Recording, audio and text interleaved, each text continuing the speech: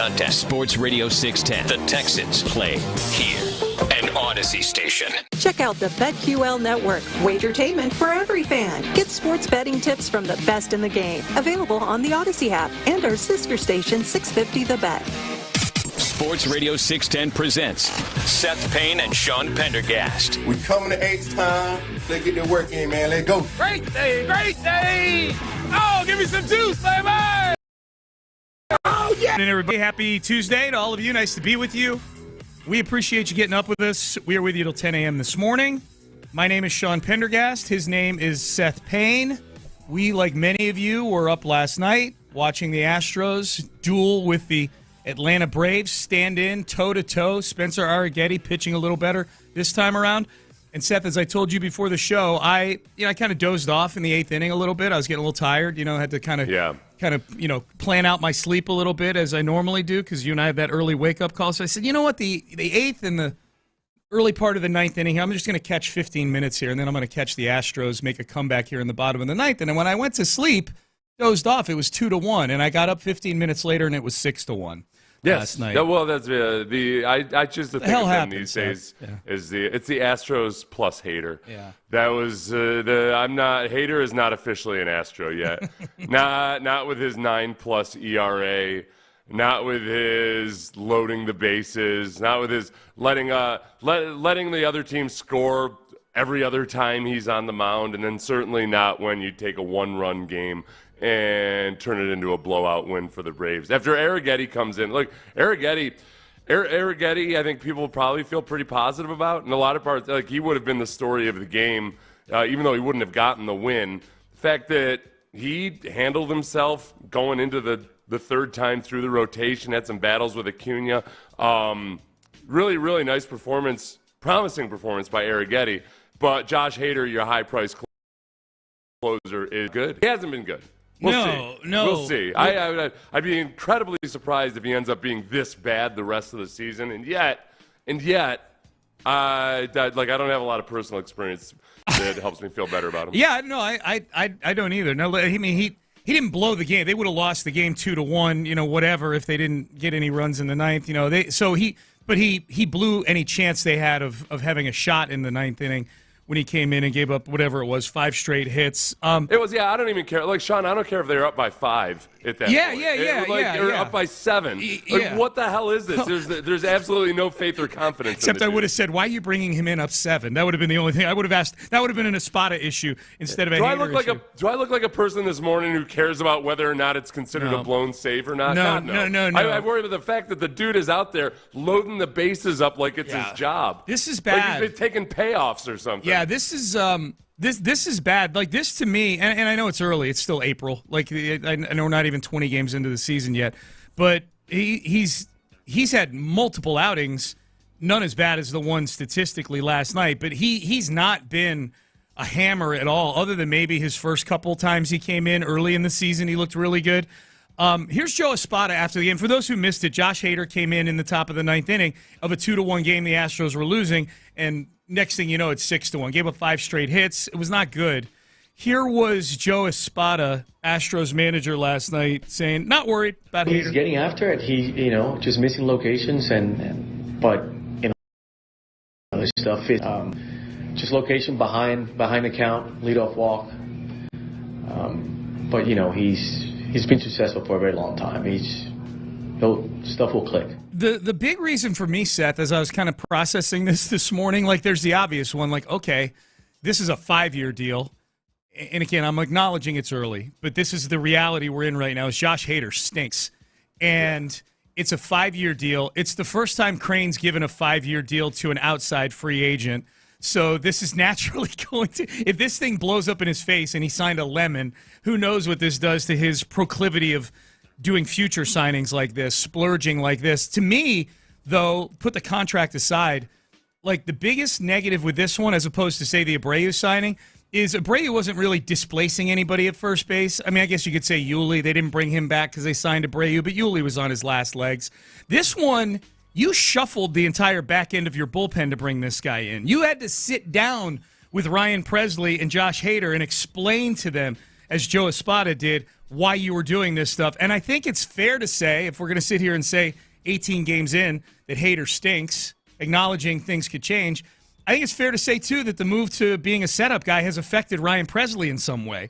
Well, he's been awful as well. He's been awful. This is what... It's a double whammy is what I'm saying. It's tricky with Presley because, for one, I had a hard time with everybody just so casually outside of Houston saying, well, look at what the Astros did. Now they've got the best 7, 8, 9 league. And part of it is, well, like, Presley's being moved away from the closer for a reason, and an understandable one. He's 35 years old, and he's taken a decline. He took a decline last year. That it wouldn't be as simple as like, oh yeah, now Presley, in moving away from closer, Presley's going to be as good as he ever was before. So I think it could be a combination of just natural aging plus, being bucked down from closer. Yeah, you know, this happens in primate studies, Sean. When you take if you take the alpha in a chimpanzee group and somehow just artificially move him out of the alpha position, his actual testosterone drops. Like there's a physiological change. I feel like maybe Presley got the old alpha chimpanzee testosterone. How do they know here. that? How do they know it? Did they bring him in and they test his blood and they're able to see his testosterone changes? No, Sean. They ask him, "How does your testosterone feel today?" They test his blood, Sean. Okay, it's just. I'm just picturing a gorilla walking into the men's tea clinic and getting a syringe and gorilla walking into being kind of sarcastic into the what's the lab testing place there? Quest walks into a Quest Diagnostics. Yeah. I've lost my position as CEO, and I was curious if you could take my testosterone. Yeah. I know. I watched that gorilla. What was the gorilla documentary? Chimp Empire. Was it Chimp Empire? Yeah. Which is a hell of a name for a gorilla. I'm only asking because they never tested I never watched them put the band around the arm from Alf or whatever the name of the alpha chimp was. You know, I never saw it happen on the documentary, so that's interesting. So the Astros, not good. Arrighetti, let's talk about the good stuff. So Arrighetti last night. Here was Spencer Arrighetti last night on how he felt about his second start. There's a lot to look back and be proud of. I feel like I made some good adjustments in between starts this time around. I definitely had some good days to work on things in between, so always a little bit of confidence there. I feel like I got accustomed to the environment a little bit more, and I made some big pitches tonight in some big situations that I'm really happy about. Obviously, I've gotten into some trouble in the second, but I think that I did a good job handling the best part of their lineup with some traffic, so I think there's definitely some positives. Yeah, it was way better. It was way better, and he didn't, the Jose Abreu didn't do him any favors by trying to stay on the bag on that Jeremy Pena bounce throw. Yeah, Jeremy Pena had an error throw into first, and Jose Abreu, he tried to stay on the bag, didn't. So he went off of the bag to go get the ball, but didn't get the ball. Right. And it was just an absolute mess. And we're in such a state of affairs in Houston now that even though it was Pena's error, I think 99% of Astros fans were angry at Pena, and rightfully so in that moment, because he's hapless there defensively as a first baseman. Yeah. If you're making this is how bad the situation is with Abreu right now, Sean. We're talking about a first baseman and his fielding. And that, first baseman could be a better fielder. Yeah. Maybe it wouldn't be as bad. But no, even at first freaking base, he's got to be an issue there as well. Yeah, like the easiest position. The position where in Moneyball, they just parked Scott Hatteberg. Remember that? In the movie Moneyball. Just play first base. You ever played it before? Yeah. No, you can learn. It's first base. What the hell? The whole thing with Hatteberg was that, they were willing to accept that he was trash defensively for the first part of the season, and as he learned how to play first base because he had a bat, because he was at least producing and getting on base or whatever. Yeah. I can't remember his splits from April, May right off the top of my head, but I believe that Hatteberg was probably above a 100 batting average in those first couple I did the months. old check on Abreu's batting average during the game last night. I'm like, man, it's 104. He's over 100. It was after. Apologies. Yeah. He was over. Yeah, I checked. Well, during the game, he may have come up one more time, and now he's below 100. But you have the old Mendoza line at 200, and you got the Abreu line at 100. Those are the various lines here of different batting averages. I'm going to check Hatteberg's stats from 2002. Okay. Check out his splits. I guarantee you he was hitting better than 103. Oh, jeez. That was as they moved him to first base. You don't need to check. Sean, this is the Scott Hatteberg podcast. Yeah. All right. Hey, Ben, get Hatteberg on the line. All right. Dig him up from wherever he is right now. I would interview him, actually. No. He's a delightful guy. Yeah, I got a lot of questions. There's actually a good part in Moneyball, the book, where they talk about one of the things he enjoyed from moving catcher is that he got to chat with people. Yeah. And he brings up Bagwell. And like how like he liked talking to Bagwell about, like, he was trying to compliment Bagwell about just how good he was and everything. And Bagwell was always just completely self-deprecating. Like, I suck. My swing is trash. He's always like that. Yeah. I know. It's old school. Yeah. Players used to hate themselves, Sean. Yeah, I know. Not like these new kids who are just in love with themselves and everybody. Yeah. There's all this self-esteem nonsense. Excellent Hall of Fame athletes used to despise themselves, and it drove them to great heights, okay? Those are the days. I'm still trying to picture a doctor telling a gorilla to hold still while I put this syringe in. I just can't get past that. I think there's tranquilizers involved. I'm still... How many times do you understand there's a difference between gorillas and chimpanzees? Evidently not, no. Do you really not? I mean, I guess if I thought about it, I don't know. Like, well, yeah. Really? There's a huge difference. Okay, I'm just calling them. I'm just anecdotally calling them the same thing. Am I racist right now? Am I being racist? Yeah, you're being primatist. You're like, they all look alike to me. A chimpanzee, a gorilla, a spider monkey. Okay, well, do you accept that there's a difference between a spider monkey and a gorilla? I guess so. I'm glad that you're standing on the wall for these guys right now. I'm sure they somewhere in the jungle appreciate it. Sean, like, what are we doing here? Wait a second. No. This is like 4-year-old stuff. Like you're looking through a little children's book, and the 4-year-old says gorilla, and then you go to the next one and it says I know chimpanzee. the difference. I'm just calling them the same thing. So some people call any kind of soda Coke. Yeah, you call any kind of non-human a little bit, and gorilla. yet I am way more offended when people call those different sodas Coke. I'm like, no, it says Coke on the label right here. Yeah, it's because a gorilla is like the biggest and the baddest of them all. Yeah. So if you look at, there's got to be a cutoff line where if like a spider monkey, for instance, you wouldn't call that a gorilla. Do you think I'm offending the gorillas by saying chimp right now? Do you think I wouldn't say it to his face. Right, that's what I'm saying. Well, if one walks down the hall into the studio, I'll start to worry about it. What did we have in the studio yesterday? Garfield. Yeah. So it's was that in your mind? Was that the same thing as a tiger? It was a dog, actually. Yeah, they're just all animals. Yeah. All right, Payne and Pendergast with you. Astros lose last night, 6-1. Josh Hader, lemon alert right now on Josh Gorilla. Hader. Yeah. Josh Hader, the gorilla. Josh Hader. He's in a gorilla suit out there. He might as well have been. That's right. He was no better than the dude on the train on Trading Places. That's right. Now I want to watch Trading Places. All right. Now that's a gorilla. Stefon Diggs acquisition. Our first chance to hear from D'Amico Ryans and C.J. Stroud on the newest Houston Texan. The story about how C.J. Stroud found out about the trade, I think, is very relatable to a lot of us, especially people who take naps. We will get to that coming up next. But first, Soda Weight Loss, sodaweightloss.com.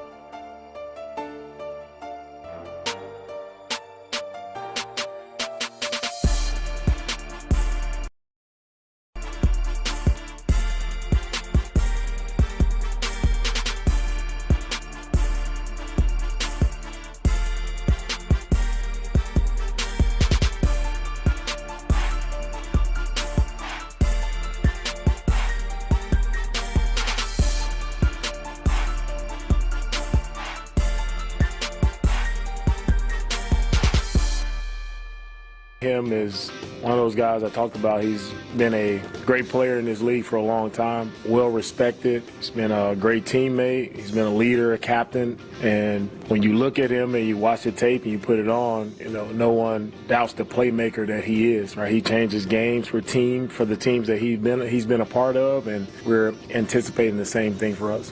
That's interesting. That was D'Amico Ryans on Stefon Diggs. We're going to hear from C.J. Stroud in just a second. I'll be honest. I didn't know that he'd been a captain at some point during his career, and I think that's significant. Because look, the big concern with bringing Stefon Diggs in, Seth, is what could happen behind the scenes. I think very few people are concerned that he's washed as a player. I know his numbers were down the second half of last year, but if you watch the games, you can see he can still play. But I think the fact that he's got that gene in there somewhere, you know what I mean? Like, yeah. he certainly hadn't been acting like a captain the last year and a half in Buffalo. Mm-hmm. But my guess is that D'Amico Ryans, and maybe to a different extent C.J. Stroud, but certainly D'Amico's the one, and Nick Caserio, who ultimately have to answer for bringing Stefon Diggs into the locker room. My guess is D'Amico is supremely confident that if that guy, him in there, that's the side he's going to bring out when he becomes a Houston Texan. Right. And especially just for 1 year. I think that, there's always that sliding scale of, how much is a guy, what is he like normally under pristine circumstances versus how is he when things get a little bit tough. And, mind you, like, this is a team that he was playing for a team last year that played the Chiefs to the brink in the playoffs. So, and he himself, like Stefon Diggs, was the problem in that game. One of the problems in that game. He had 2 fumbles, or 2 drop passes and a fumble, and a drop pass at the end that was very catchable and likely would have been a touchdown, or at least set up a touchdown. So, like, it wasn't like it was rough in Buffalo. That was a good football team. That's the only thing that makes me nervous, is that he was a problem child on a really good football team. So it's not. I think the sliding scale for Stefon Diggs, there's less room for error, but when it's a 1-year deal, then so be it. I think the other part about Diggs, though, too, is I believe DJ Bieneme asked him yesterday about the drop-off, asked D'Amico about the drop-off in his production last year. That part, 100%, I think, was all Joe Brady, the new offensive coordinator who took over in Week 11 last year, trying to make Josh Allen and that offense into just a more professional quarterback and offense where you distribute the ball. And then ideally what happens is in the playoffs, when you go to Stefon Diggs, you've got more opportunity for explosive plays because people can't. Is what's happening. That's what happened in that Chiefs game in the playoffs. Stefon Diggs had it. He had it. Yeah. He was wide. He was open down the field. And that just so – the skill is still there. The playmaking ability is 100% still there. It was that the Bills were just trying to spread the ball around more, make a conscious decision to do that. CJ's already there at that part where he's making the conscious decision to spread the ball around. He already was all the way through his rookie season. So I don't worry about it. I don't think we should get fixated on how many yards people get, because it's impossible to say. It's just impossible to say. It's going to be a game plan by game plan thing and a quarter by quarter scenario. Who gets the ball most based on basically like who is the defense neglected on any given play. Totally. Yeah, that dude was leading the league in receiving halfway through the season last year. That's the key. He was on pace for like 1,600 yards, and there wasn't a discernible physical drop off. There wasn't an injury or something that sparked it. It was completely and totally a change in offensive coordinator and a change in scheme, more so than anything else. D'Amico Ryans was asked the question yesterday. Hey, you already got Nico, you already got Tank. Why adding Diggs to the mix? I don't think it hurts to add a lot of playmakers to your team. So as many guys as you can add, we're trying to add as many playmakers as we can, offensively, defensively, right? We're trying to build the best team for 2024. And that's what myself and Nick, that's what our job is, to add the right pieces, acquire the right, have us go out and be our best in 2024. I think it was Florio that called this a luxury purchase by the Texans in bringing in Diggs. And I know a lot of people were clamoring and wanted the Texans to still sign another receiver, trade for Keenan Allen, whatever it might be, T. Higgins. I think it is important to point out that it's not typical. Like, I think that if you thought like, well, if Caserio doesn't sign a third receiver, then he's a bum. Like, you're out of line, honestly, because it's very, as we went through the other day, there's very few teams that have 3 really good receivers at the top of their depth chart. It doesn't work that way in the NFL. It's not the way teams choose to build, and they don't feel desperate if their third guy isn't an awesome wide receiver as well. So they are very much like doubling down on having strength at the wide receiver position, which is fascinating because you've got this defensive-minded head coach that a lot of people were concerned and wondered whether, like, oh, well, can they actually do it? Man, I don't know. They're trying like hell to give Bobby Slowick and C.J. Stroud everything they can to really be genuinely explosive, which is exciting. Yeah, well, and I would add to it, not just a defensive coach, but a GM who comes from a place where, you know, that this was not normal. Like Randy Moss was the one like time they splurged for a big-time wide receiver and brought him in. Other than that, it was Tom Brady, you know, dinking and dunking to a bunch of, you know, to a bunch of average guys. Yeah, that's true. Yeah, for all like on his both whiny, fronts. If Aaron Rodgers had played for New England with the way that they treated the offense, that is besides himself with rage, as he also bragged about his ego being dead, he would have thought it was the worst thing in the world that they just didn't help him out on offense.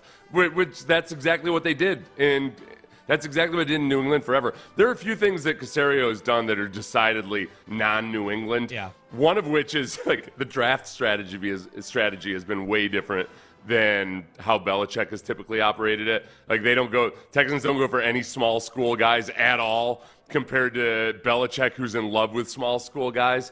And then, I think spending on offense and spending on wide receivers specifically is not something that they like to blow draft picks on wide receivers. They do. They didn't want to spend on them. Right. Here's C.J. Stroud yesterday. C.J. met with the media. Will Anderson met with the media. We'll hear from Will a little bit later. That's always fun. Here is, I think it's a very relatable story. Very relatable these days when a lot of times the first thing I know I do is I wake up, I'm groggy. First thing I do, look at my phone, see who texted or whatever. Here was C.J. Stroud on how he found out about the Stefon Diggs trade. I found out I was actually asleep. I was asleep. I've only been in the West Coast. I've been back home in L.A., so I was knocked out. And I keep my phone on Do Not Disturb. I get a lot of phone calls. And so I didn't really know. And I woke up, and my boy Chase B texted me. He's like, "How you feeling, bro?" And I think he like asking me, like, I was like, I'm good, fam. How are you? And so and then I had sent like 5 texts like that. And then for real, I was kind of like halfway texting in the bed. Woke up, brushed my teeth, washed my face, and then I seen the news, and I seen it on like Instagram. I'm like, oh shoot, that's what they talking about. So I didn't even tell Chase B or anybody like that. That was what I was implying, which is really just checking. I thought he was checking up on me, but no, it was cool. It was really fun to see that. And this last year I didn't have the opportunity to go before OTAs and have guys come out. So I'll probably do something again. Hopefully after OTAs, but that was just like, hey man, I'm up here throwing, like, you guys want to come down? And man, it went great though. Like Metch really like looks amazing. He looks really, really all the way back, and then Tank looks great, and so the Diggs and a couple other guys who came out. Yeah, liked hearing that about Mechie. I wonder if he knew this was at all, that this was coming, Right, yeah, because, he didn't know that he was going to get drafted by the Texans until he got drafted by the Texans, which obviously he didn't know anything about. That's a whole different scenario, but I think that I doubt he did just because I think Nick moves pretty fluidly. It's not like they had set their sights on Stefon Diggs and Stefon Diggs alone. It was just several days earlier they'd had their eyes set on Keenan Allen. And I don't know, like when all these different calls are happening and whatnot. And remember, the serious call to the Bills wasn't made until 2. Yeah. And, we're working. By the way, I admire. It wasn't clear whether it was Chase B, his friend, who's a producer and DJ in Houston. It wasn't clear if it was Chase B that had texted him 5 times, or if it was like various other people. Oh, I assumed it was various other people is what I assumed. I wonder, I would admire Chase B if Chase B managed to text him 5 times, but without offering like the actual clarity as to what it was. Like just kind of wanted maybe let CJ discover it on his own. Let it marinate a little bit. Yeah. It would have been 8 a.m. local time. Or local Pacific time. Oh, when the trade went down. That's right, because it came down right at the end of our show. Yeah. Yeah, I'll always remember that. That's one of my "Where were you when" moments. Right. I will always remember 9:59 a.m. when Lopez came in and taunted us with the news that the Texans had traded for Stefon Diggs. Yep. Yeah. And then Figgy cut my mic off. I'll never forget that. Yep. That's where I was. The O.J. chase and the old mic cutoff. Yeah, that's I give CJ, CJ, that might be the biggest example of how calm he is. If I had 5 texts from people, different people saying, "Are you okay?" Like, "How you doing?" You know, like, "Hey, how you feeling?" or whatever. That'd be hard for me to go right back to sleep again. This is I gotta talk to Meltzer about this, because this is classically the way Mike Meltzer would have broken something to me like this. Is Mike has this habit of, if something happens in the news or something, all he'll do is text you the name. Yeah. So, like, he would have texted me, Diggs!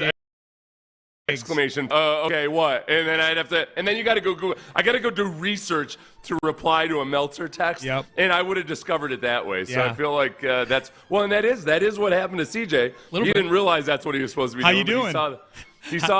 He said the news, and then he clarified, like, Instagram. That's how we get our news. I also like that, like every Zoomer, and I think increasingly almost everybody of any age group, he keeps his phone on Do Not Disturb. A lot the kids these days, they are not going to get your phone call. Yeah, it's on Do Not Disturb. They don't want to mess up their flow or anything, so they just it's on silent.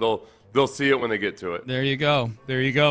Sean, do you remember what it was like when you were stuck with your landline, and the only recourse you had was to, like you were going to get a 2 a.m. call at some point. Take the phone off the hook was the only recourse, right? Like I never understood that. It always bothered me, like even as I was walking away and I heard that.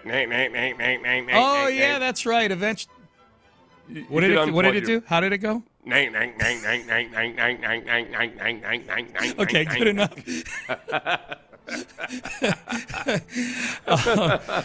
Let's get one more from CJ Stroud in here. What does Stefon Diggs bring to the offense? He adds a ton of value, to that room. There's a lot of wisdom that he carries that I think he'll spread to other guys, and he's been really reaching out to really everybody, and I think that whole room in general is going to be great. I think we're all going to eat off each other. It's going to be very fun to work with everybody in that room, and I'm very excited for it. Me too. I'm looking at the list here that you and I went through last week of the number 3 wide receivers on what are largely believed to be the best wide receiving cores in the league. Yeah. And whereas the Texans' 3rd wide receiver is, we'll call it Tank Dell, the other ones had Tutu Atwell, Devontae Parker, Trey Palmer, the Irwin, the bearded, mulleted Irwin kid from the Bengals. Oh, not our listener, Irvin. No, not Irwin, our listener. Irwin, excuse me. No. Braxton Berrios. Oh, yeah. Yeah. So they Treylon Burks. So we got Tank Burks Dell. is a 3rd receiver. A.J. Brown's. Oh, wow. Okay. No. DeAndre Hopkins and Calvin Ridley are the top 2 there. No, I know. I'm saying A.J. Brown's replacement is now like the 3rd best receiver. The guy they picked. The guy they picked with the A.J. Brown pick. Yeah, it's not everybody's Justin Jefferson, man. Like, it doesn't always just work. I know.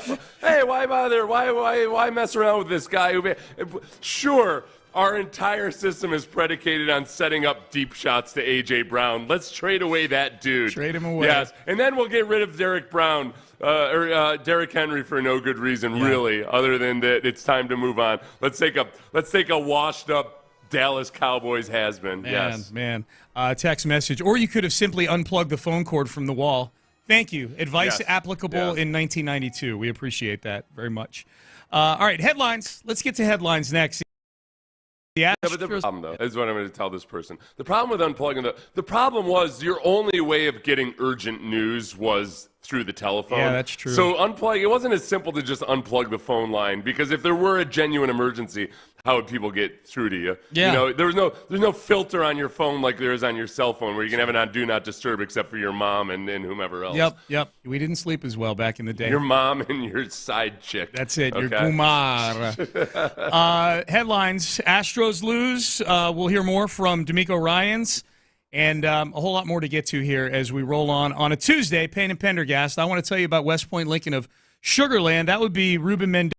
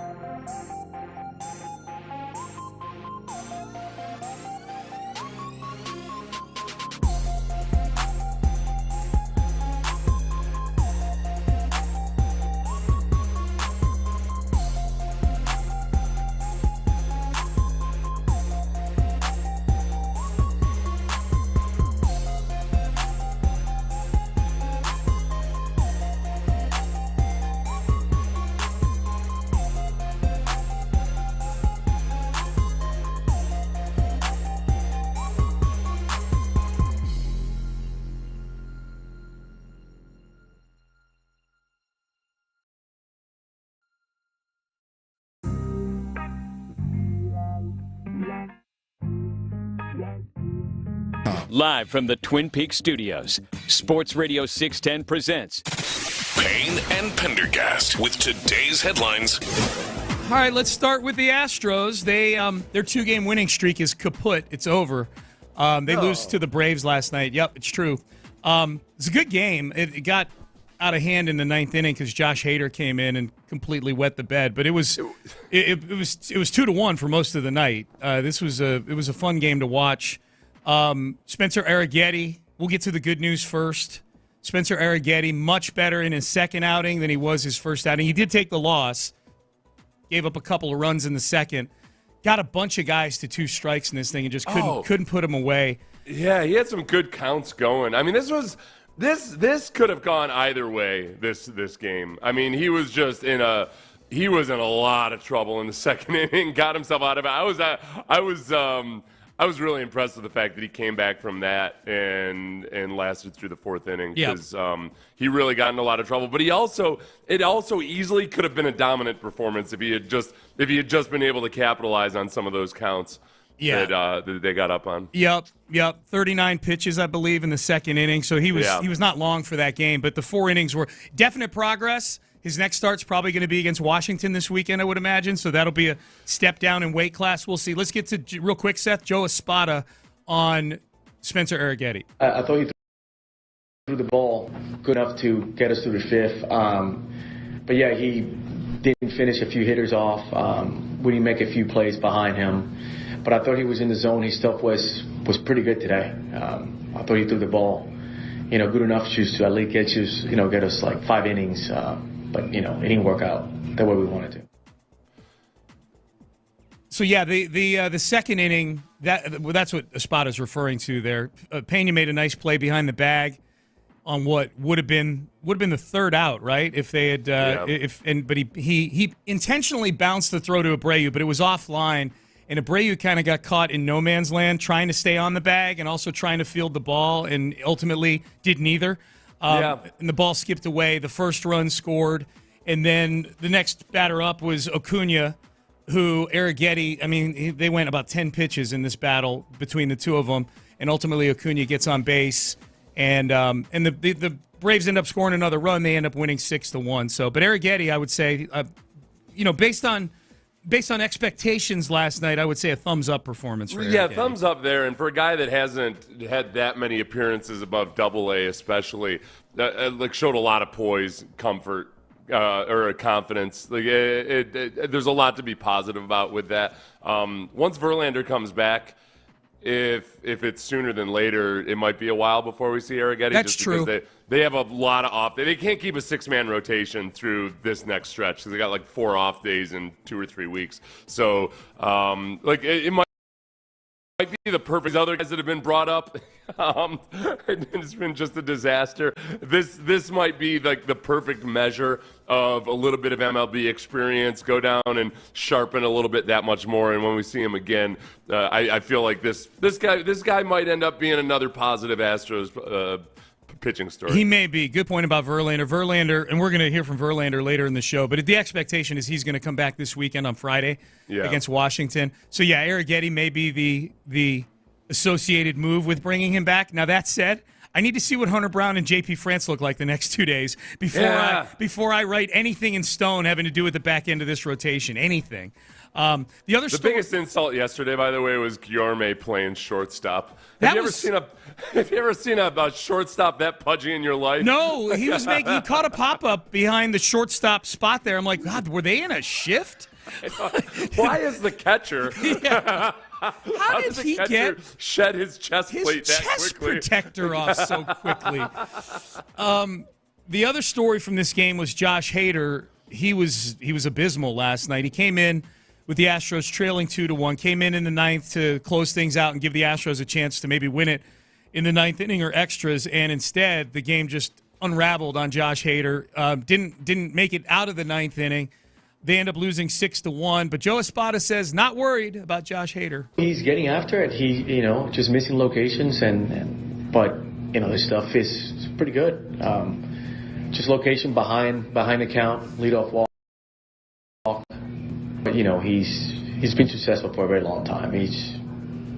Stuff will click.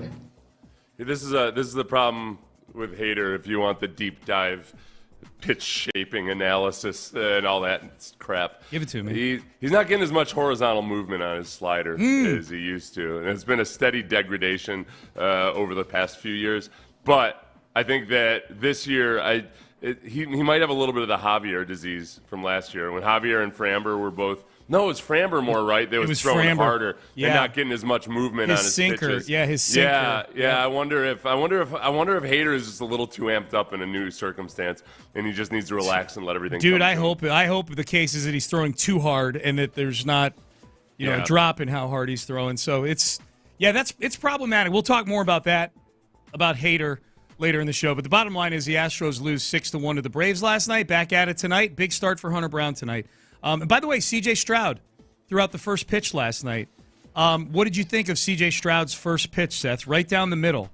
I feel like he was going for accuracy, and in doing so, he kind of had a dart throwing motion. Yeah. More so than a classic. And I also think, because I know that a lot of people noticed that his baseball, his pitching motion didn't look as sweet and smooth and perfect as his football throwing motion. Yes. I think he was probably also just trying to protect his UCL. He understands that he doesn't want to put his elbow way out to the side and risk Tommy John surgery throwing out a ceremonial first pitch at a baseball game. I'll be honest, I was surprised. Effective. Yeah. It got over the plate, but I'm like, okay. You know what he threw? He threw the ball. This is not shade at all. C.J. Stroud's obviously one of the best quarterbacks in the NFL. He threw the ball a lot like basketball players throw a first pitch, honestly, which is funny because I think basketball is his self-professed first love. So, but the throwing motion was very basketball-like. The end result was nothing like John Wall or many of the other basketball players who've gone to No. Yeah. Texans back. Who was the catcher, by the way? I didn't say it. I saw J.C. Hartman's first pitch because they had two ceremonial first pitches. It was John Singleton. It was John Singleton for both of them too, because yeah. John Singleton came out and he was a catcher. It was a nice thing. Well, it was for in honor of Jackie Robinson too. It was probably a nice moment for CJ to be out there in that same circuit. It's a nice special day to do it. Absolutely. Texans back in the building. D'Amico Ryans was asked about, hey, this year you guys are going to be the hunted. Last year you were the hunter. This year you got the target on your back. How's that going to feel? I appreciate the question, but we're always hunting. That doesn't change for us. We're always hunting. Expectations on the outside, whatever that may be, it really doesn't change who we are, right? It doesn't. The expectations from the outside don't permeate inside our building, and now we have to change what we're doing just because of outside expectations. It really doesn't matter. My message, our focus as a team it's always been consistent, the same as it was last year, is, man, you show up and we continue to play. You're the best at your position. You're the best for our team. Then that's what wins games, right? For us, when everybody is really striving, putting the work in, right, to be better. And that's what it's all about. We don't care about expectations. Talk doesn't win games. We have to go out and play good football when that time comes. I think that D'Amico does a good job of finding that balance. I think every coach has to find that balance where you want your players to be confident, but every now and then you got to convince them that they suck a little bit. Mm-hmm. And but it depends on who your people are.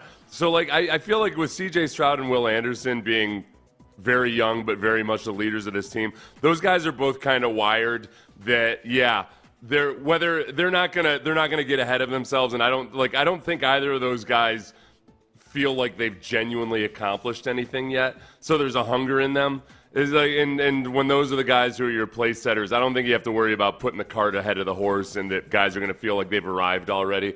Whereas some other teams, sometimes you gotta really demonstrate to them, like, hey, by the way, you guys did get your asses destroyed by the Ravens. Okay, there's some work left to be done. It's interesting. We're going to hear from Will. In fact, let's do that in the next segment here. Will Anderson was asked about expectations and gave damn near a carbon copy of D'Amico Ryan's answer. If you're wondering if the message is filtering down to the team, it's definitely filtering down to at least Will Anderson. We know that for sure because he met with the media yesterday. We'll hear from that. And what he had to say, Will Anderson, about the culture in the building now, I can't thought you heard a Texan saying what Will Anderson said yesterday. We'll hear from him coming up next. But first, I got to tell you about Dr. Ben Salento, Texas Sinus and Snoring.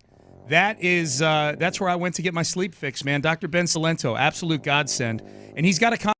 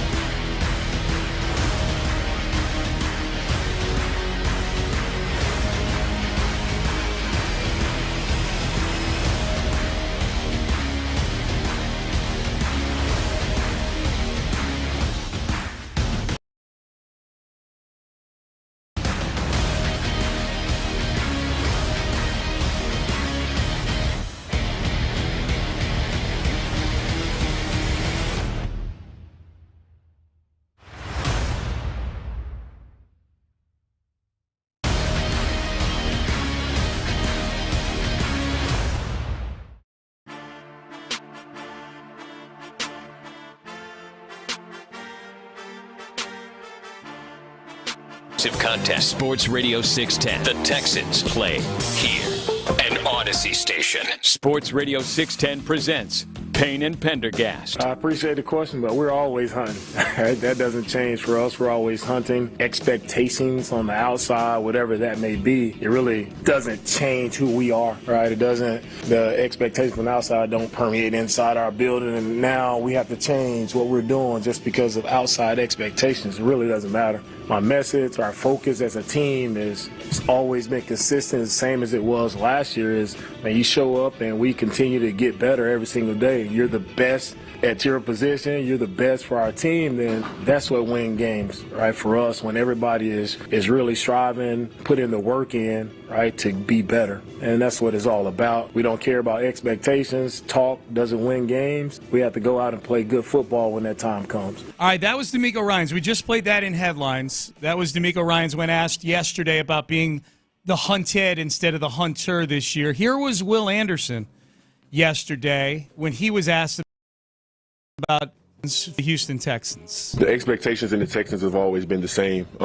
No matter the outside noise, no matter the media, any of that, like, we have a standard that we have to play to. We have a mentality that we play to, and that's the only thing that we have to play to is everything that happens in this building. And I would just say complacency is no place for that here at all. What we did last year was last year. What we're going to do this year is what we're going to do this year. And we can't focus on the past. So right now, it's just keeping that same mentality, and that's the swarm mentality. When all else fails, what are we going to do? We're going to go out there and swarm. And so that's what type of a team we're going to be heading into this new season. You just got an A, Will. You got an A+ on the test. On the test where the one question is, how do you handle expectations? That is, you know what? I know what Will does. Will, who sits next to CJ in the team meetings, I'm guessing that Will is the kind of guy that whatever the motivational speech of the day is, he's writing it down off of the PowerPoint presentation 100%. and like circling it and everything, which is an awesome thing to do, kids. If you ever do that, take notes, and like whatever pep talk you're getting, don't get cynical about it. Buy into it, hook, line, and sinker. And I feel like that's what Will does. Dude. Will is capable of being indoctrinated, and that is a good thing to be. In the NFL especially, man, he recited the D'Amico 316 chapter and verse right there, man. He nailed it. By the way, I love the SWARM acronym only if I ignore the acronym itself. This was 100%. Every time I hear swarm, I'm like, no, it's the word swarm. That's what you want, is the way the defense swarms and everything. D'Amico came up with the word swarm and then backfilled it with words. Work ethic. Yeah. And relentless mindset, Seth. Yeah, like it should be swirm, but it's swarm because he came up with some words that fit it, you know? Yeah. Which is fine. It's just fine because I like it. I think it's something that people can rally around. But let's call it what it is. It's a word. It's not an acronym. He hyphenated work ethic and turned it into one word. Yeah. Here's Will Anderson. Man, this answer yesterday, as I was listening to Will, I'm like, this is the stuff right here, man. Like, this is what I think Nick Caserio, D'Amico Ryans, like, this is what they envisioned when they went up and got C.J. Stroud and Will Anderson, and what they envisioned when they really started molding the team last year in D'Amico's kind of image and his vision. And here is Will talking about the culture in the building with the Houston Texans. Yeah, it was a lot at the Pro Bowl, man. It was a lot of guys like, yeah, tell them I'm trying to come over there. Like, tell D'Amico I'm loving what I'm saying, but I'm like, Texas ain't for everybody, man. It's just it's a different type of DNA you have to play here, man. It's a different type of character you have to have, and you just gotta love football, man. And I think the front office and coach, they do a really good job of choosing the guys that they want to be in here that can help change the culture and help keep uplifting the culture and being a positive impact not only on the building but in the locker room as well. And the original question was, hey, did you have a lot of guys, basically coming up to you? Has it been different talking to guys around the league this offseason? Right. Which Will had talked about at the very end of the season. He talked about how Clowney and others had come up to him and said, "Yeah, I would love what you're doing there." I love the fact that he allowed himself to be a gatekeeper for the Texans way. Not to mention to keep D'Amico out of Will basically said, "You think I'm going to risk getting D'Amico in tampering trouble for you, right, Tyreek Hill? I think not." Yeah, right, Quentin Nelson. Whatever. I was going through the AFC Pro Bowl roster, figuring Who did Will think didn't have the special mindset or DNA? I came up with some of these guys weren't at the Pro Bowl itself either because of the Super Bowl or because they didn't feel like Skipped it, yeah. Not Texans worthy. This is who I'm guessing. Yeah. Tyreek Hill. Yeah. Travis Kelce. Yep. Quentin Nelson. Max Crosby. I don't like that he doesn't own his abuse of Pat Mahomes. Jalen Ramsey. Oh, yeah. Laramie Tunsil. He was that was at the Pro Bowl. He was telling all these guys, like, nope, sorry, man. You got to really be all about the football and love the game. In fact, he walked up to Laramie and said, I don't know if you have what it takes to be a Texan. What if Will? Everybody else around the league right now is like, man, I know people like this Will Anderson, but he was kind of a prick to me at the Pro Bowl. That's it, man. He's like I told him that I'd kind of like to play, and he said, meh. He's the bouncer. He's the bouncer at Club Texans, man. He is, yeah. He's standing up there. Sorry, Tyreek. This is a fake swarm ID that you've got here. You're not swarming. This is a fake qualifying swarm. these guys right. before they're allowed to talk to him about coming to play for the Texans. This is Stefon Diggs. It just says Tyreek Hill on it. I honestly, though, in all seriousness, I went through and I was looking at the AFC Pro Bowl roster. Yeah. I don't know. There's somebody there that Will thought, like, I don't know, Quinnen Williams. Who was it? Was it DeForest Buckner? I don't know. I don't know. I don't have it in front of me. It wasn't T.J. Watt. I think Jalen Ramsey's actually a decent guess.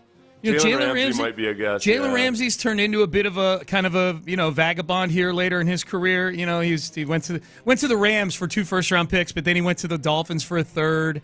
And I think if you're a Dolphin, you're looking around the room going, it's 2 of the guy that's going to get us there. Jalen Ramsey is a Mulligetta guy, so he's probably got a relationship with C.J. Stroud to some degree, right? I think Ramsey's a good guess. Plus, he is somebody who I'd be like, I don't know at this stage in his Justin career. Simmons? What if the Texans didn't go after Justin Simmons because Will Anderson's report back from the Pro Bowl was that he wasn't Texans worthy? Yeah. As we know, there are 2 people's opinions that the Texans trust: Will Anderson and Colin Cowherd. Which, speak of the devil, Kyle Hamilton. Yeah. Who the Colin Cowherd disclosed yesterday that Kyle Hamilton when he was interviewed by Colin Cowherd before the draft, he got a call from the Texans saying, hey, would could you spare 5 minutes to tell us what you think about Kyle Hamilton, like based on his interactions maybe off camera? Like, what was he? The Texans are big on this, I know, because CJ yesterday talked about how when he was on his top 30 visit, they asked him his about the personalities of the other 2 guys in the visit as well. Yep. They love to get those little tidbits about, like, the classic, how does a guy treat the driver on the way from the airport? Does he act like a diva and act like the driver isn't even a human being, or is he somebody that actually, is he polite? Did he take interest? All that other stuff. I felt bad for the answer Seth's talking about. CJ mentioned Tajay Spears was in on a 30 visit the same time CJ was last year. And then he couldn't remember the name of the other guy, the lineman from North Dakota. It was that big Neanderthal-looking Cody Mock character from North Dakota. Yeah, kind of bad for him. Like CJ's like, this other guy, if I can't remember his name, Tajay Spears. I'll credit somebody in somebody in the room knew it immediately. They did. So good for you. Yeah, good job. Good job. Text us, or if you're a media member listening, text me on the bat phone and tell me who that was. We need to credit them. That was pretty good. Here's Will Anderson on his relationship with C.J. Stroud. C.J.'s a great guy, man. He's easy to work with, great friend, great brother, great teammate, all the things you ask for in a guy like that, man. And I think we were just being our authentic selves. Like, he gets to be him, I get to be me, and we come together and we just be goofy all the time. And we're just those young selves getting to come to work every day and love football. But we also know that balance of when it's time to get serious. And I think that's what helps us a lot. We have a healthy balance of when to play and, like, when do we need to, like, chill out and we need to lock in. And just his work ethic, man. I think a lot of people in the locker room took note of that very quickly. Like, this guy, he comes to work every day like he wants to be the best, like he wants to be the greatest to ever do it. And that's the type of mindset that I have. So seeing a guy like that just pushes you more, and it just built that connection through the whole build. They want to feed off that, and they want to be a part of that too. I feel like in that when he talked about, like, they know when to chill and when to take care of business, I feel like in that relationship it's completely at some point CJ saying, like, all right, just chill. Yeah. Chill. Would you chill for a minute? Settle down. Will's still trying to have a tickle fight, and CJ's like, just chill. Will you chill? and Will's like, yeah, sorry. Right, I got excited. I know. Yeah. When Will's like, we get to come in and be all goofy and everything, I'm like, I'm going to guess the percentage of goofiness in that relationship. I'm going to go 90-10, Will. And I mean that lovingly, by the way. That's zero shade at Will Anderson. Will Anderson's awesome. People know how we feel about Will Anderson on this show. Let's hear from the other side. Here was C.J. Stroud. I feel like we're playing Love Connection or something. That was Will on C.J. Now here's C.J. on Will. Ooh. Last year, we met before the draft, and we were we were just kind of making fun of each other. Like, hey, what if we got on the same team? Lo and behold, we did. And it's been a blessing ever since. I thank God that I got to be teammates with Will Anderson, because I definitely don't want to play against him. So, like you said, we're just pushing one another. We sit next to each other in team meetings, and we're constantly talking about how we can get this team better. And honestly, we talk about how we can get it closer. It's not all about just work. We're trying to build. D'Amico always talks about the closest teams are the best teams, and for us, we're trying to build a close team and just do it in a natural light, in a natural way. So I thank God for Will, and his family's been amazing. His mom, his dad, his sisters have always been really nice to me and my family. So it's a blessing to be around somebody with. The part that is really interesting about both of those guys, in all seriousness, is both Will and CJ, I think, are mature for their age when it comes to not just thinking about being leaders or what have you, but in genuinely trying to change and improve the culture itself.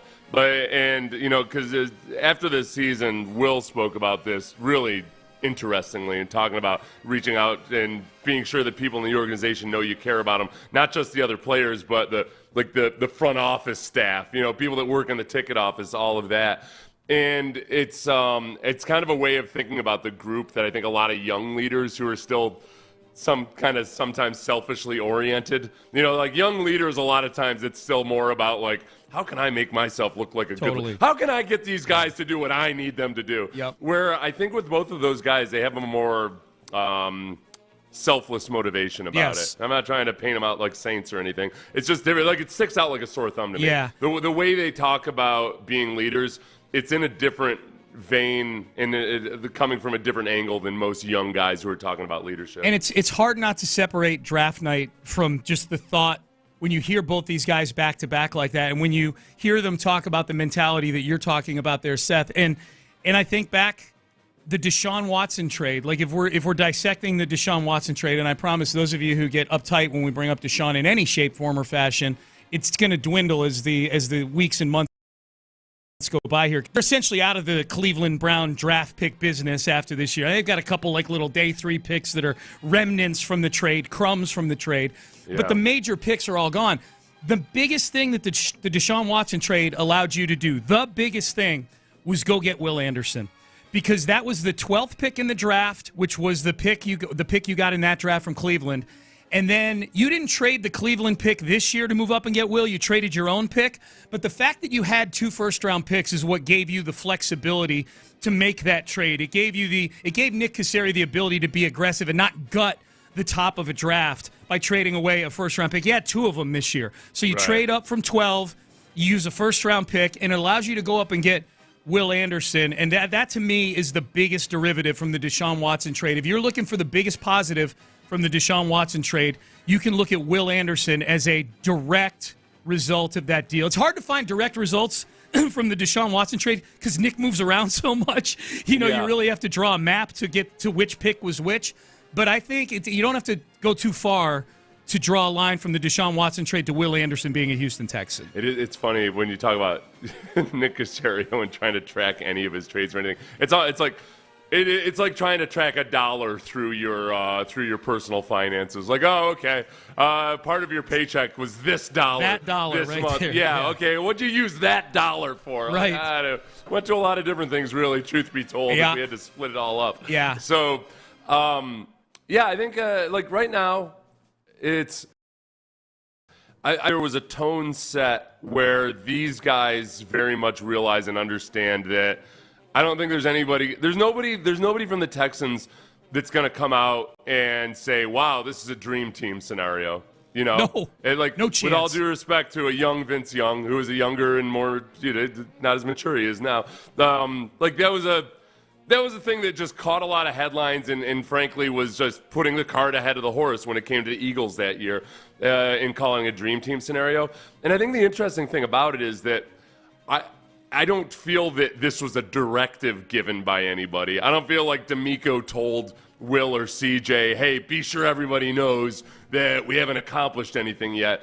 I think that's just kind of naturally in their DNA. Yeah, Will said, it's a certain type of DNA. I think that's why those guys are Houston Texans. It's a chicken and egg thing. It's not one of those things they came into the building and they indoctrinated them and now they feel this way.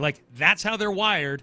That's why we picked that guy. That's why we traded up for that guy. 100%. 100%. It's now this is making me feel old, Sean. I'm figuring I should probably explain the Dream Team comments, right?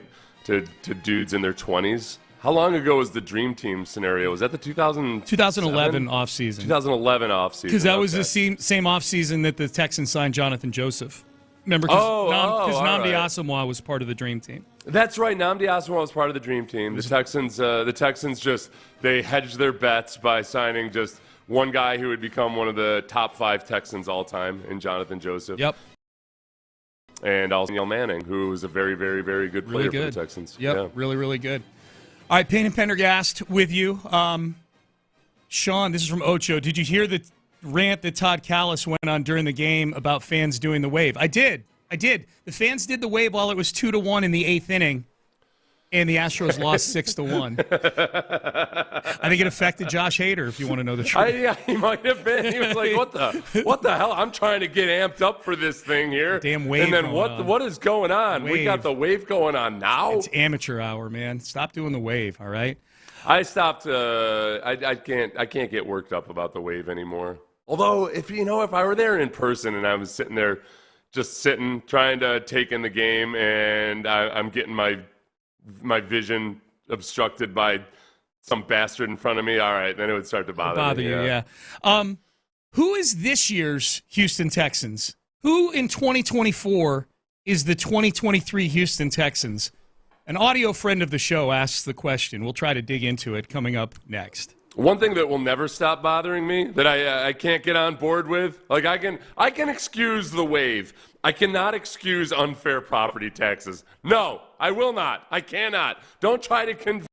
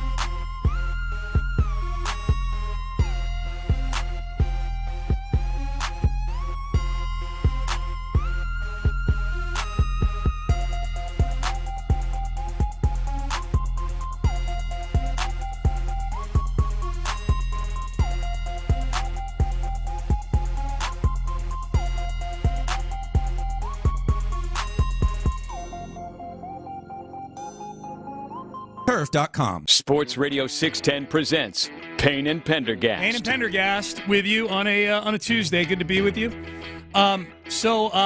Texans are a definite media darling heading into the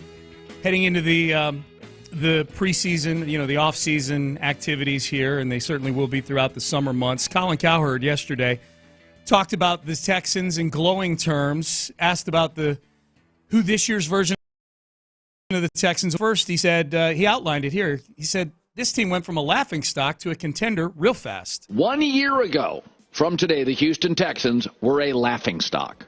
And this is the key to the NFL. And politicians, do you bring hope? Something new, something fresh. Do you deliver hope? Nobody delivers hope like the NFL, the Houston Texans. Bad ownership, bad roster, bad quarterback, bad team, bad stink, no inertia. What did they do? C.J. Stroud with the number 2 pick, moved up to the number 3 pick, got Will Anderson. Both are Rookie of the Year.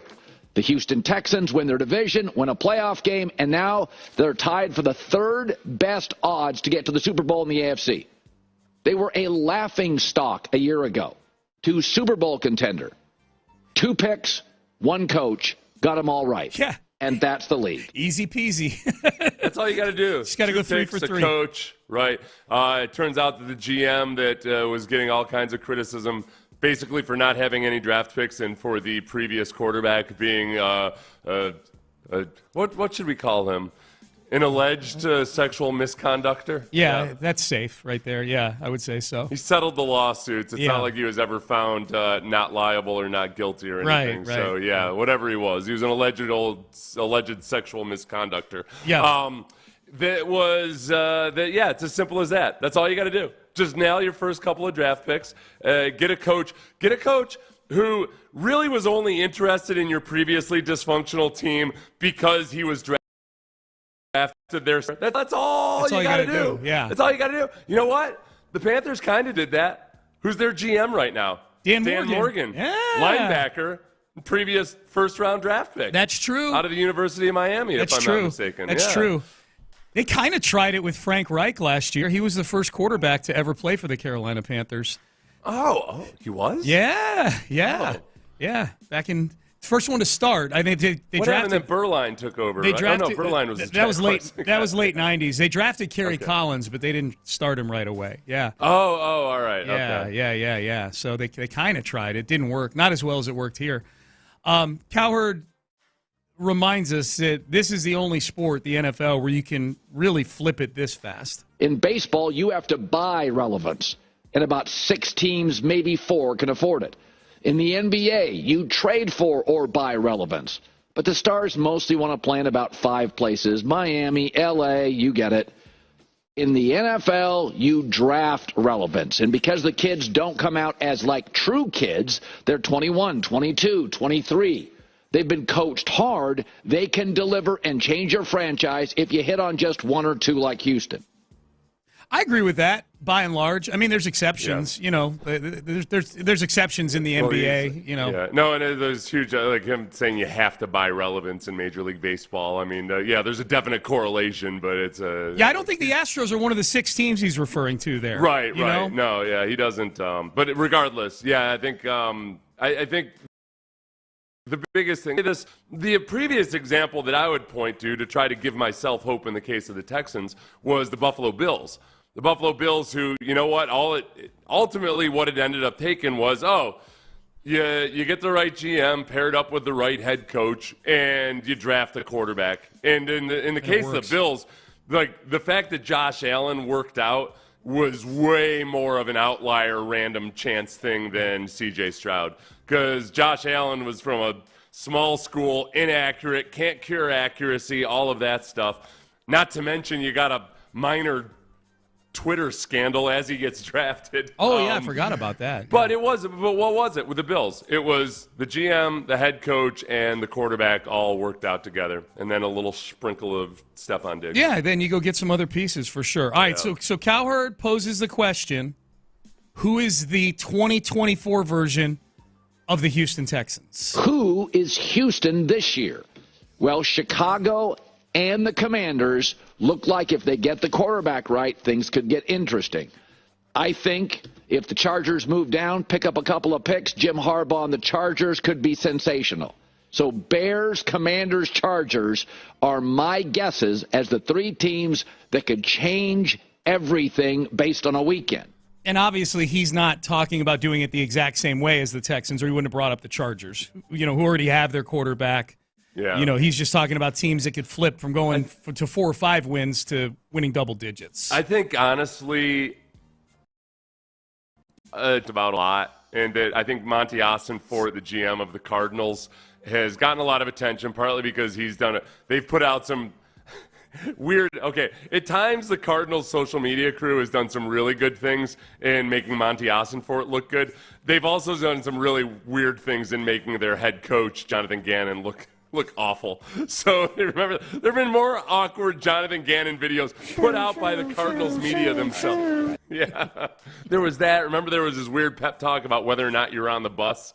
Did you drive the bus or drive your car to work today? All that stuff. Yeah, his pep talk. Yeah, I remember. I think that, but the Cardinals are in the top 3 in terms of draft capital. Mm-hmm. So I wonder with the Cardinals, it might end up being that, all right, Kyler Murray in this scheme for a second year might end up being really good. I remember after the Texans played in the Cardinals, and it was Kyler Murray's second game back, you could tell there's something there.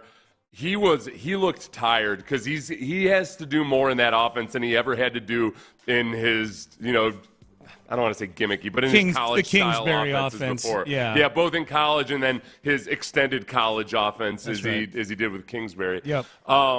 I think that offense, if he really latches onto it and tries to and really absorbs it and tries to run it, it's going to be good for him. So the Cardinals have a boatload of draft capital, and I don't know if any of the moves that they make or the draft, I don't know what they do to get out of 4 if they do, but they might end up with a haul. And maybe it's the kind of haul with a transformed Kyler Murray is them very, very quickly. Yeah. With a team where the owner is facing all kinds of allegations, nothing illegal. Oh, well, yeah, I guess maybe whatever. It sounds like it's a mess with the ownership. Yeah. The head coach has been mocked. It's like all of these things that. It felt like, okay, they can't really dig themselves out of this. They're just treading water with Jonathan Gannon or what have you.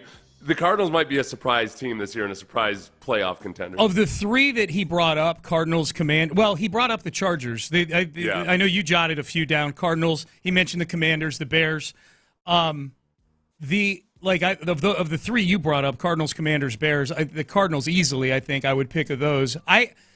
If it's just flipping the script and winning games, I'll back Jim Harbaugh before I back anybody that's getting drafted by a team or any of these other head coaches. I'm a big believer in Jim Harbaugh. I think the Chargers could be much improved. I do wonder this, Seth, independent of Cowherd's question, and I got thinking about this in the previous segment when we were talking about Will Anderson and C.J. Stroud. I wonder, this is not a good year to try to do it if you're a team with multiple first-round picks because there's not a Will Anderson in this draft. This is a weak draft for edge rushers and for kind of defensive linchpin type players. This is a very offensively skewed draft with offensive linemen, quarterbacks, and wide receivers.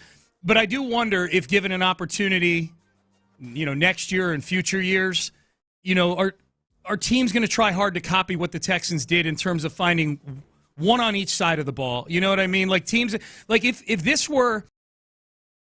if their draft haul this year defensively as there was last year, the Bears would be in a perfect position to do what the Texans did last year with the first pick and the 9th pick, and still with extra picks from the Carolina trade with Bryce Young. They would be in perfect position to do it.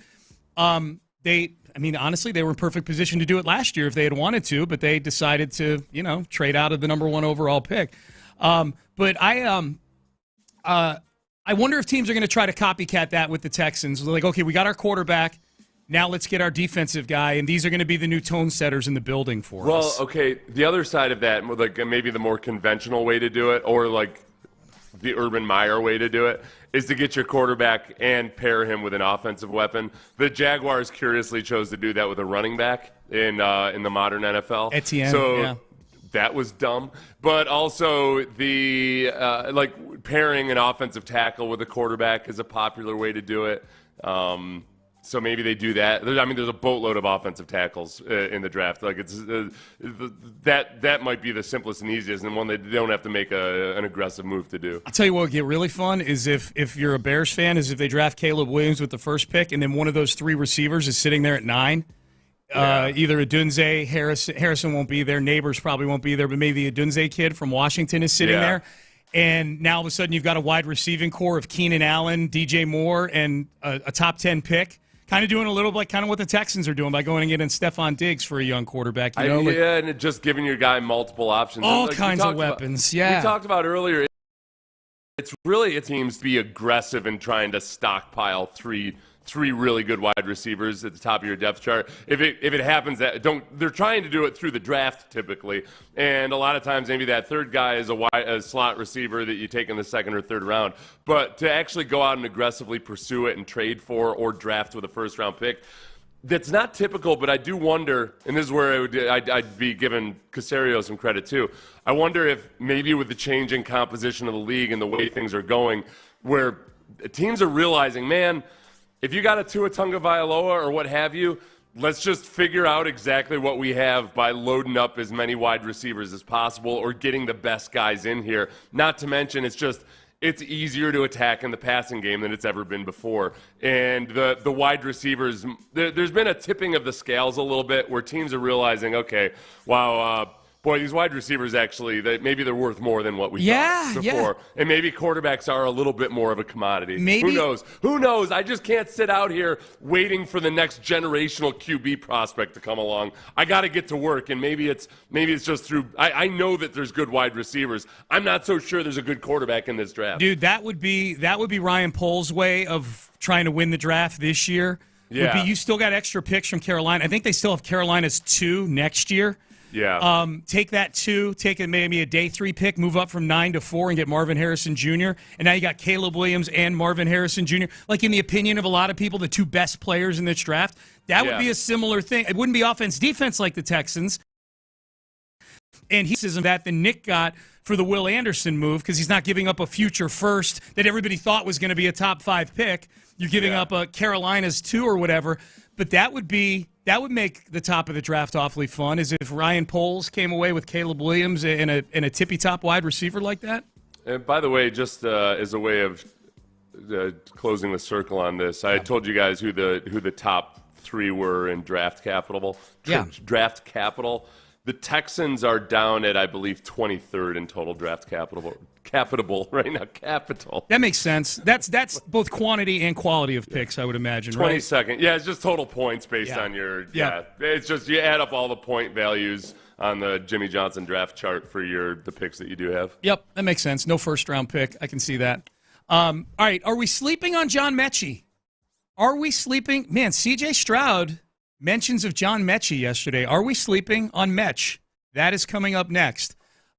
Soda weight loss. Don't sleep on soda weight loss. If you're heavy and the hot weather's coming,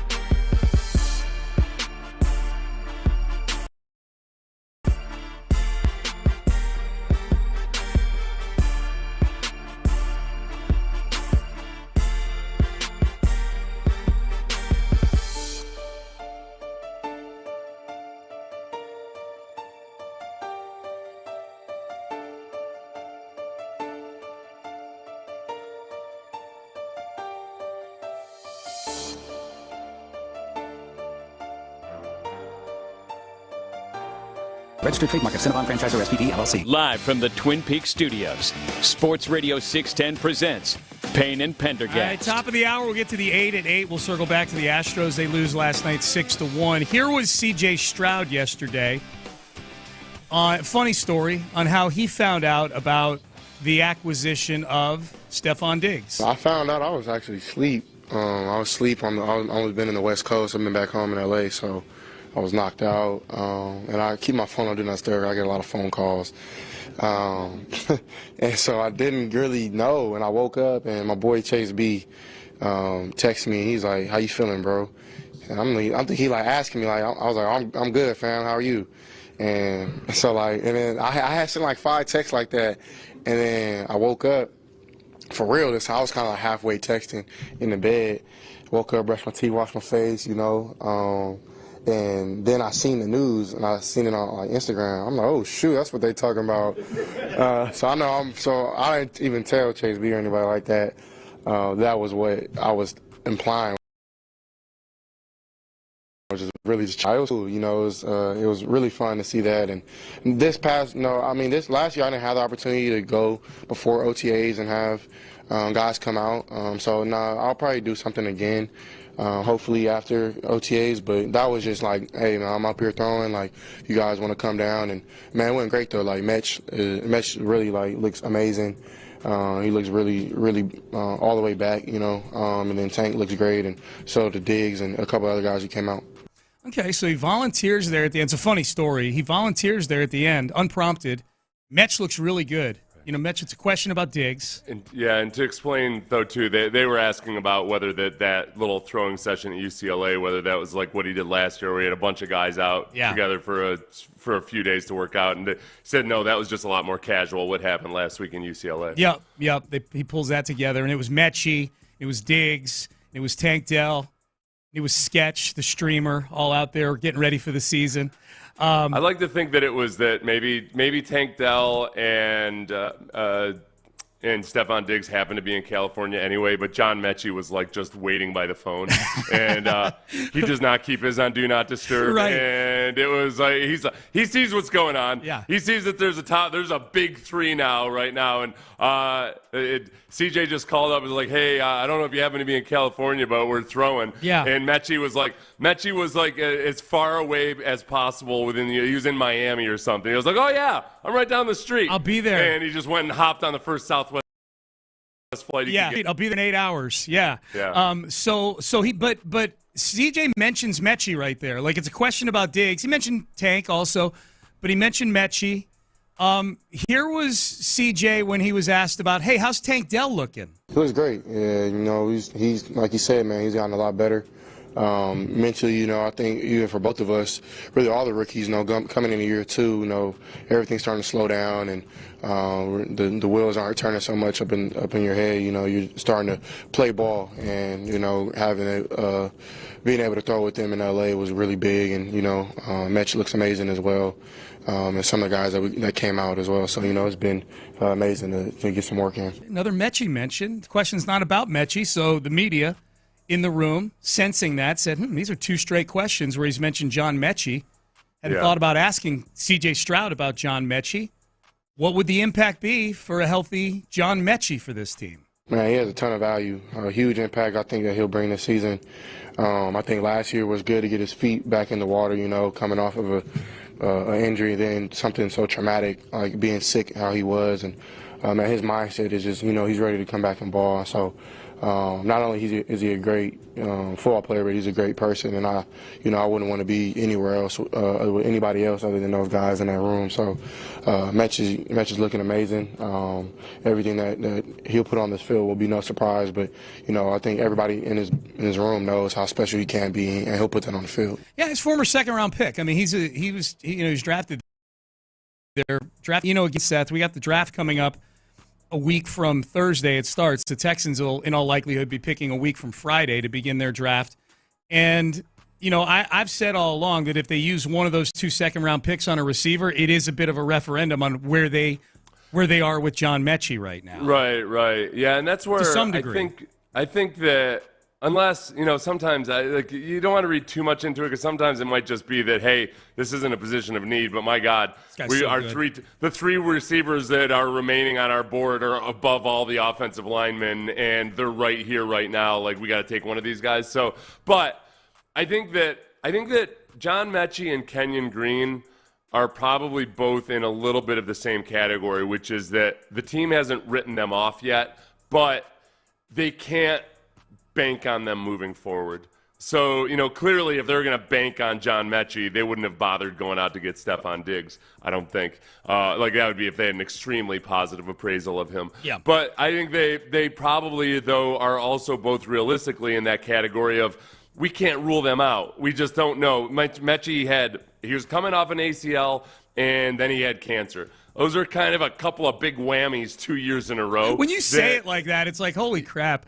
Like, he did. Like, now I feel bad about every critique I had of John Mechie last year. Well, and you always wonder, too, I think that aside from coming back from cancer, because it's not as simple. I think sometimes because some guys have come back very quickly, you got to remember that everybody's cancer treatment to them, even if they get the exact same protocol, like different people are going to respond to it differently, and some people take a long time to respond to it or to recover from it, even after they've recovered from the cancer. Not everybody gets back to be the same physically, so you just don't know until you get a couple years out from it. The other side of it, though, too, Sean, is I'm even pre-cancer diagnosis, you just wonder, all right, well, how long was it affecting him before the actual diagnosis? Remember, David Quesenberry was not looking or feeling so good in that spring training OTAs before he ended up getting diagnosed with cancer. Yeah.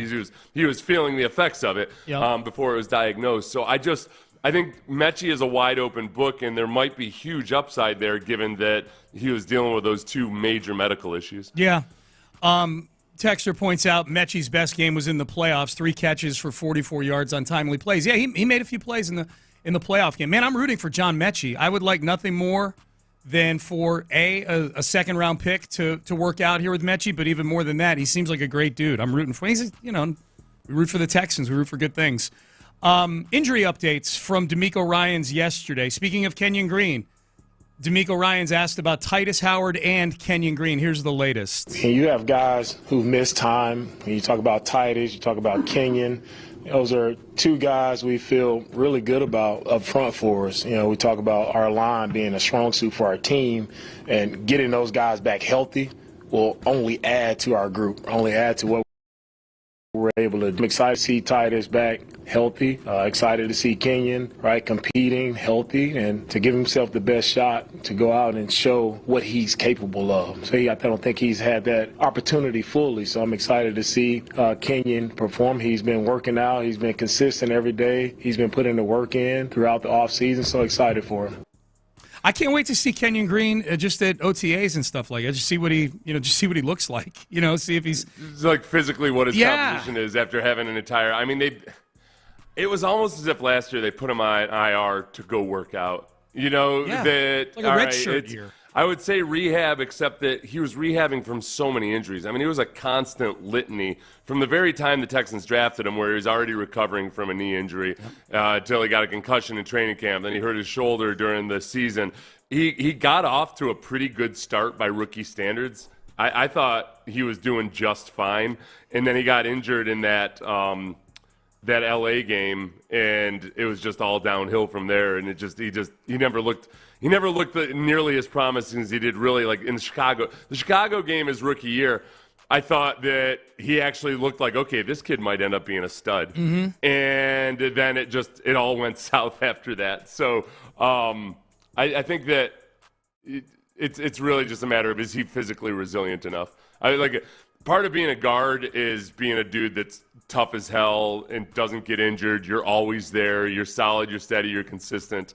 If you look at steady and dependable deep offensive lineman, Chester Pitt, he was built like a tree. Like every one of his limbs was built like a tree trunk, in that it was like a huge circumference without a whole bunch of definition, but like impossible to break. Yeah. He looked unbreakable in a lot. He just looked solid, and that's what he ended up being. Kenyon Green's the opposite so far. I can't have a glass guard.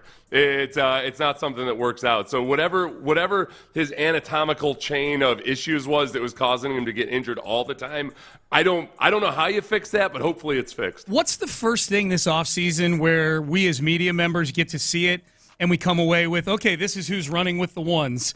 You know what I mean? Yeah. Like, is it mandatory minicamp? Do they do some walkthrough type stuff? Yeah, no, I've learned that you can't even use the first week of training camp for that because they'll roll guys in and out and everything. Gotcha. I don't know.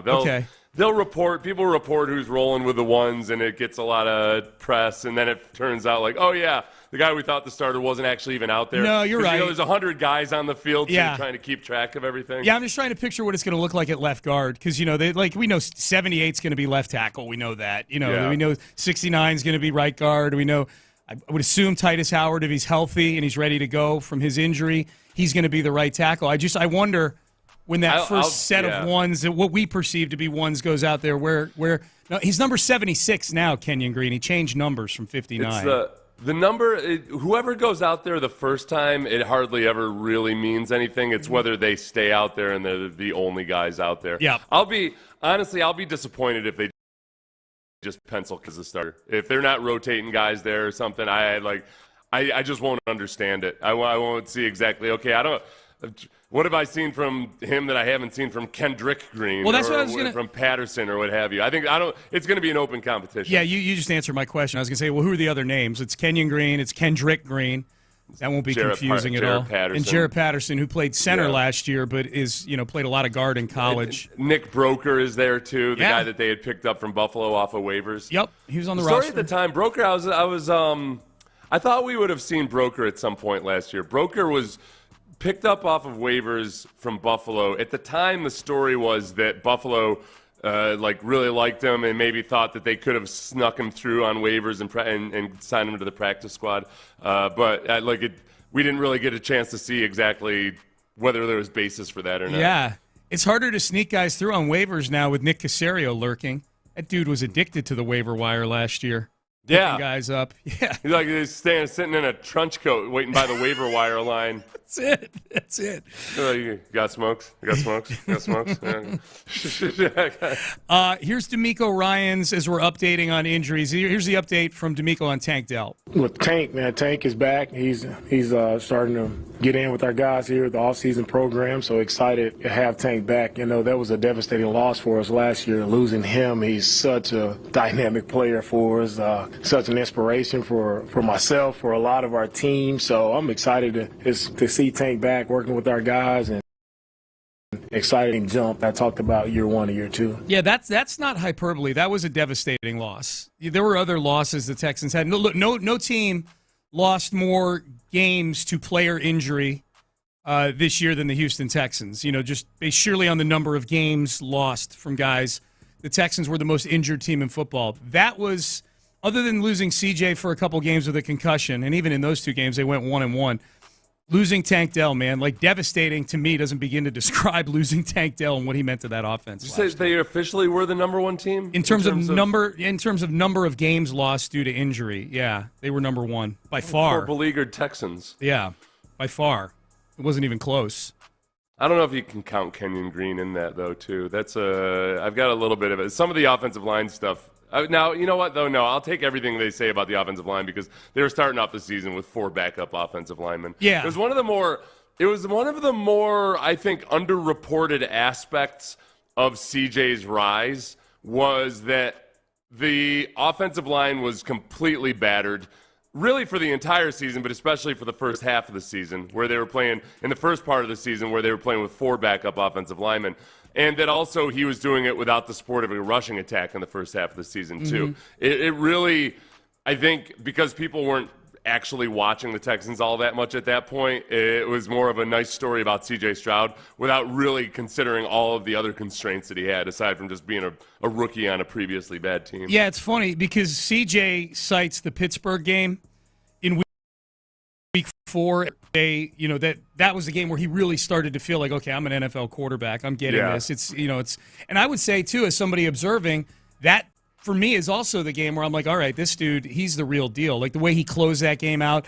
And to your point, Seth, the offensive line, the starting offensive line in that game was Austin Deculus, Kendrick Green, Jarrett Patterson, Shaq Mason, and George Fant. Ew. And that's and they won 30-6, and that was against a team that has TJ Watt and Alex Highsmith as its defensive ends. Yeah. And Laramie Tunsil didn't come back until he was injured in the Baltimore game, didn't come back until week 5 versus Atlanta. Yep. And that was also when the run game started to stabilize somewhat a few games after that, but it was also when Dalton Schultz, lo and behold, Dalton Schultz started getting a lot more action after Laramie Tunsil. The left tackle didn't need help from a tight end chip block. Dalton Schultz could just actually get out on routes a lot more once Laramie Tunsil came back. Yep. And George Fant started playing a lot better too. He did. He got better. George Fant was a big, which is another area of this team. The importance of the swing tackle, you can't underestimate or understate how important it was that George Fant was as good as he was last year. Huge. It was huge. All right, Payne and Pendergast with you. You're listening to KILT HD2 on Odyssey Station. Let's do the 8 at 8, the Ocho. Here we go. 1. Astros lose last night 6-1 to the Atlanta Braves. It was a 2-1 Braves for most of the night. And then things unraveled in the 9th inning on Josh Hader. We'll get to Hader in just a second. But Spencer Arrighetti, I think, is a positive story from this game. He took the loss. He pitched 4 innings. He gave up 2 runs. So if it were almost any other starter on this team, we'd be like, I mean, we wouldn't be saying the same thing about Christian Javier or Framber Valdez or Justin Verlander. But this is a guy making his second start who wasn't expected to be in the big leagues this early, who's coming off of a start, more importantly, where he gave up 7 runs in the 3rd inning and he got chased from the game. There were times in this game, particularly in the 2nd inning, where it could have unraveled badly on Spencer Arrighetti, and he was able to wiggle out of it. Got a lot of 2-strike counts on guys, but that pitch count got way up, Seth, in the 2nd inning. He threw 39 pitches in the 2nd inning. So you knew after 2 innings, 4 was probably the most they were going to get out of him. But I would say solid. I don't know if we're going to see Arrighetti again here in the near future because Verlander's coming back, but a real step in the right direction last night. Verlander's coming back, and for those of you who haven't kept a close eye on the schedule, they've got a bunch of off days coming up, so it's not like there's really no way to have a 6-man rotation right now. Yeah. They would have to be making a decision on, you know what, we like Arrighetti and trust him a lot more than Hunter Brown at this moment. Or France. Or JP France, yeah. which isn't that absurd, obviously. No. Arrighetti, I think, honestly, for a guy who really hasn't pitched much above AA still, really showed a lot of composure and his ability to come back from that 39-pitch 2nd inning. Yeah. Yes. We're much going to get for him. Sometime around after the error from Pena to Abreu, I thought, well, it's curtains for this kid. Yeah, I did too, man. Don't be cruel. But he came back and he was just fine. Sounded calm, cool, and collected afterwards. So, yeah, there's something to him. The other story from this game is Josh Hader came in with the Astros down 2-1. He came in the 9th to try to keep things close, and it didn't work. He walked a guy, gave up 4 hits, ultimately charged with 4 earned runs in a 1/3 of an inning. He didn't finish the game. Brandon Bielak had to come in and clean things up the last 2/3 of an inning. Here was Joe Espada last night on explaining why he brought in Josh Hader down 2-1. He's been my freshest arm, from my guys in the bullpen right now. So I'm thinking about the next 2 games before the off day, and he's the guy that usually comes in and shut the door down in the 9th. So I asked that question because Hader had pitched the night before. Yeah, I didn't have a huge issue with it at the time. I mean, I admitted earlier I was kind of dozing off at the time. It was getting late. But in retrospect, when I heard that, when I woke up and saw Josh Hader sitting there pitching the 9th, I was like, okay, I get the decision to bring him in, but he really did not do very well. I guess the Atlanta broadcast team, Seth, from some of the tweets that I saw, were destroying Joe Espada for bringing Josh Hader in. Yeah, they were killing him. They were calling it malpractice, bringing Josh Hader into that game. Yeah. Did you feel like Joe Biden? On what basis was it malpractice? I guess maybe because they were trailing, not leading. As you point out, he pitched the day before. Yeah. And he pitched the day before, but he pitched to one batter. Like he had to come in because right. It wasn't. I four pitches. Just the fact that you're only supposed to bring your closer in if you've got a lead. Is it that kind of thing? I think there is. Never going to win a World Series with that kind of crap. I think people do. I think people do have that thought process. Yeah. I don't know. I feel like you have your closer there for. It's not just for leads, preserving leads in the ninth inning. You've got him for high leverage situations, and that's where Hader. He's trying to keep him. He's trying to keep you in the game. Yeah. I'm perfectly fine with that. 2. All right, Texans are back in the building. This is the quote from D'Amico Ryans. It's been getting a lot of run today. Heard it on the show before ours nationally, and I've been seeing a lot of people picking it up because the Texans are a team of note in the league right now. D'Amico Ryans asked, "Hey, this year you are the hunted. Last year you were the hunter. How's that going to go for you?" I appreciate the question, but we're always hunting. That doesn't change for us. We're always hunting. Expectations on the outside, whatever that may be, it really doesn't change who we are, right? It doesn't. The expectations from the outside don't permeate inside our building, and now we have to change what we're doing just because of outside expectations. It really doesn't matter. My message, our focus as a team is it's always been consistent, the same as it was last year, is, man, you show up and we continue to get better every single day. You're the best at your position, you're the best for our team, then that's what wins games, right? For us, when everybody is really striving and right to be better. And that's what it's all about. We don't care about expectations. Talk doesn't win games. We have to go out and play good football when that time comes. Yeah, I think I think going from hunter to hunted, if I hear that and I'm a head coach and I'm like, and I just got destroyed in the divisional round of the playoffs, your first thought is like, well, if I were to listen to a lot of the outside stuff, I would say, well, we really haven't accomplished anything, not nearly close to what we're trying. So, no, we don't spend a lot of time thinking about the fact that now we're the hunted, or we're the hunted as opposed to the hunters, because we are very much still the hunters. It's not, and even after we win a championship, we'll still be the hunters. So. There's so many things that we on the outside think about and obsess over. And I'm separating myself from you on this, Seth, because you're a former player and you've got a much better perspective on things like what D'Amico is saying right there. You've been in a locker room for 10 years. There's so many things that the non-players like us focus on that we think that players focus on.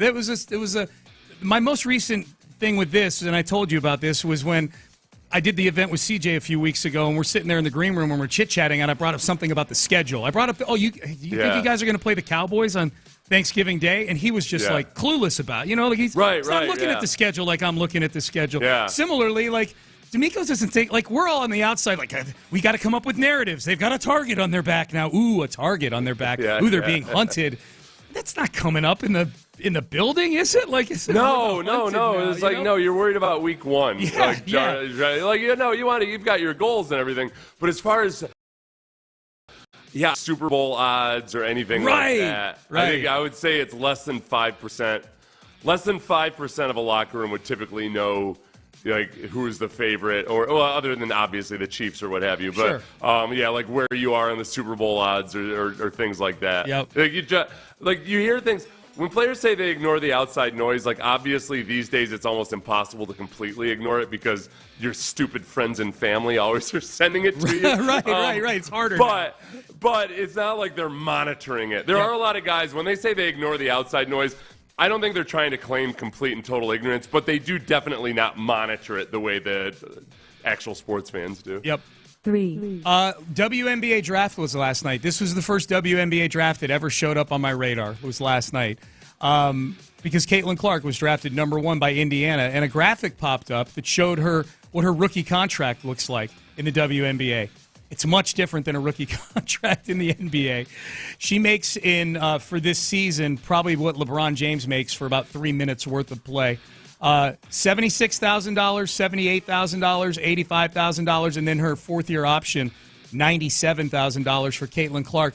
I'm anxious to see what her effect is, Seth, on the WNBA, and if it's similar to what it was on college basketball in terms of like viewership and attention to the game and things like that. Because if it is, then all the people tweeting about how underpaid she was last night will end up being right. Like I saw the tweets about these dollar numbers last night. I'm like, well, let's wait and see what effect she has on business. That league is not a successful league business. Right, it's like it's augmented somewhat by the NBA. By the NBA, yeah. I think the NIL thing is the whole. Like, I guess the WNBA NIL money is probably going to be bigger for her than maybe any other WNBA player. Yeah. So that's the endorsement. Now that she's a professional, it's endorsements. Yeah, she's going to get good endorsements. I do wonder, has there been any kind of a cold envelope theory with the WNBA draft lottery this year? Because Indiana they finished third to last. So it's not like they had astronomical odds to win it or anything. But how convenient that Indiana did win the lottery and get to pick Caitlin Clark. Because it's so close to Iowa, you're saying, like geographically? Yeah, I feel like it's just to go to a Midwestern spot. That would be something to fix because you can probably bet on it somewhere. That would be like nowadays you can probably bet on who wins now if you're betting on who wins the WNBA lottery, like there's certain things I'll be like, hey, stop calling people degenerates, man. They're just having fun. If you're betting on who's going to win the WNBA lottery, that probably does cross the line of I need to have a talk with you, maybe. I feel like there's inefficiencies in that market. Maybe. So it might make sense. Maybe. 4. Scotty Scheffler, fraud. Scotty Scheffler, who reportedly said he'd cut off his mid-round if his wife went into labor, and then immediately had to scurry home to Dallas because of his pregnant wife. You're saying, he would leave. Yeah, he would leave. Leave in the middle of the Masters if his wife went into labor. Yeah, which I don't believe. I thought you said cut off his round, and immediately I was like, ew. I know. As soon as I thought the same thing. I was hoping we'd just sail past it. Oh, okay, gotcha. Yeah, I couldn't. I had an image of him cutting off his round. That's another word for it. He was spotted at a Dallas tavern wearing the green jacket once he got home back to Dallas. So apparently he checked on his wife, made sure she wasn't in labor. I don't know. Dude, honestly, Inwood Tavern. This stuff's so annoying. His wife is weeks away from labor. I haven't seen a specific date, but they made such a big deal about how amazing it was that he would leave even if he was right on the brink of winning the match. His wife is weeks away. This was not going to be some likely scenario or anything like this. So yeah, he got home, he kissed her, and then he went out. And that's acceptable? She didn't come out with him because she's tired. That's acceptable? Okay. I would say that it's acceptable, except that he made such a big show of just how noble and committed a future father he was going to be. I need this to come down. I hope his kid hates him. Hope he hates him. I need this pregnancy or this birth to come down in the middle of a major. I need him to be put to the test. Scotty Scheffler. Yeah. I don't know what the next major is. I don't follow it that close. But whatever the next one is, that's when I need the baby to be born. Put this man to the test. 5. All right, Rashee Rice. The hits just keep on coming. We know that since his 6-car pileup that he in his Lamborghini and a friend driving his Corvette were a part of a couple of weeks ago, we know that after they walked away from the crash, since then, we've got reports. One of the cars in the Lamborghini that Rice was driving, they discovered that Rice was driving 119 miles an hour just seconds before the crash occurred. Now, Rashee Rice is facing litigation, a $1 million lawsuit. He and his former SMU teammate, Teddy Knox, are facing a $1 million lawsuit for injuries that occurred during the 6-car crash. 2 plaintiffs who allegedly suffered trauma to the brain, lacerations, multiple contusions, disfigurement, internal bleeding, and other internal and external injuries that may only be fully revealed over the course of medical treatment, end quote. Far cry from the statement that the Chiefs put out saying they were glad nobody was hurt in the crash. Right, yeah. Remember that? Not to mention, or Rashee Rice's attorney, who is besides himself with rage, this Dallas attorney, that people are focusing on the incident itself instead of the fact that Rashee Rice is cooperating with authorities. The nerve. It's a story that he's cooperating with authorities because the authorities had to find him because he left the scene of the accident. Sometimes your lawyer's just got to shut up. Yes. Like sometimes you just got to tell your lawyer, will you please shut the hell up? You don't have to stick up for me that badly, okay? You don't have to stick up for me that hard. 6. ESPN is going to make a 30 for 30 about the life and times of the late Stuart Scott, a Sports Center. I would say a Sports Center innovator. Like he's one of the definitely Mount Rushmore Sports Center guys. Definitely somebody who's like shtick and lingo cut through on SportsCenter. He was maybe like part of the last of an era Yes. Back when the anchors were celebrities unto themselves. Absolutely, absolutely. And Stuart Scott had a big following. I can't believe it's been 9 years since he passed away, Stuart Scott. It feels like longer just because I think he had the diagnosis for a few years, I think, right? Yeah. So it's been a pretty long saga. He did. So 30 for 30, if you're a fan of Stuart Scott, ESPN has you covered. 30 for 30 coming out in the months to come. 7. I have a question for the Pro Football Hall of Fame. Why are you flying your flag, or why did you fly your flag half-staff for O.J. Simpson last week? What in the bleeping world is that? The Buffalo Bills didn't do that. Yeah. The Buffalo Bills barely said a word about it. The Pro Football Hall of Fame, which goes out of its way to they always point to the bylaws. Well, the bylaws say that we don't worry at all. We don't consider off-field stuff or what have you. Fine. And yet, that doesn't mean that you have to. Do the bylaws state that? Maybe the bylaws do state that you have to fly it at half staff when a member dies. Okay. Bylaws are changeable. I don't think these things are written. Yes. Are they written on a stone tablet or something? I don't know. Pro Football Hall of Fame? I thought it was weird that the Pro Football Hall of Fame and the Heisman Trust, they don't get off that easy either. Both were like, we mourn the passing of O.J. I'm like, what? Really? Let's be honest. You're kind of glad, right? Yeah. You're like, we don't have to deal with this crap anymore. Unless we do something on our own to bring even more attention back. Yeah. It was a moment where both those organizations should have said, a few anymore. No, instead they're like, let's invite more into the party. The Pro Football Hall of Fame acts like there's some elite military unit or something. They're like, well, no matter what might have happened, he's one of ours. We don't leave any bodies behind. We're going to bring him with us. Like, what? No, staff. You're the Pro Football Hall of Fame, loosely affiliated with the NFL. I couldn't believe that, the flag flying at half staff for any football player, but for O.J. Simpson, you're equating it to soldiers and things like that. Oh, my God. By the way, I got my tickets for Andre Johnson's enshrinement on Saturday. Talk about something I'm already half-staff for. Stadium. Only half-staff? Okay. Well, it's early. I got to get it. It's going to go to a build. Yeah. All right, let's get to 8. Seth hunched over, shaking Andre's hand in Canton. A man was accused in Memorial this weekend of impersonating a cop. How did he get caught? Because in his white Hyundai Santa Fe with emergency lights on it, he pulled over another car in the Memorial area. It just so happens the car that he stopped had undercover deputies in the car. This dude what are the odds? Is a serial cop impersonator. He is. This is the 4th time he's been caught doing it. Yes. And honestly, it's a little bit terrifying because if you look at this picture, the dude's wearing a turtleneck. He looks as much like a movie villain as anybody I've ever seen. And he's got a vest and he's all armed and everything, you know? Yeah. He was wearing, right. But in the mugshot, he's just got the turtleneck on still. Yeah. But it was he was wearing tactical gear as he's walking up. Tactical. And you know what it's terrifying because if I saw this guy, I would think A, he's a cop, but B, he's an evil movie cop. Yes. I feel like he was.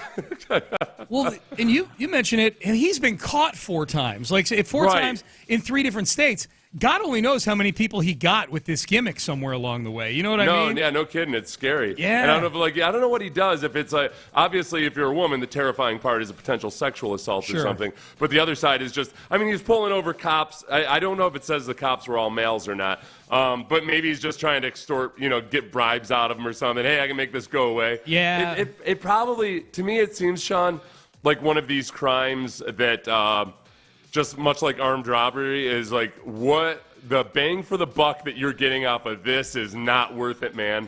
Why don't you go back to school and become a white collar criminal? This is awful. Except that this guy looks so much like he looks like a movie villain. Yeah. He pulled them over and it was like you were going 65 and a 50. You will die with the rebellion. Exactly.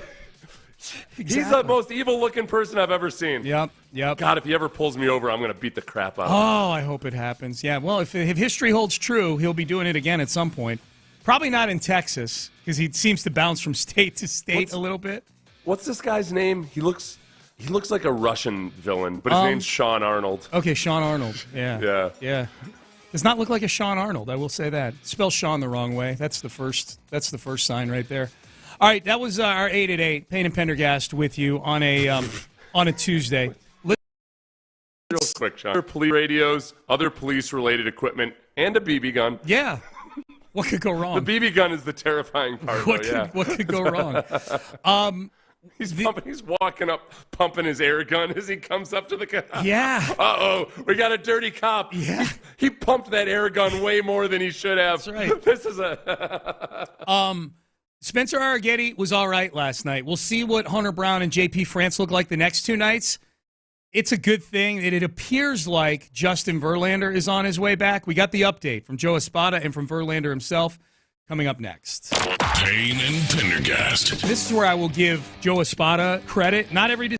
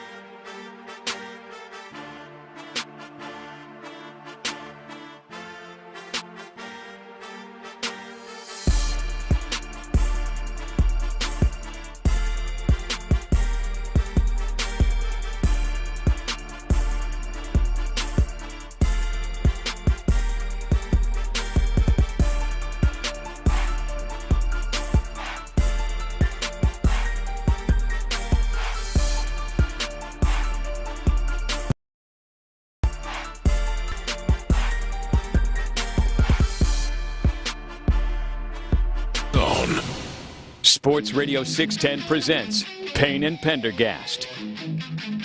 Payne and Pendergast with you on a Tuesday. Nice to be with you.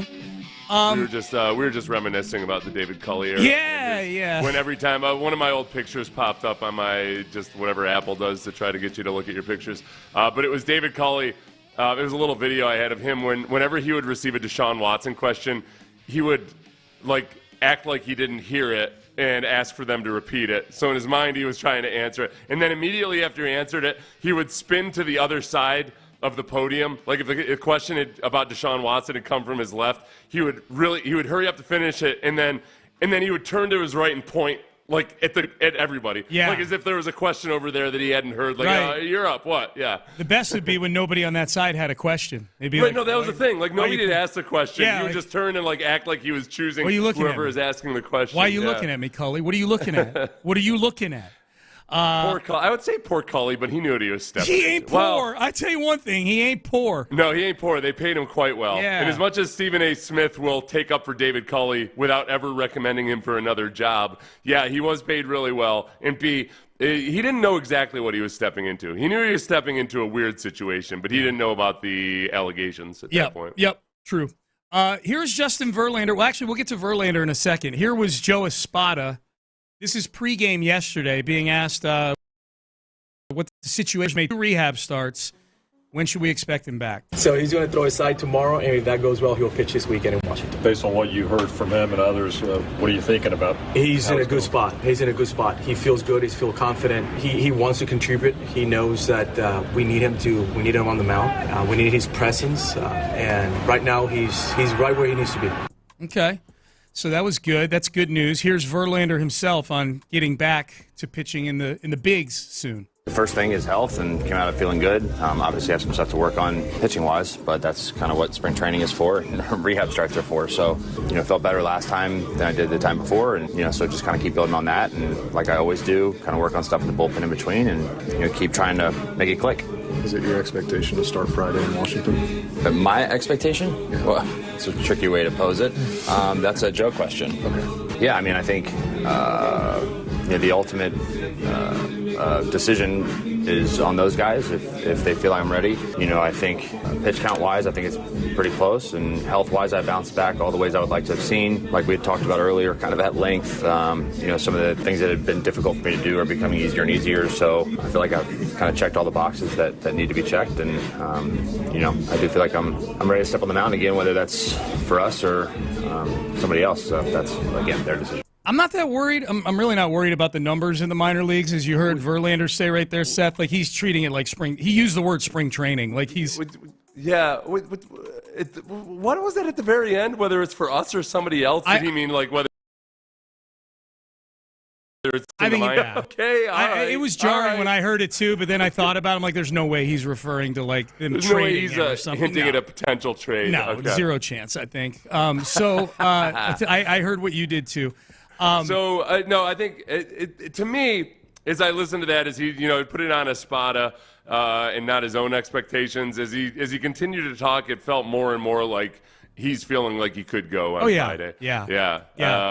But didn't want to obviously speak out of turn. Well, or speak for Espada because it's not Verlander's decision. And Espada, as Espada said, Verlander is going to throw on the side today. The cut, he said tomorrow. Tomorrow is Tuesday. Cuts from yesterday. So he's going to throw on the side today if he feels good. Friday in Washington, we get our first taste of 2024 Justin Verlander. Yeah, and we might take a break from Spencer Arrighetti for a little while, which at this point, yeah, I guess if you had to power rank how I feel about him versus Hunter Brown or J.P. France, I don't know. I don't know how I would necessarily make the decision, other than that there's a part of me that just wants to see more of Spencer Arrighetti and find out what he has in him. But that might have to wait. They've had one between Brown and France. They've had one good start this season between the two of them. Total. Hunter Brown hasn't been good in any of his starts. I was at his first start. He didn't give up a ton of runs like he did the next two. But he lasted 4 innings. Like his pitch count, he was in the 90s by the 4th inning. For him, that's not a good outing. Spencer Arrighetti, and since the Braves, I'm willing to give a little bit of latitude to. Of the Josh Hader thing, of all the pitching situations we have right now, the Josh Hader situation might be the most annoying, just because that was at least, I mean, the argument was, well, you should have addressed the middle relievers instead of the closer. Like, that was one argument to have, but that was when you were assuming that at the very least you were bringing in a really good closer. Mm-hmm. It would be pretty damn alarming and nearly unprecedented if Josh Hader, like, at this age, all of a sudden was just a bad closer. So I'm not overly concerned about this, but like, for the moment, how I feel right now, it's the thing that's annoying me the most. Yeah. You can't even rely on Josh Hader right now. I could live with all the other issues. We knew about the starting pitcher injuries. We knew about the potential deficit with your middle relievers. Yeah. But the Josh Hader thing was supposed to be you overspent for this guy when you should have spent here. Now it's like, no. You just shouldn't have spent for him at all, based on current results. You know, if this is who Abreu is going to be, and most of the evidence indicates that is the case, and if Josh Hader is not what they thought he was going to be, I don't think he's going to have a 9 ERA all year like he has right now, but if he's not, I mean, he's one of the highest paid closers in the game. If he ain't, and he signed for 5 years, if he ain't a hammer, that's a failure. You know who's going to get a big taste of something is It's Not My Money guy. The guy, like, when you know, most people sit there and go, man, now you're over the luxury tax. You're spending $19 million on Hader. Spray you. I love seeing Jim Crane be this aggressive, but boy, are you doing that at the expense of doing other things? It's Not My Money guy tends to come out a lot. You know, like, hey, why are you guys worried about him spending all this money? It's not my money. It's not our money. Yes, but there's a competitive balance tax, and by about the time July and August roll around, if this is a team that still has as many holes as it has 18 games into the season, you are going to be clamoring for them to fix those holes. And they're not going to be able to do it with anything even remotely resembling marquee-type names, because Jim Crane has spent his money on Jose Abreu, $19 million, and Josh Hader, if he's underperforming, $19 million. And Lance McCullers is getting paid $17 million to rehab his elbow. You know, and so on and so forth. Those are the big ones. Montero, I would mix in, but Montero's actually been decent this year so far. Not $11 million. There's nothing Montero can do pitching the sixth inning every 3 days that can make him worth $11 million. But at least he's not the pitching machine that he was last year, humping it up there and guys just launching against him. So the Hader thing is annoying. The Abreu thing has just turned into just like a back pain that I walk around with all day, and I don't really notice it anymore, you know, until he lets a ball skip by him at first base. The thing with Hader that's not so unprecedented is just that, you know, he wasn't all that great in 2022.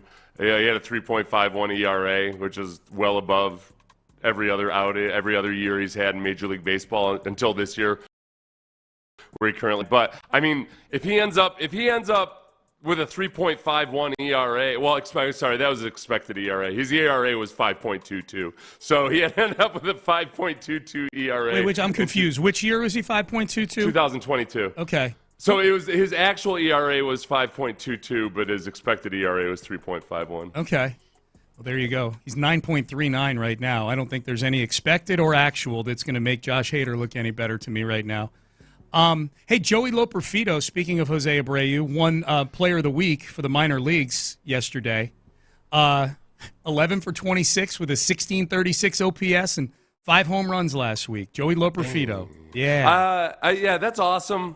I'm old school baseball guy in that I don't need to rush Loperfido up to the majors. Like, he's striking out a boatload. Mm-hmm. So when he's making contact, he's making really good contact. But I don't feel like pitch identification is something that you want to work on at the major league level. Yeah. I need to, and he doesn't have to, you know, be Alex Bregman by the time he comes up in terms of his pitch selection. But I do feel like he needs to hammer this thing out a little bit for a guy that is very much like, he's been on a crazy trajectory for how much improvement he's made over the last few years. Yeah, you got to see it's real.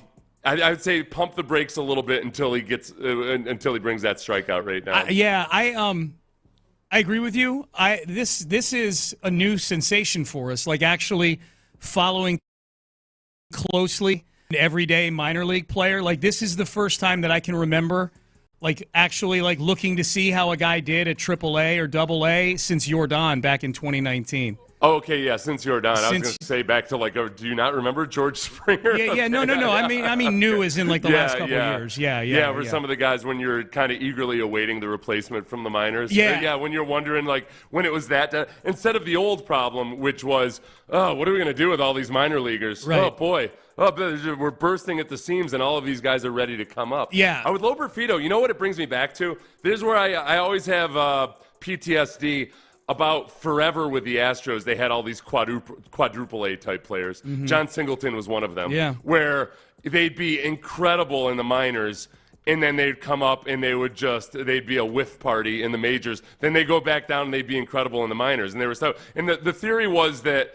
the Astros minor league system just did such a good job of maximizing these guys' talents that they could destroy AAA, but they didn't have it in the majors. Like, that's what I fear with Loperfido. I don't want to get too far ahead of ourselves before he's genuinely ready to come up. I think Jake Myers is a little bit like that. I think Jake Myers is a current example of that. Yeah, so I'm with you on not rushing Loperfido, but I'm following it closely, and that's the feeling I got yesterday when I got the email from the Space Cowboys that he had one player of the week in the minor leagues, and I'm looking at the numbers, and I'm like, I remember watching all of these home runs on Twitter over the weekend, all 5 of them. I watched all 5 of them. This is what it felt like and I'm not saying Loperfido's Jordan, but with Jordan Alvarez back in 2019 when he was destroying AAA, it was like, all right, when are we going to bring this guy up?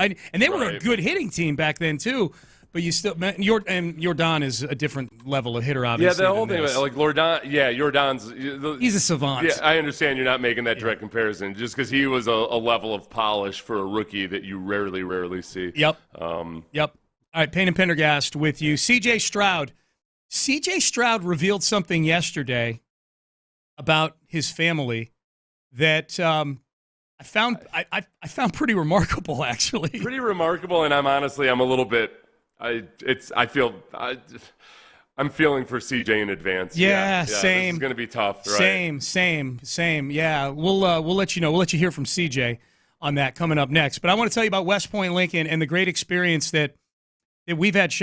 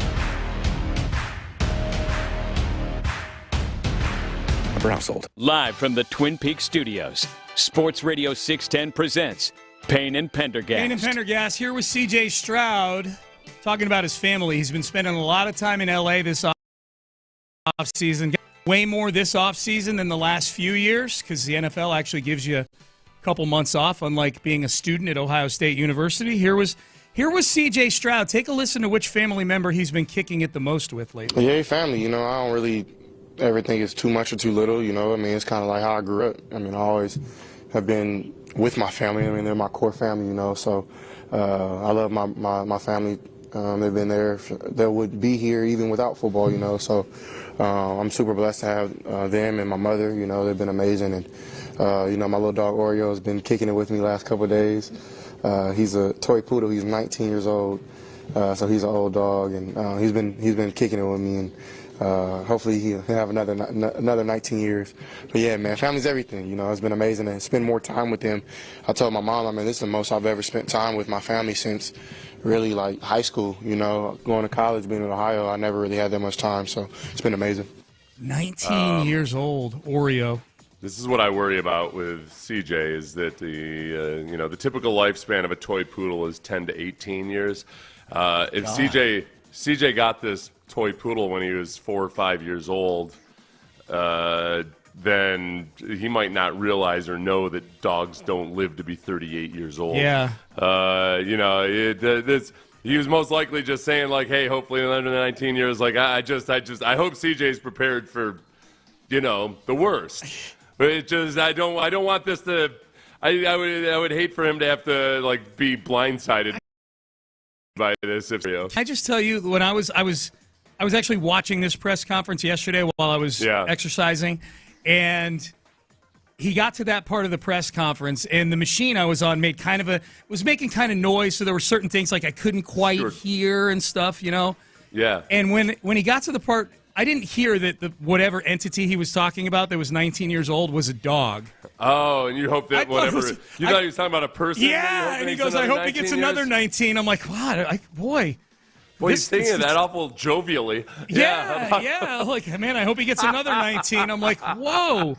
I'm like, man, this is either somebody who is suffering from something really bad where another 19 years would be a gift, or is someone who lives a pretty reckless lifestyle. Yeah, lives a reckless life, and why is CJ hanging out with him? Exactly. Turns out it's Oreo, the toy poodle. I think we're okay. Yeah. Nothing more gangster than that. Right. Yeah, not that I want to revel in the low expected or life expectancy of dogs. I don't, but I was glad to hear it wasn't a person. I got a 19-year-old toy poodle, and I'm guessing that does he travel? I don't. Is he? Made it to Houston. Is he in Houston? Well, he was in L.A. though. He might have been hanging out with him out in California before he came back. Probably. I don't know. Yeah. I don't know. It's a mystery. I'm not sure. Now people are going to be afraid to inquire after Oreo on this. You ask. It's kind of like these days. I don't bother asking anybody like how's your wife? If I haven't seen somebody in 5 or 6 years at our age, I don't ask, hey, how's the wife? I'll wait for them to either happen or if everything's great or whatever. I've gotten not just marriage, but like jobs or kids or anything. Yeah. Like I am a very feel it out kind of person, just to get or check Facebook. Like, okay, let's see. Oh, they were at this event 2 weeks ago. I guess it's safe. It's safe to dip my toe in the how's so-and-so doing water? You know what I mean? I did. The last time I did that, Sean, I was at a football game, and I ran into one of my cousins that I don't see much anymore. Mm-hmm. And, his father is my great uncle. And I said, yeah, so how's your dad doing anyway? Oh, yeah, he died 9 months ago. Like, oh, yeah. Yeah, I remember that on Facebook now that you mention it. Yeah, what's the follow-up to that? How did you pull that one out of a nose? I said no bleep. I was like, no bleep. Yeah, that's good. Good job. That's a good job, Seth. And I said, I don't know, he lived a good life or something. Yep. And then I slapped him on the shoulder, and I sent him on his way. Yep. We say all this to say, pray for Oreo, all right? Pray for Oreo. C.J. Stroud, he's got a lot of teammates that are going to be in the draft this year, former Ohio State teammates, that is, including Marvin Harrison Jr. Why should Marvin Harrison Jr. be the number one wide receiver taken in this draft? Why should it be Marv? Put on the tape. He's done it from really his freshman year, his true freshman year, to now. When you talk about I think I read something like he's NFL ready, but other guys have more potential. That makes no sense. Like, what? Like, if you're NFL ready, how is that not potential? You know, like, you want longevity, you want somebody who's been doing it, you know, and for him, sleeps, eats, and he breathes. You know, he's a worldly talent, but also his work ethic and, you know, how he gravitates like that room. I challenged him that last year when Jackson went down. He had to take over as leader, and he did that, you know. He's not really vocal, but he became vocal, and you can see his personality started to come out as he started to play more. And, you know, for me, I mean, I think I would love to play with him again. I know I probably won't get that opportunity for a while, but, you know, I'm super, super proud of him. And, man, who's up there, man, be smart. Don't be dumb. Don't think too hard. All right. Don't think too hard. Yeah, I'm sure they won't. I'm sure they haven't been thinking too hard for 3 months since they started, right? I hear too many times like scouts or former scouts say, like, yeah, most of the time you realize, well, my first impression was correct. Yeah. And then they leave out the part where they're like, but to justify my salary. Yeah, exactly. We have to think and meet about this forever. I got to fill these 16 hours each day. Yeah. I think that you mentioned earlier that, you know, you're surprised sometimes by athletes and how they think so much differently about it than fans or sports media in a lot of ways. And I think when it comes to the draft, especially there, like for CJ, the notion that somebody would be pro-ready but not have the upside of some of these other guys, it's kind of like a foreign concept to him. He'd never heard something so stupid. Yeah. I would share that. Like, it's when you're a player and you're not really watching and consuming this stuff, like the whole concept of a high ceiling, low floor, high ceiling, high floor, low ceiling, all that stuff. Yeah.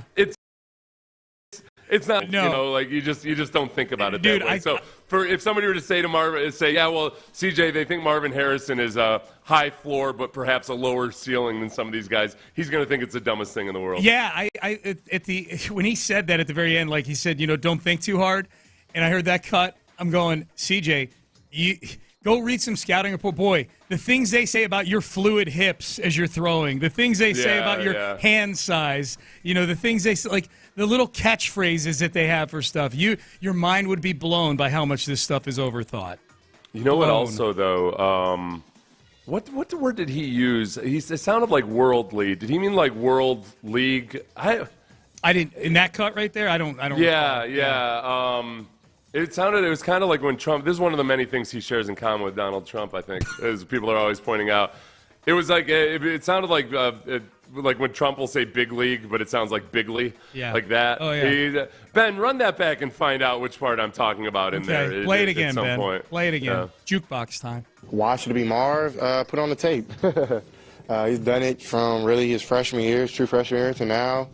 When you talk about, I think I read something like he's NFL ready, but other guys have more potential. That makes no sense. Like, what? Like, if you're NFL ready, how is that not potential? You know, like, you want longevity, you want somebody who's been doing it, you know, and for him, that's what he sleeps, eats, and he breathes. You know, he's a worldly talent, but also he's a world. I'd say all world, like, you know, like all world like talent. That's what I read. I think he's a world league talent. I think he's no better than playing for the Rhine Fire, is what I'm telling you. I think there's the Scottish Claymores, and that's nothing and nothing more than that. Okay.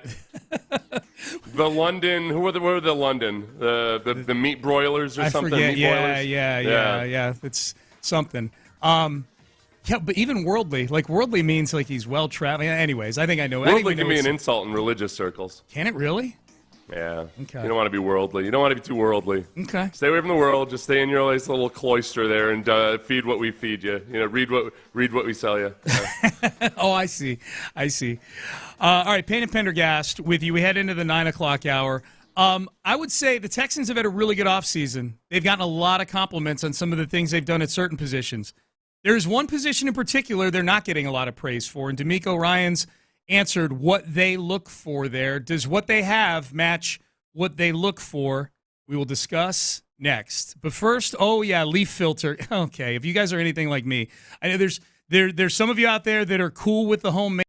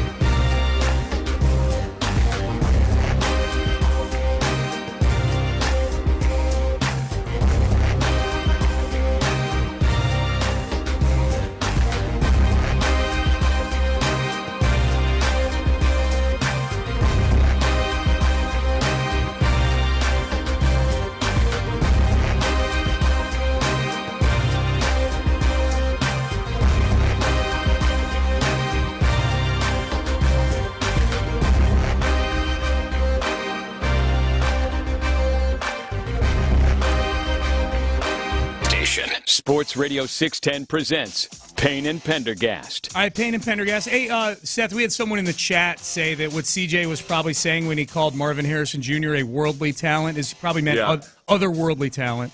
Oh, good call there. Good job. Good job, Chatter. That's a good otherworldly talent. Yes, good job. Good job. Way to go. Wonder where that's pretty good. You know what? That's a good adjective for that's a really good adjective for like a 22, 23-year-old kid to be using. Yeah. I feel like maybe CJ's been reading in the offseason. Well, otherworldly isn't like a common. I don't think that's like that's not on my list of slang for to catch up on with the youth. No, otherworldly, no. Yeah, no. He's definitely been reading because he said I've been reading these draft guides that say that he's the most NFL ready, but he didn't say draft guides, but he said I've been reading that Marvin Harrison is more NFL ready, but these other guys have potential. CJ, welcome to Draftnik world. Okay. So D'Amico Ryans met with the media yesterday, and I would say if there's an area of criticism for the Texans right now in the offseason, it's that the interior, the defensive line, it doesn't feel like it's been upgraded necessarily. Just purely talent for talent, right? Yeah. Malik Collins traded for a 7th-round pick. Sheldon Rankins, who did some good things last year, he leaves. You bring in some journeyman types in Foley Fatukasi and Tim Settle, and you've got some guys still in the room like Khalil Davis and Kurt Heinisch. It feels a little unfinished. Here's D'Amico Ryans yesterday on what the Texans are looking for in defensive tackles. With our defensive tackles position, what we're looking for, we play an attack style front, and we want guys who can attack. We want guys, you can do that no matter the size, right? You talk about, is there a certain size you're looking for? I've seen guys do it at 2'8", I've seen guys do it at 315, so there's a different range for different types of players. It's all about our guys just being explosive up front and being able to do what we're asking them to do. Okay. So he doesn't have a type, Seth, he claims. He doesn't have a type, except that he did mention the range 285 to 315. I feel like for anybody that was really, really hoping for T'Vondre Sweat, you're about 40 pounds outside the range right there. I don't know if T'Vondre Sweat's gonna cut a cut. I do. I like T'Vondre Sweat in the way he plays a lot. He just flat out needs to lose at least 20 pounds. Yeah. But I don't need to beat that to death. I just don't. I think if they do take T'Vondre Sweat at some point, it'll be a little bit of a rhythm changer and different from what they typically do. But sometimes a rhythm changer is good. The whole. He went into it at another point, too, where they talked about some of the draft day stuff, and he just kind of coach speaked his way through it, where it was a mess. Frankly, they thought they were getting Eric Armstead back. At some point, they were trying to re-sign Sheldon Rankins. They lost both of their starters without getting anything back in return. And I think they're still – they had looked at Eric Armstead, I'm guessing, as an upgrade over Malik Collins. So they end up not just without Eric Armstead, but without Malik Collins either. Yeah. And that's the one area where I'm thinking D'Amico, who wants to build with the front seven and with the defensive line specifically, I'm guessing he feels like he doesn't really have the difference maker that he wants or needs in there right now, like Eric Armstead. Yep. Here was D'Amico Ryans on Azeez El-Shaair, somebody he coached as his position coach in San Francisco, who is now coming here to play linebacker for the Texans. By adding Azeez to our team, you guys see we're getting a tenacious player, a guy who plays with relentless passion, energy, physical. The thing with Azeez that stood out for me last year was his first time really getting the opportunity to play full-time as a starter. And he had been in a backup role when we were there in San Francisco for a while, and he showed that he was capable of running the show and showed that he was able to stay healthy throughout the entire year. So he was durable, he was a playmaker, he was physical, he was the leader of that defense. So excited to add, not only Azeez as a player, but I had Azeez the leader. And I think he's grown as a leader, and I'm excited to work with him again. And he's wearing jersey number 0. He's Agent 0, yeah. Azeez That's El-Shaair. right. Yeah. He wore number 2 last year, I believe. Did he? So he's accustomed to the non-typical, non-traditional numbers. I do think it's a smart move for linebackers. They end up looking faster than they actually are when they wear a skill position player number. Yeah. We saw that with it wasn't with Blake Cashman. Denzel Perryman wore 6. Yeah. I don't know if that's the example you were looking for. No, I was thinking of Garrett Wallow. What number's Garrett Wallow? He's a 30-something. He's like 32, I think. Which I always, you know what it did with Garrett Wallow is he is very fast, but I thought he was smaller than he was. Yeah. There's something about that 30. He was wearing, especially because it's Tyrann Mathieu' number. Yep. So when you see, like, when the preview number on your team, it'd be one thing if it was a huge hulking running back or something, but because he was wearing Tyrann Mathieu' number, I felt like Garrett Wallow was smaller than he actually was. Yep. I think with Alshire, the interesting thing here is, I don't know if you remember, Sean. I didn't want to make a huge deal out of it, but at the end of the season, there was an instance where somebody asked D'Amico Ryans a question about Blake Cashman, and it was like the classic, like, hey, isn't Blake Cashman awesome? How awesome has Blake Cashman been this year?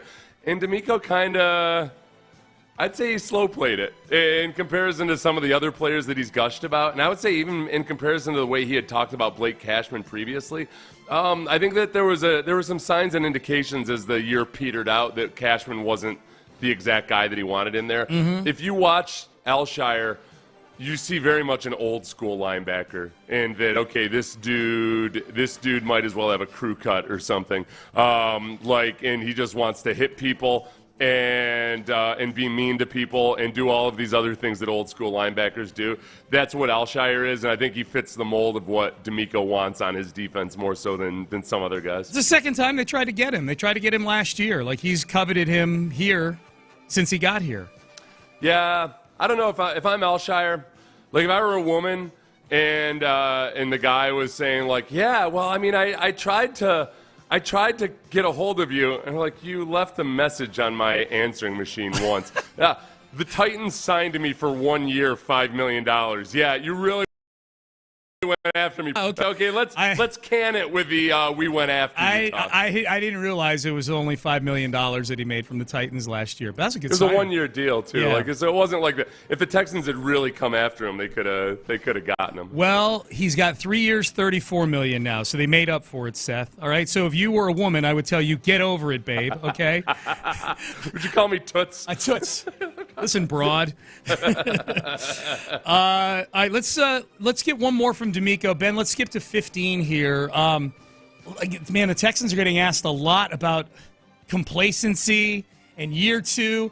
There's a lot of people that are treating the Texans like they feel like they won the Super Bowl last year or something. But here was D'Amico Ryans talking about guarding against things going into year 2 of his. The biggest thing I think, Kim, from year 1 to year 2 is you have to watch guys who've had a lot of success. All right, guys, you can't fall into a trap of that you've made it, right? Just because you have success in year 1, that doesn't garner that you're going to instantly have success in year 2. Right? You still have to put in even more work, right? Because now you have a year worth of tendencies on tape. Other teams around the league are watching you. They're kind of honing in on what you do well. So how are you going to attack your offseason and truly focus on improving your craft and being better than you were in year 1? Guys can't, you can't fall asleep to, I did it 1 year, it's easy, and you relax your second year. That's the biggest thing I've seen where guys kind of have that drop in their second years where they relax and they think they have that I made it moment. Nobody's ever made it. You continue to put the work in, you die because you had success. I think if there's one area last year that really stuck out in terms of teams realizing what the offense was doing and what CJ liked to do, is on a lot of those outs, those intermediate outs to Nico Collins and to Tank Dell, you would see the window really start to close more and more on those, and it really came to a head in the Bengals game. I think that's when CJ was lacing some beautiful and well-placed balls to the sideline, but the Bengals were all over him, and that's where, okay, what's the next step after that? Some of this relies upon your offensive line, but it's, hitting guys with double moves when they start jumping routes and starting to see how teams are starting to game you. I think CJ did a good job with that. CJ saw the adjustments, then he saw the adjustments to the adjustments, and he kind of went through a whole syllabus over the course of last year with that. So I don't worry that he's gonna advance along those lines, because there's no part of CJ that has that attitude of well, I've seen everything I need to see here. There's no. Like, frankly, there's no Baker Mayfield to him. Like Baker Mayfield, or like the worst case scenario would be Johnny Manziel, where there's like an unearned cockiness, like with no actual understanding of the troubles yet to come, or the challenges that you'll face that you can't even comprehend at this point. CJ knows that there's a lot that he doesn't know. Yeah. So, I watched that Tom Brady podcast. Or the podcast he did with that little barber dude. Yeah, Deep Cut podcast. With Vic Blends. And I think it must be Michael Rubin. That's who's a common acquaintance of CJ, because there was some saying that Tom Brady had said in there. He said, one of my friends says this all the time. But it was something about, like, if you're not learning, you're dying, or something like that. And CJ said the exact same thing at some point. Really left an impression on me, as you can tell, that I can't remember the exact term. But very much along those lines that you can never stop learning. Like, there's always, that's what it is. The amount of things you know in comparison to the amount of things you don't know is like you have a very small number of things that you do know. The amount of things that you don't know is infinite, and you always have to keep that in mind. That there's always something more to learn. I've heard CJ say the same version of what Tom Brady has said. So thank you, Michael Rubin, for keeping our quarterback appropriately humble. I get the sense with CJ too. He legit enjoys doing this stuff, learning this stuff. Like, it's a puzzle to him in a way. You know what I mean? Like Something else that Tom Brady had said about the entire time he played, he always had fun with it. It never felt like... Did he really? He admitted that he looked psychotic about it, and he was, but that he just loved going and learning and being curious about learning more and everything. I think CJ's got that same 100%. I think that's CJ. Yeah. No question about it. Let's hit the phones here real quick and go to Stafford. Larry's there. What's going on, Larry? How you doing? Hey, what's going on, Sean and Steph? Hey, let's do some housekeeping real quick. Number one, hey, Houston Rockets 41-41. Okay, now your ass is on the clock to get in the winning season and get in the playoffs. We tired of watching that old silly not going to the playoff basketball. I know I got some pieces that you can put to use to go out there and get us back to where we're supposed to be. Housekeeping thing number two. Jose Abreu sucks, man, and I don't know how much longer I'm going to be able to watch him play baseball, man. I was at the game last night, and when he couldn't dig that ball out, man, I got so pissed off, man, and I threw everything that I had in my hands up in the air, man, because I can't figure out how this dude has fallen off this bad. And the fact that we let Yuli Gurriel go to pick him up and pay him that money, Jeff Bagwell, I heard you on the radio over the weekend. You didn't talk about your ass had a hand in that kind of stuff, man. That's a waste, man. It's just not even fun. And that at-bat he had yesterday, his first at-bat, I thought my son was trying to swing a bat, and he a pitcher. So I don't know what the hell was going on with Jose, but we could get over that, man, and find us a first baseman. Now, all of that out the way, them Houston Texans are back in town. And when them boys come back to town, that means I come back to town. Couple things. CJ, Oreo going to have a little life left, man, but we'll find you another dog because you a dog. So we're going to be all right, man. Keep rubbing on Oreo over there. Keep enjoying that he's your dog, man. But understand, man, that them shit shoes and them little dogs have a lifespan, man. Next. Did y'all see Joe Mixon walk into that damn stadium over there? He did not look like Devin Singletary. Joe Mixon looked like a running back, dog. And that got me excited over there because I just win game, and if this offensive line hold up, we should have an explosive-ass offense over there, man, because we got the dude pulling the trigger, and that ain't got everything that they need on the offensive side of the ball in terms of wide receiver. We going to be just fine. Hey, Houston Texans, I don't know why y'all ass ain't put Stefon Diggs' ass in front of a camera yet. I don't give a damn what he did in Minnesota and Buffalo.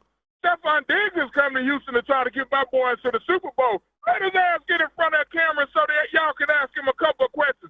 He going to be all right, man. He is not going to tear up a locker room that has C.J. Stroud in it and D'Amico Ryans watching over it. Last thing before I let y'all go. If your ass has a problem with them uniforms when they come out, man, because we get new uniforms, look, I'm an OG, man. I like the classic style and everything, but your ass got to move into the 21st century. If you still only doing missionary position with your old lady, that's what you feel about them old silly-ass uniforms. not being changed, man. Them uniforms are going to be hitting like butter on toast, man, and I can't wait to get released. And as a member of the fan council, your boy already seen him, and you know I like him, so y'all know what's going down in our hall. I appreciate you, Larry. Yeah, uniform reveal a week from today. So. To recap Larry's call, yes. The Rockets are 41-41, and that's good. Jose Abreu sucks. We, as a fan base, were justifiably more angry at Abreu than over the person who got the actual error on that play last night. Jeremy Pena. Sort of person, we are all angry at Jose Abreu. Joe Mixon looks like a running back. Mm-hmm. Why hasn't Stefon Diggs been an oppressor yet? He's going to shame anybody in advance who doesn't like the uniform reveal. He is done with the missionary position. Yeah. And what was the last one? I said Larry likes, and then HI, and then it trailed off. Oh, yeah. There's a flurry of note-keeping by me. I was watching your note-keeping while I was listening to the call. You were trying to take up for the missionary position. You lost Stop. You lost the plot. Why hasn't Stefon Diggs had a press conference? Why haven't we heard from him yet? Why hasn't Stefon Diggs? And did anybody ask yesterday if Stefon Diggs was there? No, I didn't see any attendance questions. I didn't see any of the. It was. I thought that would have been like the first question asked. Yeah, or one of the first ones. Well, especially because it's not just Stefon Diggs. I mean, like Laramie Tunsil. Like, do we have confirmation he's not there, or do we just assume that he's not there because he doesn't do the voluntary stuff? You know, I feel like they're a little bit. Everything's very touchy these days with attendance at OTAs, and teams are very. They don't want to ever make it look like they're shaming somebody for not being there. So I don't know. Maybe they talk to the people in advance before they. I don't know. It's weird. I was surprised that the question wasn't answered. I try not to kill the people who are actually asking the questions at the press conference because it's harder than it seems, and they're the ones who are actually there. So whatever. But I was surprised that wasn't asked. Because the answer to us could always be, well, why don't you go and ask the question? Yeah, exactly. Right. No, and it is. Well, I know that sometimes what happens is people have their questions. People there have questions, and they kind of got in their minds what they want to get out, and I think sometimes they assume that somebody else is going to ask that question, and then all of a sudden 15 minutes pass by, and like one of the more relevant questions wasn't asked. Yeah, so. I am curious if Diggs is there. I'm very curious why we haven't heard from him yet since becoming a Houston Texan. Is he like in training or something? Is he doing media training? Seems odd. They're role playing in case he gets asked certain questions or what have you. I didn't follow his press conference demeanor that much in Buffalo. Was he a guy who got chippy with the media? This was I know that people up in Buffalo, for one, remember there was that off-mic moment or off-camera moment where there was a Bill staffer was heard to say that he can be a lot to deal with. Yeah. He can be a handful. So there was that. And then there was what the people up in Buffalo said that he does a little bit of the old Bill O'Brien Southern Belle of like, hey, ask me anything. But then when you ask him he gets upset that you asked him that question. Right. Yeah, I'll talk about anything, but not that. Damn it. Yeah. So I think there was a little bit of tempestuousness sometimes in press conferences. Tempestuousness. That's a great word. All right. I got to keep up with CJ. If Jim Crane, I know, worldly, tempestuous. Let's circle back to what Larry was saying about Jose Abreu to a degree. If Jim Crane were an actual general manager, how close would he be to getting fired right now? Ooh. That is next. How close are you to getting a brand new Chevy? Probably pretty close, because it doesn't have.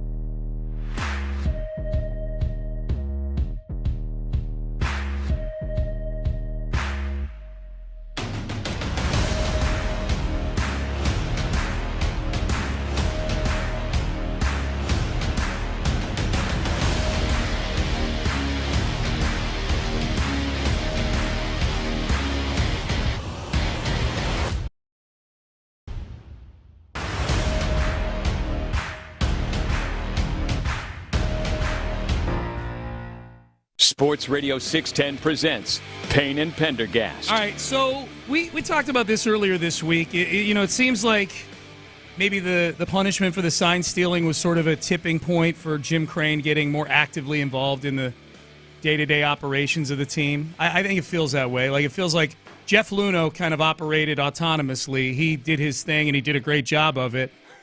Maybe a little too autonomously at times. Maybe, yeah. I mean, obviously.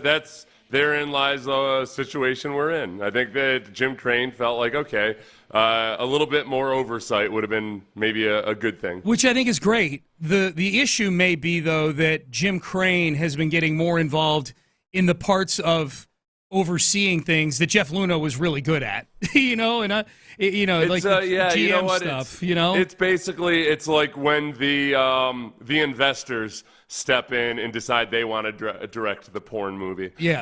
They're like, oh, wait, it's all right. Listen, yes, sir. Yeah, okay, we understand, but it's not the choice we would make. And just, Or the company or the porn movie, either one. Yeah. Right. So Jim Crane, I think obviously there was a period of time where he and Jeff Bagwell and others were the general manager. There was no general manager. They were operating that way and making signings and so forth. It was Bill O'Brien and Jack Easterby. Yes. It was you didn't actually have. That was the problem with the whole scenario there with Bill, was that they were acting as GMs and there still was no actual GM. Yep. Yeah.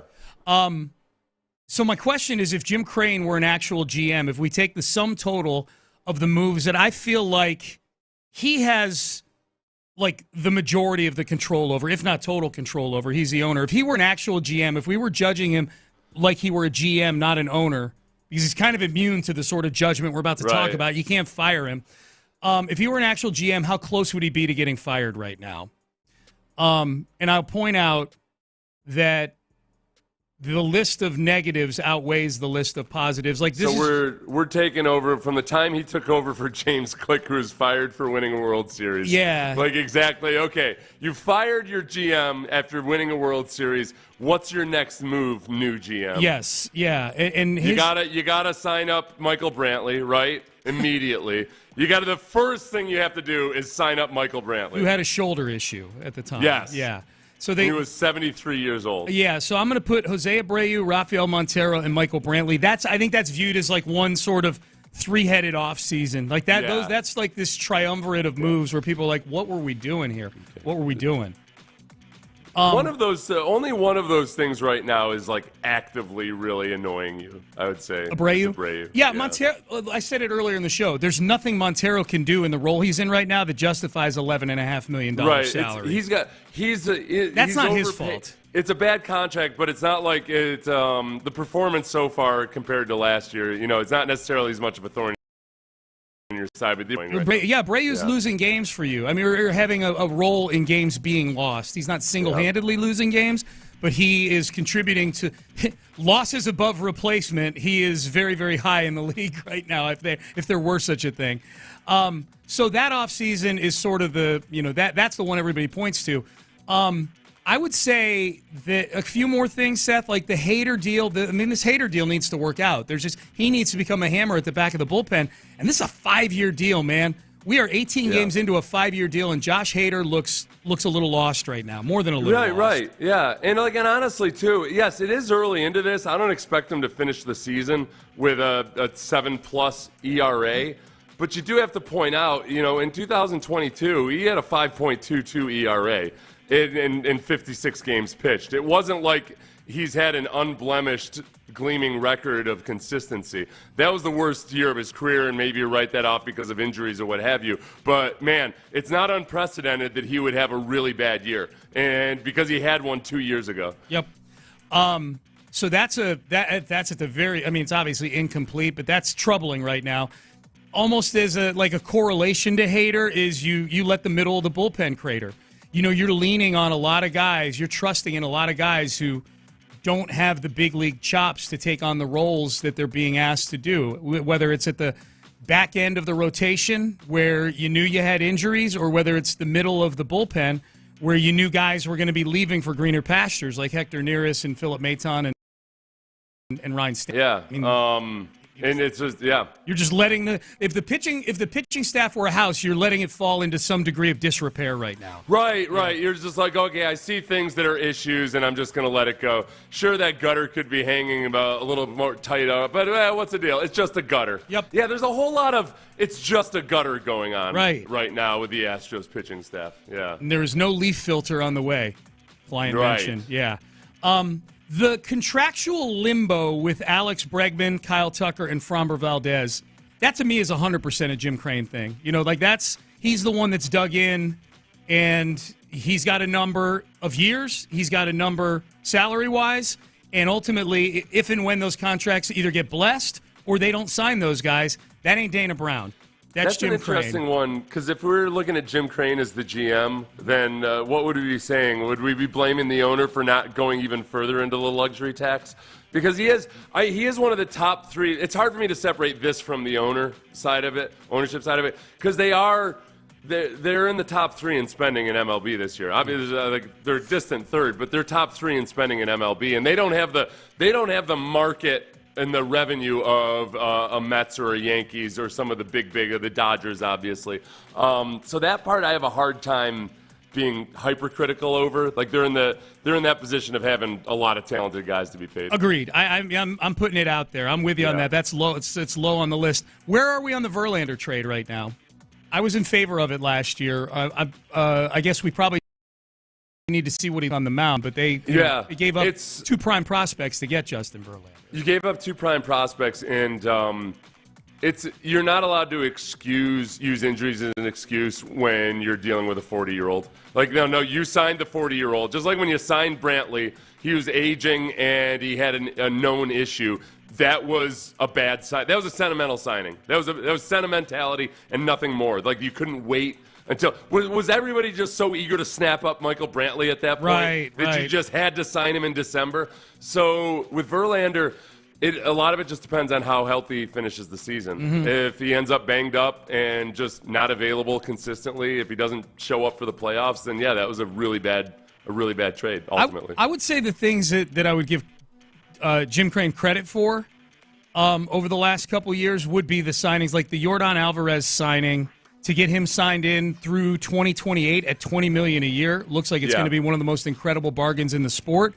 And if Christian Javier is back to what he was, some semblance of what he was in 2022, that too is going to be a really good signing. I think Jim Crane, when guys have decided that, I'm willing to do a deal to buy out my arbitration years, it's largely worked out pretty well for the Astros. I know Bregman had a peak in 2019 and then a couple injury-prone years. I think by and large, Alex Bregman, the 6 years, $100 million that he got, I think, especially given how the team has performed in the postseason, that's been not a great signing, but a good sign. I think Yordan's going to prove to be like Yordan might prove to be like a nation where Andre had that bad contract, tearing it up and giving him a new deal. Altuve, they did the same thing. Altuve signed a deal where it's like, all right, this guy just won the MVP and he's going to make $5 million next year. I think honestly, since we're going on based on very limited results so far, and we're talking about Hader, like I'm almost literally peeing my pants over the chance that Hader is as bad this year as he was in 2022. Altuve, you have to give credit for the fact that you could have accused you could say, okay, the Altuve signing was a sentimental one, or it's almost guaranteed to. But if we're going on the short-term returns, he's got a 1,200 OPS. He's batting .403. Mm-hmm. He's been the best offensive player on your team in a lot of regards so early in the season. So far, so good on that one, obviously. And when you sign a guy at that age to a medium-term contract, you don't expect the last couple of years to be gleaming, but that's the price you pay. No, and they're only paying him $10 million those last 2 years. The way they structured the deal, they kind of front-loaded it. I'm with you. The Altuve signing positive. I guess just to get back to the original question, if Jim Crane were an actual GM, how close would he be to getting fired? I think that if he were the actual GM making all these moves and there was just some owner who's not getting involved in stuff, if they missed the playoffs this year, this GM would be fired after the season. This GM did things that this GM will have done things that will have limited the window, not extended the window necessarily. And I think if the Astros were to miss, I don't think Dana Brown's getting fired at the end of the year if they miss the postseason, because I I don't think they're going to Browns more to build up the minor league system than he is to make all these moves we're talking about here, because that's his background. Yeah. But I think if Jim Crane, if he were making these moves and we're not the owner, he were the GM, he'd be fired if they missed the playoffs this year. I'll tell you two things right now to try to keep perspective on things. I do this sometimes when I want to just get as objective an opinion as possible. I know that's a onomatopoeia, but as objective an opinion as possible, I go to the Vegas odds and just take a guess at where the Astros are in terms of World Series odds right now. Where do they rank amongst MLB teams in likelihood to win the World Series? These are up-to-date odds right now that you're looking at. Okay.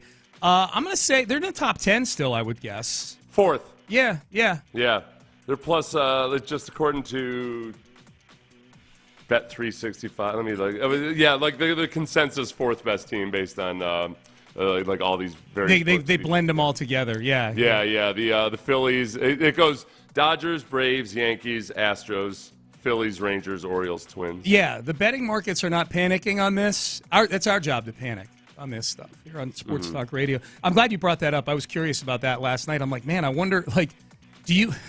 Okay, if you had to guess, are we talking about this as the fourth best team in baseball, or where do you think a month from now, where are they on those odds boards? A month from now, boy, how healthy is the pitching going to be?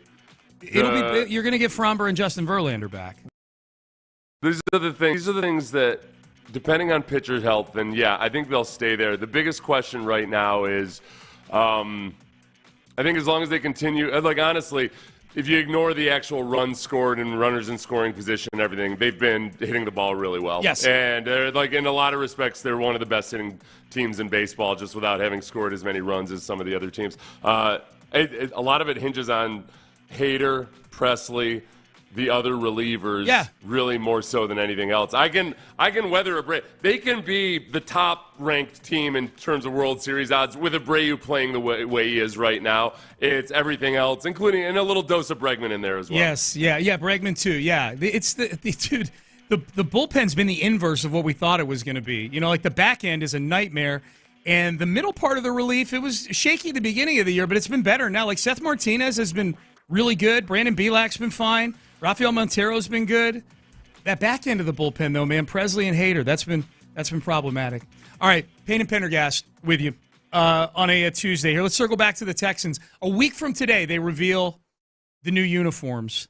Few people have had a chance to see them, including the players and coaches. Let's get the report card on the new unis from coach and prominent players. That is next. Report card on Men's T Clinic, A++. Where I've gone to get my quality of life back every Friday for the last 4.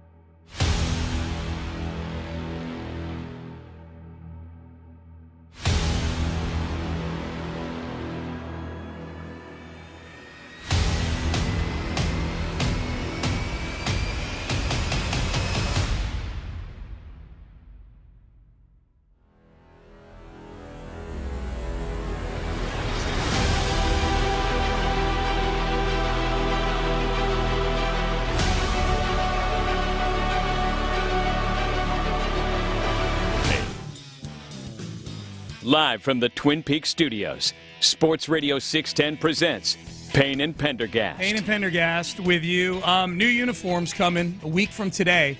I've heard of this. Yeah. I don't know if you know this, Seth, but the Texans have been kind of dropping some hints about the uniforms. There's a great video. I haven't had a chance to watch the whole thing yet. It's about 15 minutes long about just the whole process behind this and whatnot. It's interesting stuff. Like the highlights, they go through the entire history of the franchise. Yeah. There was one in there. I was like, "Is that Keith Mitchell? My God!" Yeah. Yeah. So they're going to be revealed, I believe, on social media next Tuesday, and then there's the party for it, which they are. You have to have tickets to get to at 713 Music Hall later that day on Tuesday on the 23rd. Players and coaches, it sounds like, have seen them. We know some of the players have posed in them. We saw pictures of Nico Collins and Tank Dell with the one white uniform that's been leaked. There's 3 other versions of the uniform that are going to be revealed.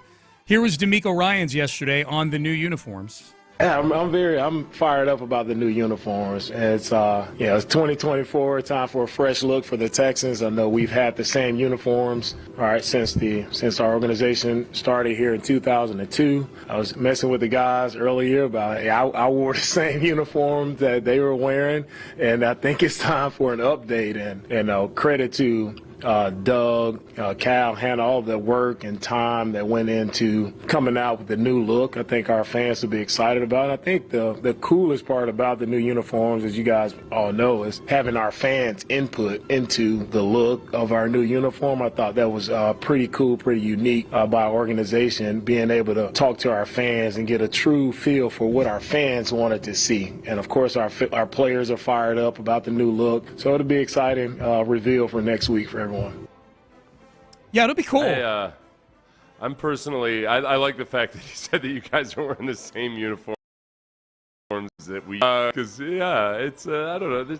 Even if you're not into it, there's something about just getting like like when you get your new school clothes in September. You're not being into fashion and everything, but cool. I got some acid wash Bugle Boys. All right. Yeah, maybe girls will talk to me this year. I just want some of these poor young Houston Texans players just want girls to talk to them, it's true, yeah. And they're running around in their hand-me-downs from DeMeco. Right. Some of those guys are out there in pants that have patches on them that are handed down from DeMeco to Whitney Merciless to any other fit to Kenyon Green now. Why are you crying, Number CJ? 59. Why are you crying, CJ? Because I need a new Color Rush uniform. Yeah, all the kids have better Color Rush uniforms than me. Speaking of CJ, here was CJ on the new uniforms. I think they're cool. I think they're definitely, I don't want to say too much, but I think people like them and really excited. I think that even brings a new, energy to, NRG, which is kind of ironic. But, I think I'm super excited just to be wearing new stuff. I liked the unis last year too, but I think it's time for change and, it's a new era now and we'll be able to build with these unis and look good while doing it. Good job by CJ to not give in to the temptation to say, see what I did there after NRG and NRG right there. Mm-hmm. He acknowledged the irony of it, but then he moved on. Good job, bringing CJ. some new energy to NRG. Yeah. Well, you know what? Because they're wearing the same uniforms from when it was Reliant. Yeah. So, I think maybe a time to change it would have been which was how many years ago now? 10 years or so? It's been a while, yeah. It's been a while. They switched. Yep. I hope they go super gaudy. I hope that it ends up being just old Royal Navy captain type, stupid looking uniform, some of those stupid old British uniforms where you're just begging to get a saber in your chest, you stupid old cow. Because it takes confidence to pull that off. Yes. I don't know. I like now that I take it back. My hatred of the British won't allow me to do that. Anyway, so I hope it's one of the dumbest versions of American military uniforms. There you go. One more. Here's Will Anderson. Now, Will Anderson, we need to paint the picture here, right, Seth? Will Anderson was asked about it. Will Anderson was asked about it, and he did the old zipped lip sign. He's basically, he wasn't going to say a damn thing about it. He wasn't going to be a leaker. You weren't going to find anything from Will Anderson that got leaked on the internet like the white uni did. Here's Will. I think they're dope. I think it really just gives back to the Houston community. I think it really does a really good job of getting the community back involved with football, back involved with, the Texans brand of ball. And I'm really excited for everybody to see them. I know it was a little leak out there, but I'm really excited for everybody to get a chance to see what they got going on here. Will Anderson, Seth, respects a good non-disclosure agreement. He does. He did the zipped lip, but then he gave, I was curious to see what he would follow that with, because if there's one thing that Will doesn't do well, he doesn't make things boring. Like, every press conference from every player and coach ever, I'm like, all right, 90% of this I'm going to be kind of bored by. But Will, as I said yesterday, Will Anderson can make a cliche sound like a Robert Frost poem. Like, it just, like, oh, this is mellifluous. Oh, yeah. Oh, this is beautiful, what he's saying. But he basically didn't say anything at all. I was a little bit worried that CJ and Will, in the way they talked about the uniforms, they sounded kind of underwhelmed. But I think that was them being afraid of leaking anything further than had already been leaked. Yeah. They went back to the old Bill O'Brien, I'm just trying to be the best teammate I can be version of a media appearance. Yeah, for sure. Speaking of Will talking poetically about the Texans, here is Will Anderson echoing what D'Amico Ryan said about expectations. The expectations in the Texans have always been the same. No matter the outside noise, no matter the media, any of that, like, we have a standard that we have to play to. We have a mentality that we play to, and that's the only thing that we have to play to is everything that happens in this building. And I would just say complacency is no place for that here at all. What we did last year was last year. What we're going to do this year is what we're going to do this year. And we can't focus on the past. So right now, it's just keeping that same mentality, and that's the swarm mentality. When all else fails, what are we going to do? We're going to go out there and swarm. And so that's what type of team we're going to be heading into this new season. I love how swarm gets treated like as a break glass in case of emergency sometimes. What are we going to do? I don't know. Swarm. Yeah, swarm.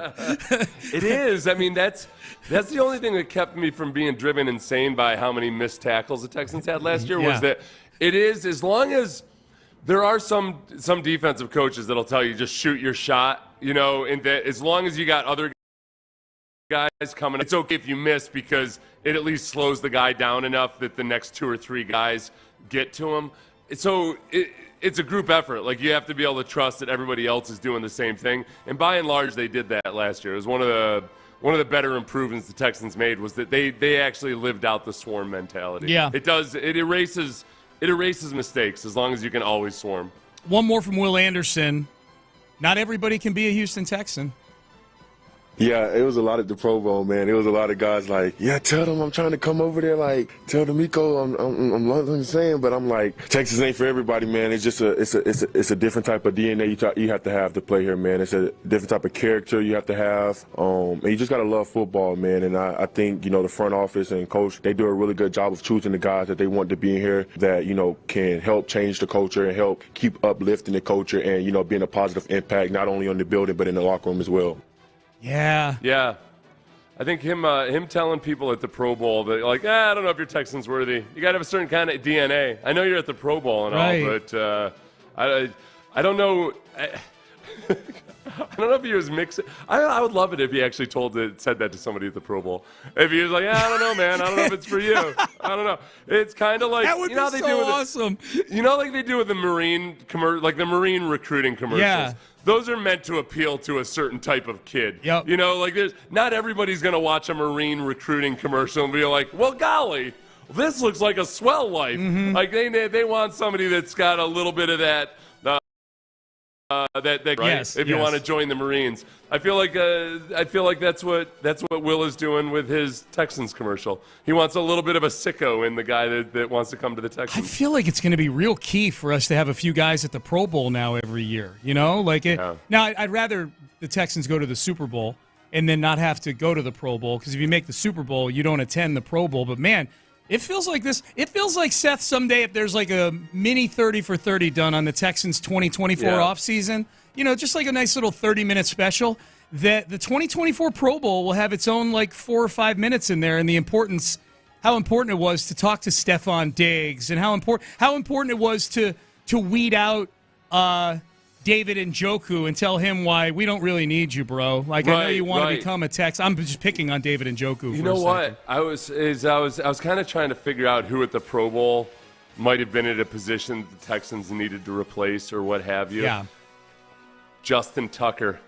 Or maybe Justin Tucker was. Kicker? I don't know. Yeah. Justin Tucker, the kicker for the Ravens, probably like, yeah, see, Kaimi's not signed back up yet. What's up with that? And Will was like, no, bro. No, fam. You're not Texans worthy. I don't care about your all-time record for this or that, okay? You're not worthy, damn it. You dropped this name earlier just kind of as it might have been off the air while you and I were going through this here. Quinnen Williams, man. Quinnen Williams, yeah. Williams. You tried to steal my bro's brain. Yeah. You know? Oh, that's We right. almost had to scoop his brain out of his ears with an ice cream scoop. That's right. You can cut.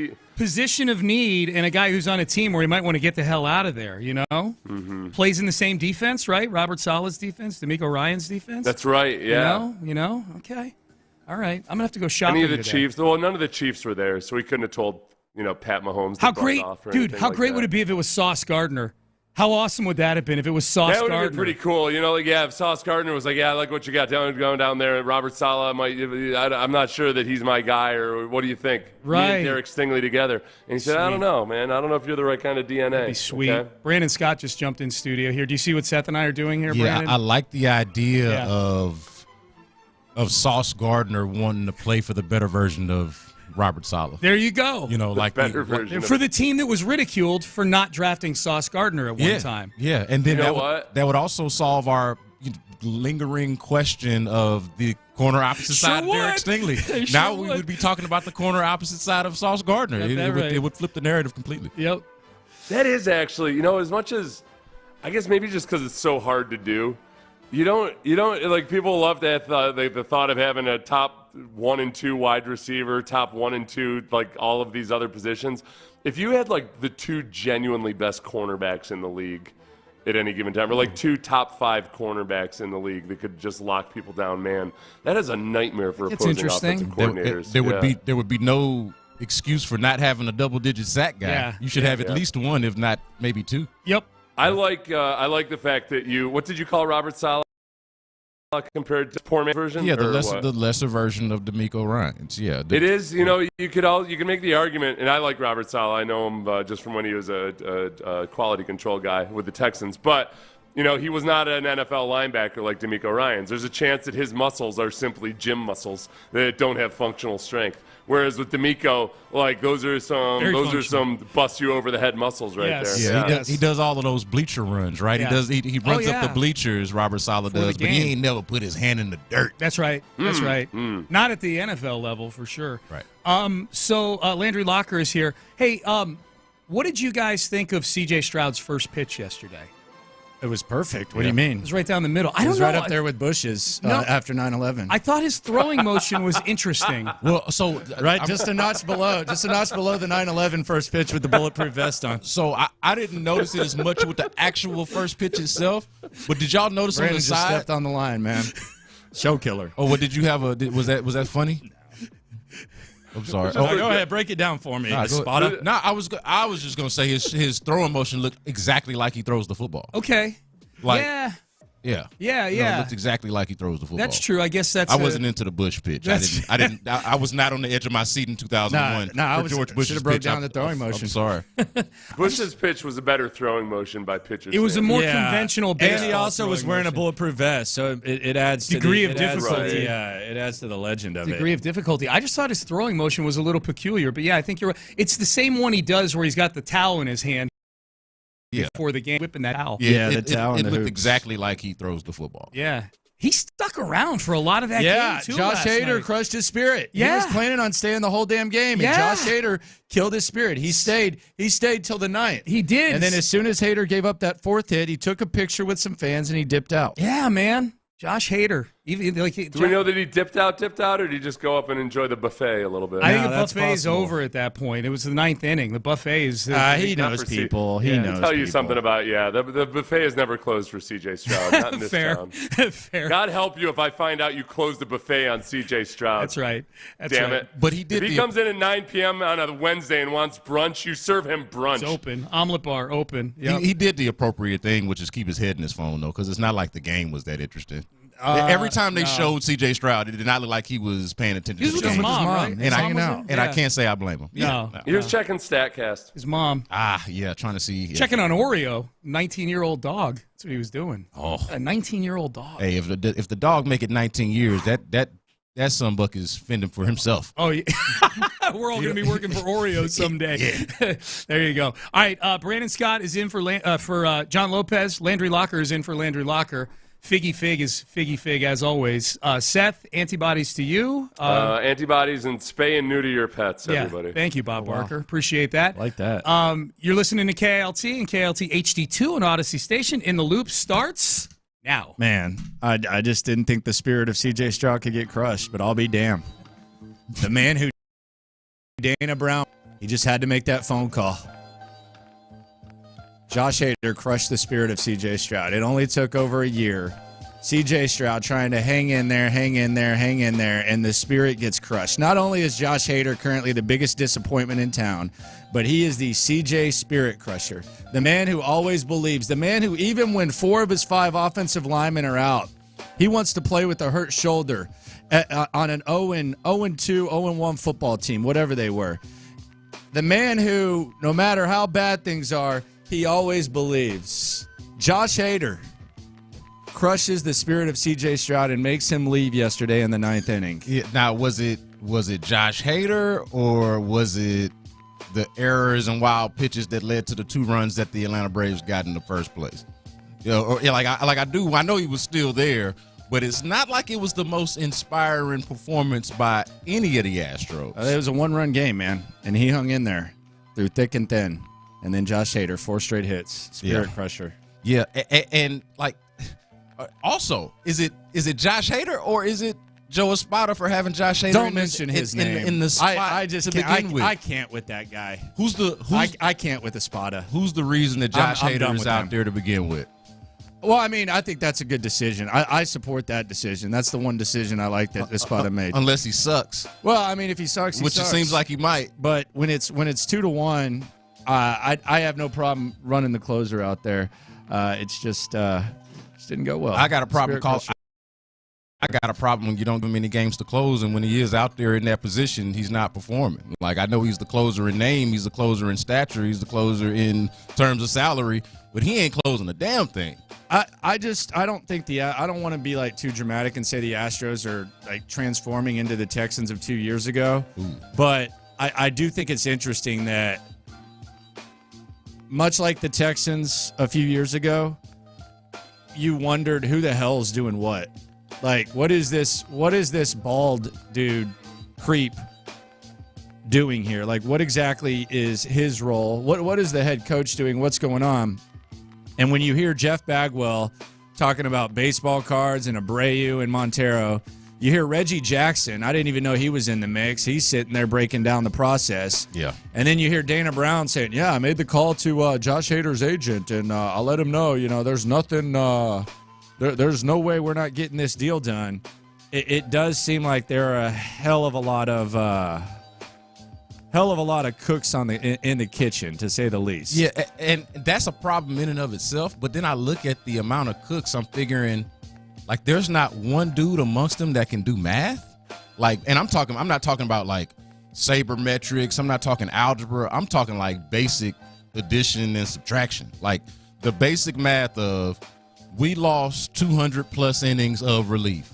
We lost at least 3 dudes that mattered in our bullpen, between Stanek, between Hector Neris and Phil Maton. We lost all of these dudes, and the sign to replace them is somebody that we only are going to pitch for 1 inning. Like, Josh Hader, under any circumstances, is not pitching more than 1 inning. So I don't get how this many cooks in the kitchen doesn't at least equate to somebody being good at basic math, which they were not in this offseason. On the text line, 979, shout out to him on YouTube, says the Espada bashing is comical. He bores the hell out of me. I mean, I'm not sitting here saying, fire Espada. He bores me. I think it was a missionary hire that you make only if you think that you just need to keep the ship righted. If you just want to hire a familiar face. I don't think they're going to crank it up a notch for Joe Espada. So this is a me thing. Yeah. As far as like specific issues with Joe Espada, I had no problem. If I were just going to bash him, I would criticize him for bringing in Hader yesterday. I had no problem with it. Yeah, no problem with it. But he just bores the hell out of me, and I thought it was a lazy missionary hire. Yeah, but see, to me, like it doesn't. If they had just built a better team, if they had just actually done the stuff that they were supposed to do in the offseason, Joe Espada could be as boring as he wants to be. He could be as boring as, your most boring missionary experience, and it would be just fine. But the problem is Joe Espada is out there in his first season as a manager, so he's an inexperienced manager, obviously, with a team that lacks ideal options. Like, between his situation with the depth of the starting pitching, between the lack of middle relief, like I don't really know exactly what all Joe is supposed to do differently that he's not doing, considering the option. Just not bore the hell out of me. Considering the option, but if that's just don't bore the hell out of me. If that's who he is, I can live with it. We can just move on. I'm bored by it. We don't have to link in or lock in to the manager press conferences. I also don't like the way he handled the Altuve base running stuff. Well, I haven't talked to Jose yet. It looked like he just got kind of tied up there, as well as who was it? Jake Myers falls down going there. Yeah. Yeah. So I'm not a fan of the way he rolls. So yeah. I'm not a fan. I'm actually rooting for the dude, to be honest with you. Sure, why not? Because no reason to root against him. Because as boring as he might be, decent dude, nice dude, has kind of good for him. Waited for his opportunity, before, right? Put in the work. Nice guy. Yeah. Hey, he's a nice guy. But that's just not going to get it done. Like, you can get a team full of nice guys. We'll have a chance to win football games. How many? I don't know. Nice guy. Hey, and we still don't know. All about being a Texan. We still don't know with the Astros. So, yeah, the boring part, I can live with boring. I just can't live with incompetence, and I think that goes far beyond Joe Espada. He's kind of got a hand tied behind his back. Yeah, and, I mean, it's a natural fall off. I just don't know that this guy's going to crank it up a notch as much as maybe we would hope. Do you think Dusty saw the sinking ship? I've been wondering about this since last week. No. Is there any chance that Dusty saw the sinking ship and some of that stuff about bloggers or whatever the hell he was talking about the bad attention he was getting was just like, I think they're regardless. Window dressing. I thought they were moving on regardless. Dusty got really sensitive about good beat writers last year, which I thought was weird because anyone who steps foot in that clubhouse that has an ounce of integrity heard Chaz McCormick say that many times. I know people in different cities that have heard Chaz McCormick say they didn't think Dusty liked him. It's not like some sort of secret. So and it wasn't new either. That had emerged during the World Series. It wasn't made up. It wasn't just not made up. It was old news. Yes, and it may have not been true. I guess he got him some banana pudding or something like that, Dusty said. But yeah, I don't find anything crazy about that. I want to ask the fans this: 713-572-4610. C.J. Stroud yesterday. He went to the game. He stayed till the 9th inning. How early is too early to leave a game? How early is too early to leave a game? Because once upon a time, my father would take me to Texas OU. That was once a year. 15 straight years we went to Texas OU. I was never allowed to leave early. There were some ass whoopings in there. And this kind of correlates with the Stoops era. I was never allowed to leave early. As I've grown, I kind of do not mind the right or wrong time to leave. CJ hung in there till the 9th yesterday. He was there for you till Josh Hader gave up those 4 hits. Then it was time for CJ to dip out. When is the right okay to leave a ball game that you're attending? I feel like the wrong person to answer because I went to Minute Maid yesterday and did pregame. And I left the ballpark before the crowd even got there, long before first pitch. Now, I had stuff to do. I had to leave. But considering I'm the guy that went there, 3 hours before the game and left about 2 hours before the game, I might not be the right one. But I'll say this, like it depends on what matters most to you. And I know I've been at times where not being in traffic mattered more to me than the result of an Astros game. Win or lose. I got to the point last year where I was ready for them to lose just so I didn't have to deal with Minute Maid Park traffic. I didn't want them to come back for Game 7. I ain't going to lie to you. I'm not going to even be ashamed of it. So to me, it's whenever the hell you damn feel like it. Don't let nobody shame you into being a bad fan. You a paying customer. Yeah. You leave when you feel like it. I mean, you can give your take, though. I mean, it's you can obviously leave whenever you want. My take has become this.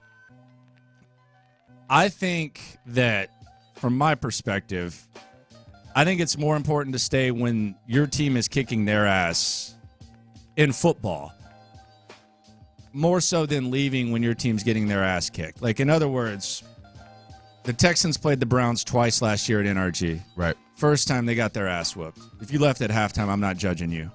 That's all good. Second time, though, I saw people leaving as the Texans were beating the Browns ass. The players deserve you staying around in that situation for the conclusion of the game. That's my thing. Like, leaving early when they're getting roughed up, okay. But I also think when they're roughing them up, you should stay late. That's my thing. It's not like a law or anything, but that's my thing there. Yeah, so I feel like I can justify leaving any blowout, no matter what side of the ledger, because you feel like, hey, I can celebrate the blowout in my car. I can mourn the blowout in my car, no matter which side of it. But close games seem like the obvious answer, which I think is why C.J. Stroud stayed there. Like, you don't want to miss something. I think that's the biggest part. Like, if the game is not close anymore, you feel like you've caught everything that was worth catching. If the game is still close and you leave early, no matter if you're losing or you're winning, you're going to freaking miss the end of it. You're going to, if there is a rally or something crazy happens at the end of the game, you're obviously going to miss it. So, to me, close games are the ones, no matter if your team is losing or winning, those are the ones to stay for. Marcus, when you leaving? I'm staying the whole game, man, because I get there, I'm paying $9 a beer. I'm going to get my money's worth. Even if we lose, I'm there in the experience and everything. I'm cheering for my team, even when it's hard. But, I mean, that's the whole point, you know? Like, yeah, I feel you on that. Now, here's the other thing, and this is the other element, and this is where I would give John McClain a hard time. I think if you're in the front row, you got to stay. Yeah, that was my big thing. I think you got to ride out. Jay can't just dip out in the fifth. John McClain used to go to games and leave in like the sixth, sitting in that damn second row. But John McClain, to be fair, not nearly the celebrity, as much of a celebrity as he is. I don't know. Not nearly the celebrity that C.J. Stroud is. He got 8 retirement ceremonies. Also, this could be the race. C.J.'s going to get 8 retirement? This could be the race card, but John McClain doesn't stand out as much behind home plate as C.J. Stroud does. John McClain doesn't stick out behind home plate? A heavy-set white man, an older white man sitting behind home plate? I think he sticks out pretty heavy. It's a bunch of them. You saying compared to C.J. Stroud? I think he sticks out pretty heavy, man. Man, it's about nine dudes in the whole building that look like C.J. Stroud. It's at least 1,000 that look like John McClain at the baseball game. John McClain back there. I can tell you for sure. I'm telling you, man, like that. I think that's the big thing. The thing that I was impressed with is that C.J. Stroud, I think more than anything, as opposed to like just wanting to stick around or like the Astros, kept his interest, or Hader ruined it for him. I think that he was image conscious and knew, man, I'm on camera for every at bat. So these games end at what? Like now they're ending at like 9:30, 9:40? Yeah. Something like that? Something like that. On the text line, talking about a work night. What time y'all going to bed, man? Like maybe I just stay up a little bit later. Yeah, see, I feel him for that because I start getting ready for bed around 9. Okay, but what time you going to sleep? Late. Your ass is up till 12. Nah. No, hell no. I'm usually sleep around no later than 10:30. Okay. Yeah, but it's not also not like I got to be at work at 4 a.m. You know what I mean? So like for me, it's not a work night at the kids. So like if you got that situation, that's different. You want to have the kids down by 9:30. But like if you are childless or kids not in school or whatever the case may be, a work night shouldn't. I do think it matters if you pay for the ticket or not too, because a lot of people get free tickets and they leave whenever they want. They show up late, leave early, all this other stuff. But if you actually paid for the ticket and it was a nice price and you buying all this stuff, I do think people try, like the caller Marcus, will try to get their money's worth. Yeah. I wonder what. I'm not leaving early if I paid $200, $300 for a ticket. I'm staying. Now, if you got season tickets, what if somebody gifted you season tickets, or like you had tickets all season to no cost of your own. You'll probably leave whenever you feel like it, or the opposite. You'll leave, you'll sell obligated. tickets, you do all that You might stuff. feel obligated. I don't know. Maybe. CJ tried, man. He tried best he could. Josh Hader. Josh Hader, the most disappointing guy in town right now? Is there any any question? Well, no, Jose Abreu exists. So he's dead to me. That's the problem. Yeah, he doesn't even And count. I don't want him to actually die, so I don't want. But he's not. That's the problem. He doesn't count. He's still in the damn lineup. So maybe somewhere close. I think with the anticipation. How about the fact that back-to-back off seasons now, your marquee signing is a dud? Well, I mean, I think Hader can turn it around. I don't think this is going to be a theme, but I mean, it doesn't feel good in the moment. Gave him 5 years, $95 million. It sucked that it's happening this early. But it's also, I think what compounds it though is the fact that you didn't need him to begin with necessarily. Now, I'm not as good as him on the roster. Well, the other thing, you might have broken Presley by doing it. You might have. You might have mentally broken Presley by doing this. So there might be like a double whammy here. You might have broken Presley by doing it. It didn't fit the math of what you were losing and what you needed to replace. And then on top of that, the fact that when he gets out there, it's not looking good. Like it's a triple whammy. We'll see what happens tonight. I do feel like he's probably the most disappointing. Got to be. Because I'll change this. Because Abreu, you said he's dead to you, but we have grown to, I think, a level of acceptance and understanding that guy is just not good. Well, I think that if we want to connect it to the Texans, I mean, it would be like Daniil Hunter starting off the season just incredibly bad. I mean, it's the same type of move where you pay a lot of money for this is worse. A guy that's this coming is worse. No, this is worse. This is worse because there's not another. Because there was a luxury. Yeah, there's at least Will Anderson on the other side. Yeah, there is no Ryan Presley. I mean, well, yeah, I don't know. It's tough to watch. That was a tough watch by Hader. 4 straight. My goodness. And now tonight you got Hunter Brown on the mound who, my gosh, he's coming off giving up 11 hits in 2/3 of an inning.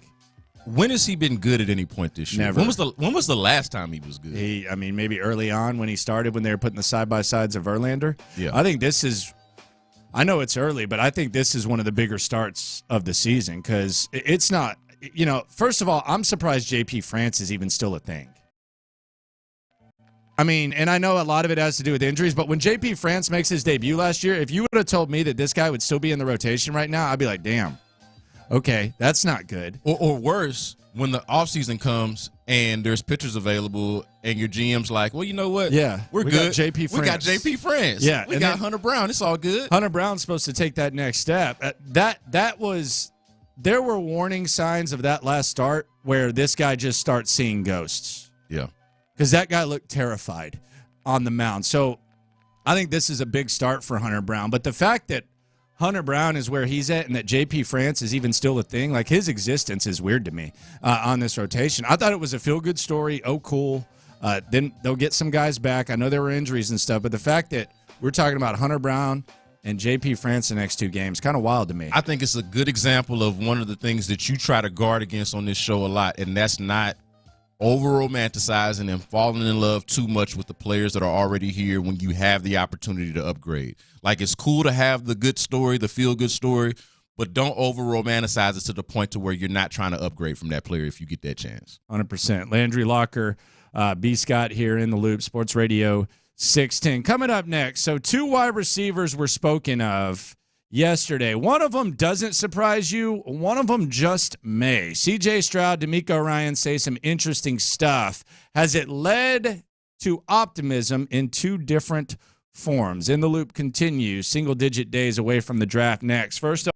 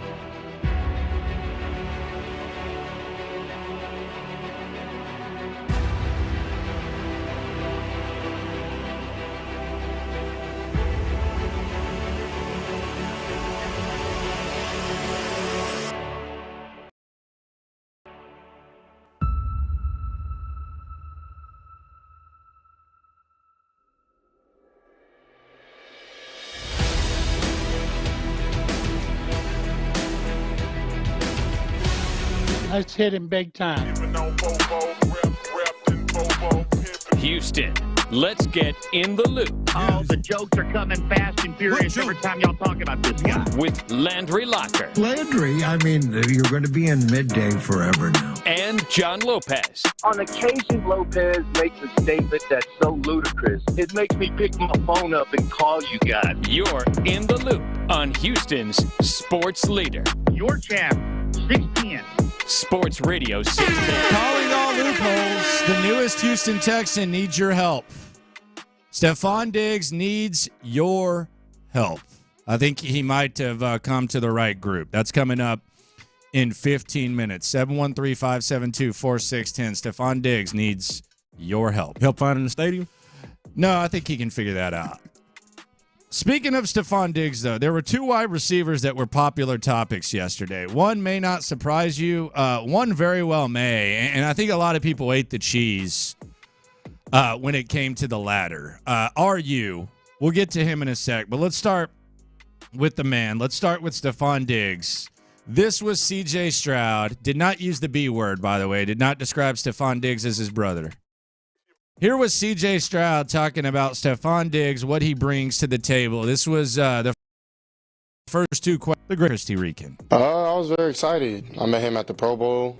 Just got to meet each other, got to meet his kids, and to see what type of person he was, and just been able to grow our relationship from there. It's really cool just to be able to not only go from that scene to now him being a teammate of mine, and just really excited to get to work with him. He adds a ton of value, to that room, a wisdom that he carries that I think he'll spread to other guys, and he's been really reaching out to really everybody, and I think that whole room in general is going to be great. I think we're all going to eat off each other. It's going to be very fun and very exciting, just to work with everybody in that room, and I'm very excited for it. There's a lot of individual battles that Stefon Diggs has that I am interested to see how he handles if things don't go according to plan. Obviously, he's going to have the battle with his brother.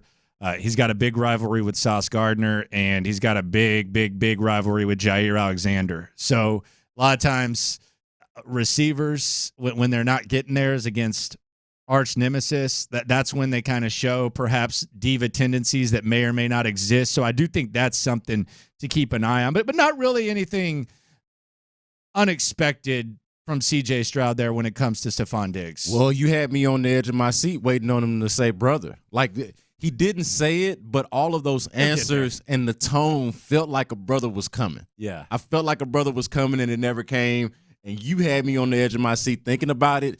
About these battles, though, that you're talking about, I'm just as interested to watch how Stefon Diggs handles those situations, because we know it can be volatile. Just interested to see how the offense itself is going to handle those situations, because you add Stefon Diggs to a mix where you already had two wide receivers that you felt good about. Like, I feel like those are going to be those specific moments that you're talking about.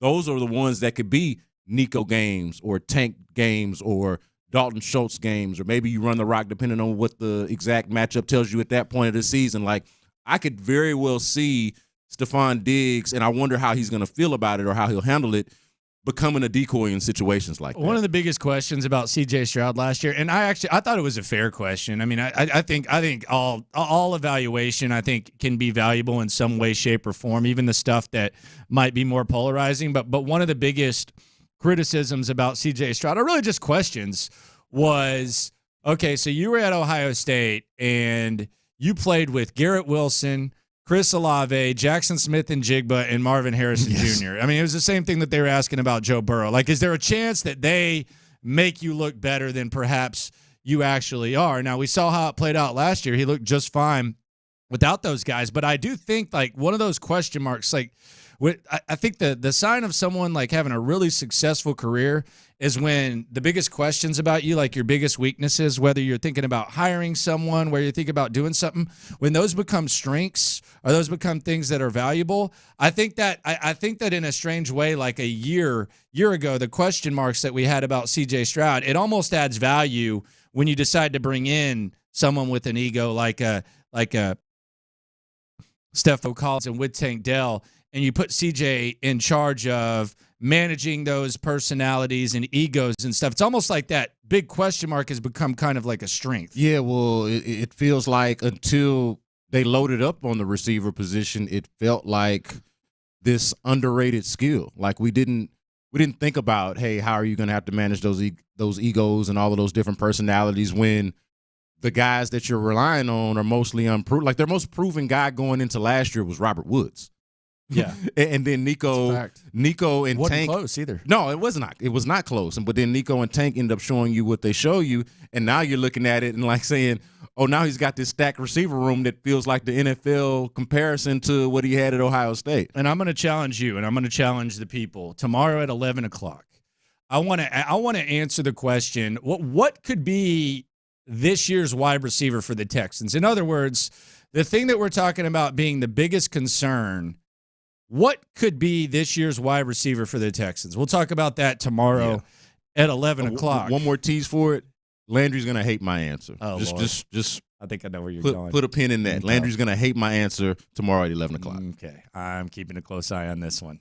Tomorrow at 11. Here was C.J. Stroud talking about where he was when he found out about the Stefon Diggs news. Let's just say he had it on DND. Found out I was actually asleep. I was asleep I was been in the West Coast. I've been back home in LA, so I was knocked out. And I keep my phone on Do Not Disturb. I get a lot of phone calls. And so I didn't really know. And I woke up and my boy Chase B texted me. He's like, "How you feeling, bro?" And I think he like asking me like, I was like, I'm good, fam. How are you? And so like, and then I had sent like 5 texts like that. And then I woke up. For real, I was kind of like halfway texting in the bed. Woke up, brushed my teeth, washed my face, and then I seen the news and I seen it on like Instagram. I'm like, oh shoot, that's what they talking about. So I know I didn't even tell Chase B or anybody like that. That was what I was implying, which is really just checking. I thought he was checking up on me, but no, it was cool. It was really fun to see that. And yeah, dude, so he was asleep. I wish that there was a way. Obviously, CJ's not filming himself sleeping and washing his face and brushing his teeth. But, dude, if I could have a side-by-side camera view of us reacting, because that broke at the end. Famously, y'all were slime balls about it. That broke at the end of the morning show. Y'all were like, get y'all asses about here so we can react to this. Bye-bye. I would love the side-by-side of our video reacting to it, being in the moment, and CJ like wiping the eye boogers out of his face. I think they were kind of in a rhythm asking CJ Stroud about Diggs and all that. I feel like the diva question was coming, but man, it just kind of got a little bit halted. This was actually with D'Amico. Here was D'Amico. So D'Amico's getting in a rhythm talking about Diggs. I think the diva question's about to come. Here's D'Amico Ryans. D'Amico Ryans talking about Stefon Diggs and what he thinks about him, and then listen to the question right after that kind of kills the flow. You can feel DJ Bieniemy in that rhythm, that ESPN national rhythm.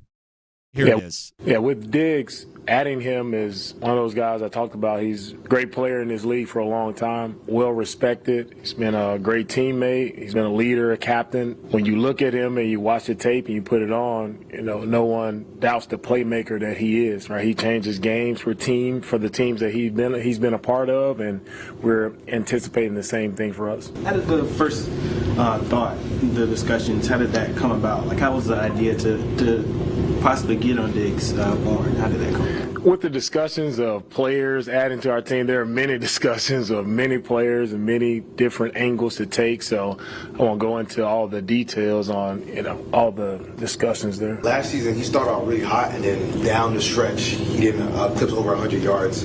What made you guys comfortable that what he started off with in 2023 was more of who he is versus what he kind of put production-wise? Yeah, again, when we watch the tape on Stefon and the playmaker that he is, right, we always go back to the tape and we look at a player in totality. We don't look at, this amount of weeks or those weeks. We look at the entire season. We look at the guy's entire career and what he's done, how he's been productive. The guy's been an all-pro player. He's been a Pro Bowl player, over 1,000 yards for multiple seasons.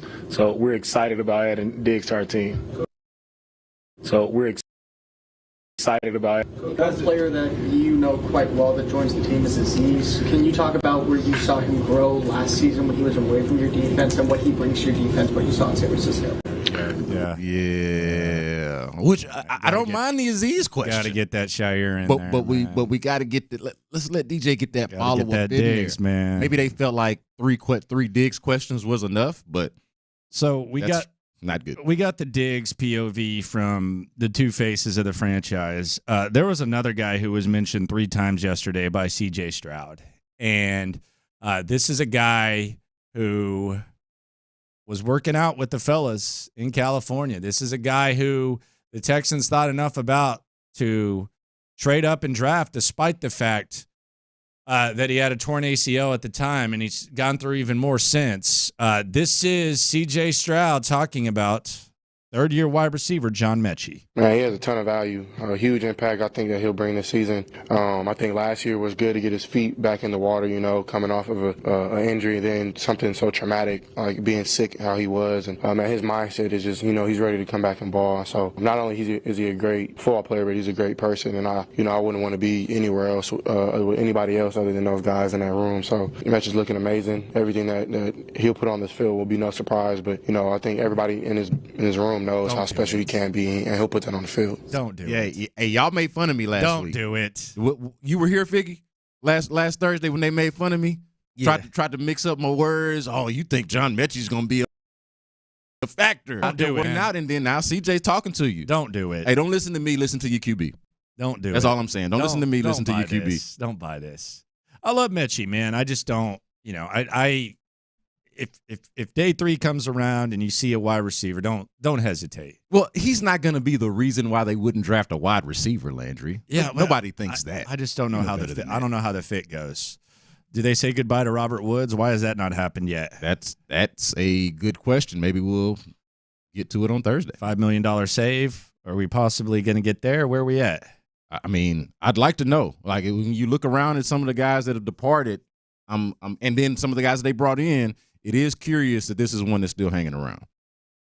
Andrew Locker, B. Scott, in for John Lopez here on Houston Sports Leader, Sports Radio 610. So we got the Diggs hype, we got the John Mechie hype, the wide receiver position, much different. I don't think they're outside of the obvious, the quarterback position.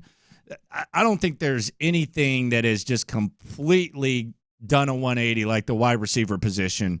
And what we were saying last year. And the fact that, not only that, the fact that they traded that number 12 and that number 33 overall selection, and they didn't even take a receiver there, and we still feel this good about the wide receiver position, that's actually insane to me. Yeah. Because that was where you were saying, okay, if you take this, then you got to get a receiver at 12, or perhaps you could get a receiver at 33. The fact that they traded those 2 picks and Diggs, like I can sit here and say they need more offensive weaponry, but you felt pretty decent about the wide receiver position. The fact that they traded those 2 picks and you feel this way, it's actually a really, really, really huge feather in the cap of Nick Caserio. 100%. I couldn't agree more. I would say the closest second, and it is a second, but the closest second would have to be the other position where they drafted the dude Hyde last year, and that's the defensive end. Like, think about how you feel about the defensive end position. Let's just say this point last year, before the draft, before they make the Will Anderson move, when your best edge rushers at the time were Jonathan Grenard and Jerry Hughes probably, and now you go into this knowing that you got Will Anderson and that's working out, seems to be working out, plus Daniil Hunter. Like, you talk about 180s for positions. Wide receiver is at the top, and I feel like edge rusher is a close second.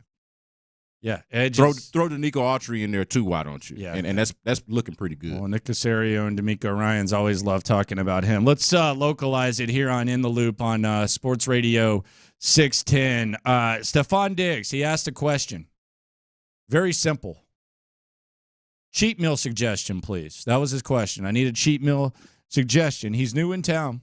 There's a lot of options. Don't have too many cheat meals. Next thing you know, you'll be looking like a damn tight end. Give Stefon Diggs the perfect cheat meal. I'll let Figgy start. What is the cheat meal recommendation for Stefon Diggs? I would probably say something cheap and easy to get. Something cheap and easy. I would say you got to go to French's. Why does he got to go cheap? He just got $3 million raise. No, sometimes you want something cheaper. I don't think he's worried about it. Hey, Most cheap meals are cheap, Stefon though. Diggs is worried about it. I mean, that's what how I'm saying. society works. The worst food for you tends to be the cheapest. No, I wasn't going to say like turkey leg hut or this or that. Just go to Frenchie's. Okay. They got the drive-through. Just go to Frenchie's. I'm going to give him that same recommendation I gave Dalton Schultz last year, is that Mexican food truck at the end of Main and Moorworth at the gas station, man. Go right there, get you anything you want. Tacos, quesadillas, burritos, whatever you want. That's the one. Okay, so that's what you're going. You know where they're going to send them, right? They're going to send them American Deli. Nah. They're going to tell them go to American Deli, man. American Deli. For a cheap meal? Man. That's where everybody go. Better give me my seasoning. Good God, they're stingy with that.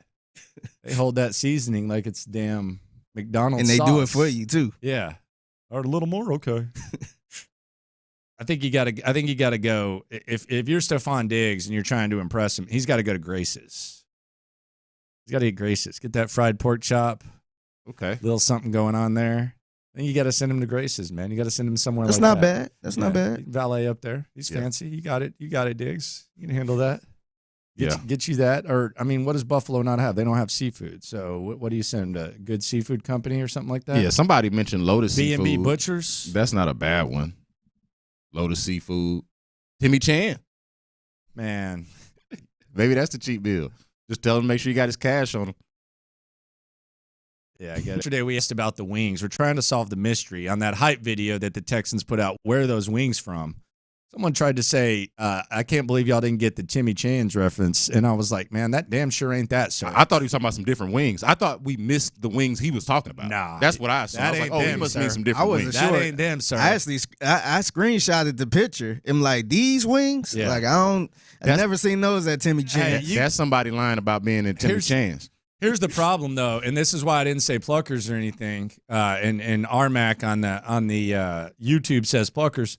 Buffalo's known for buffalo wings, so y'all are sending him to wing spots. Like Buffalo's known for buffalo wings. Yeah, that's true. So I got to send him to Grace's. Yeah, get you that fried pork chop or seafood. Send him to Boudreaux's right there off of 59. Give him some give him some Cajun food. That'd be a good cheap meal. I got good cheap margarita or cheap frozen drinks and everything. Coming up, single-digit days away, and my mind is drifting in a direction that I did not anticipate it drifting. Will Nick Caserio listen? Plus, a fact that you may not have known about Nick Caserio last time he was in this situation. Next. Payne and Pendergast. This is where I will give Joe a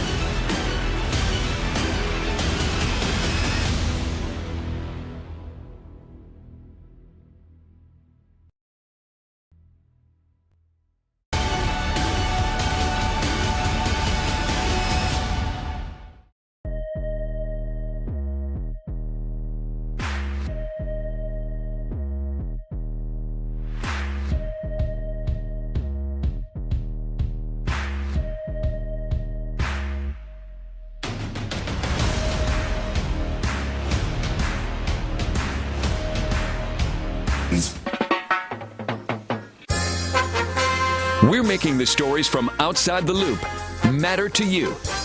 This is Localize It. Don't you know I'm local? You're in the loop on Houston's sports leader. Sports Radio 610. Stefon Diggs, he's looking for a cheat meal. A lot of suggestions on the text line, some good, some bad. Just really kind of subjective. It is food, so there it is right there. D'Amico Ryan, C.J. Stroud, Will Anderson, they spoke yesterday. We're a week away from the most hyped event in the history of Houston. Uniform unveiling. I think yesterday they put out 4 videos about the uniforms. I'm not exaggerating. There were 4 hype videos about the uniforms. There's a website that you can go through. You can scroll through that with the uniforms. They're going to get unveiled next week. Dude, I'm just so we're a week away. Today's Tuesday, and we're a week away. Yeah, we're a week away. There were 4 videos yesterday on the uniforms. Wake me up on Wednesday. Here.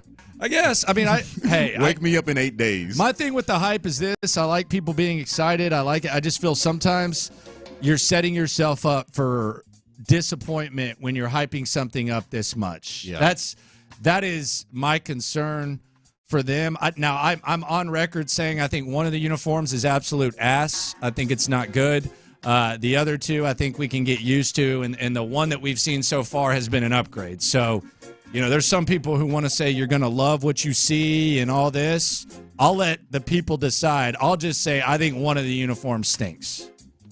That's just where I'm at. I think one of them stinks. I think the other 3 we can get down, but I think it's a lot of hype.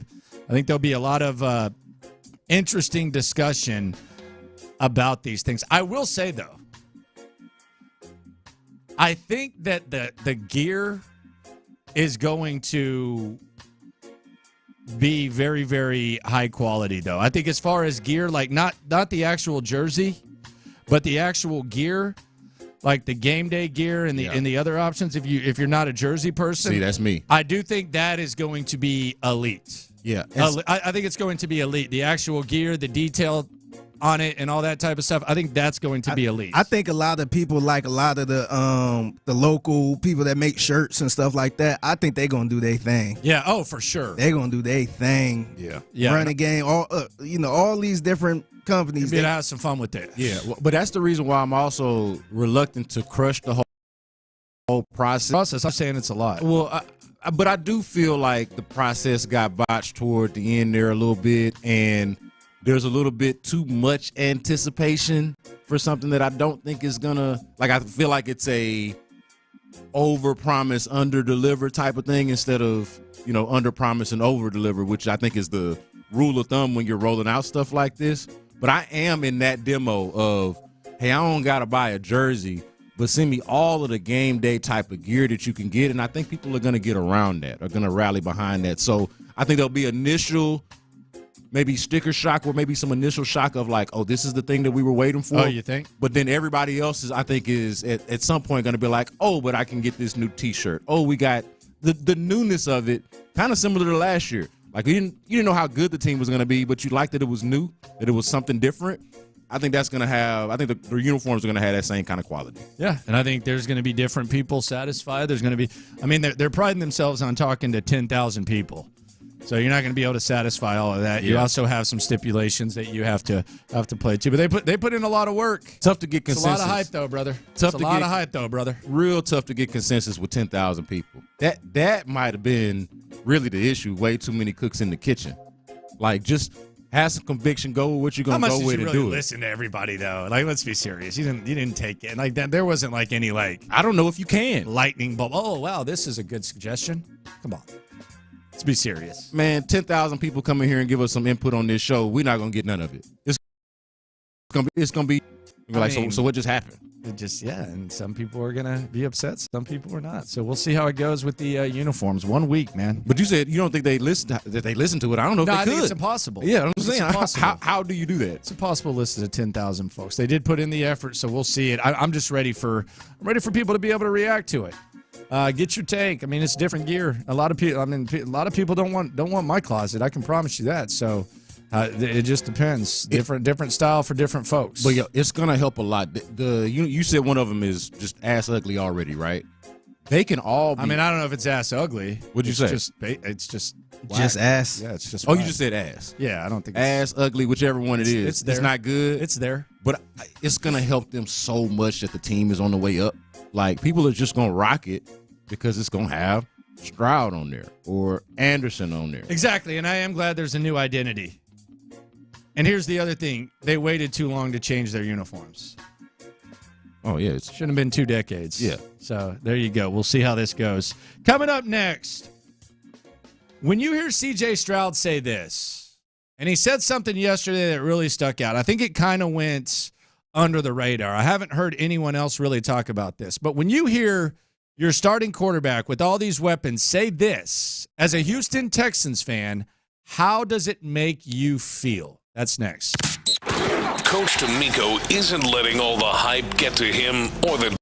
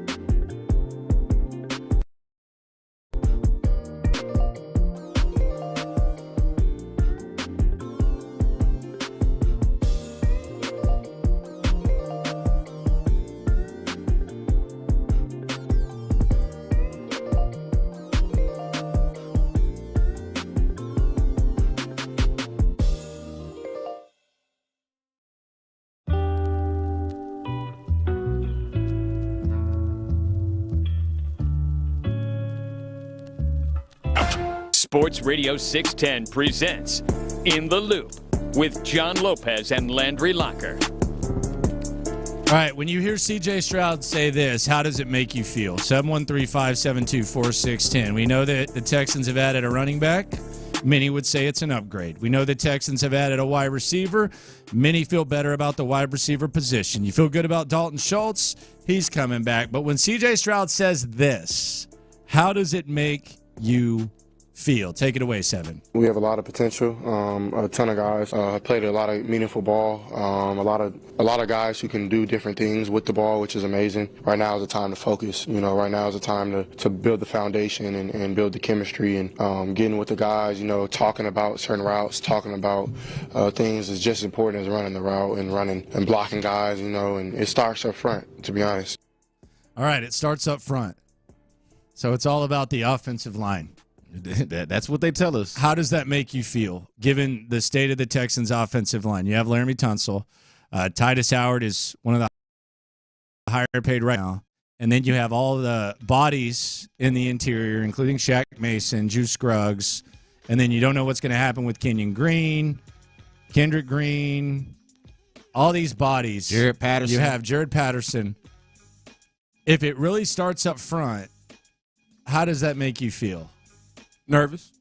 Nervous would be the word. If we're just talking about one feeling, nervous would be the word. The issue is not just nervousness, but not knowing if this is a positive. Because nervous can mean a lot of different things. You can be nervous, like excited in a positive way, or you can be nervous in a bad way.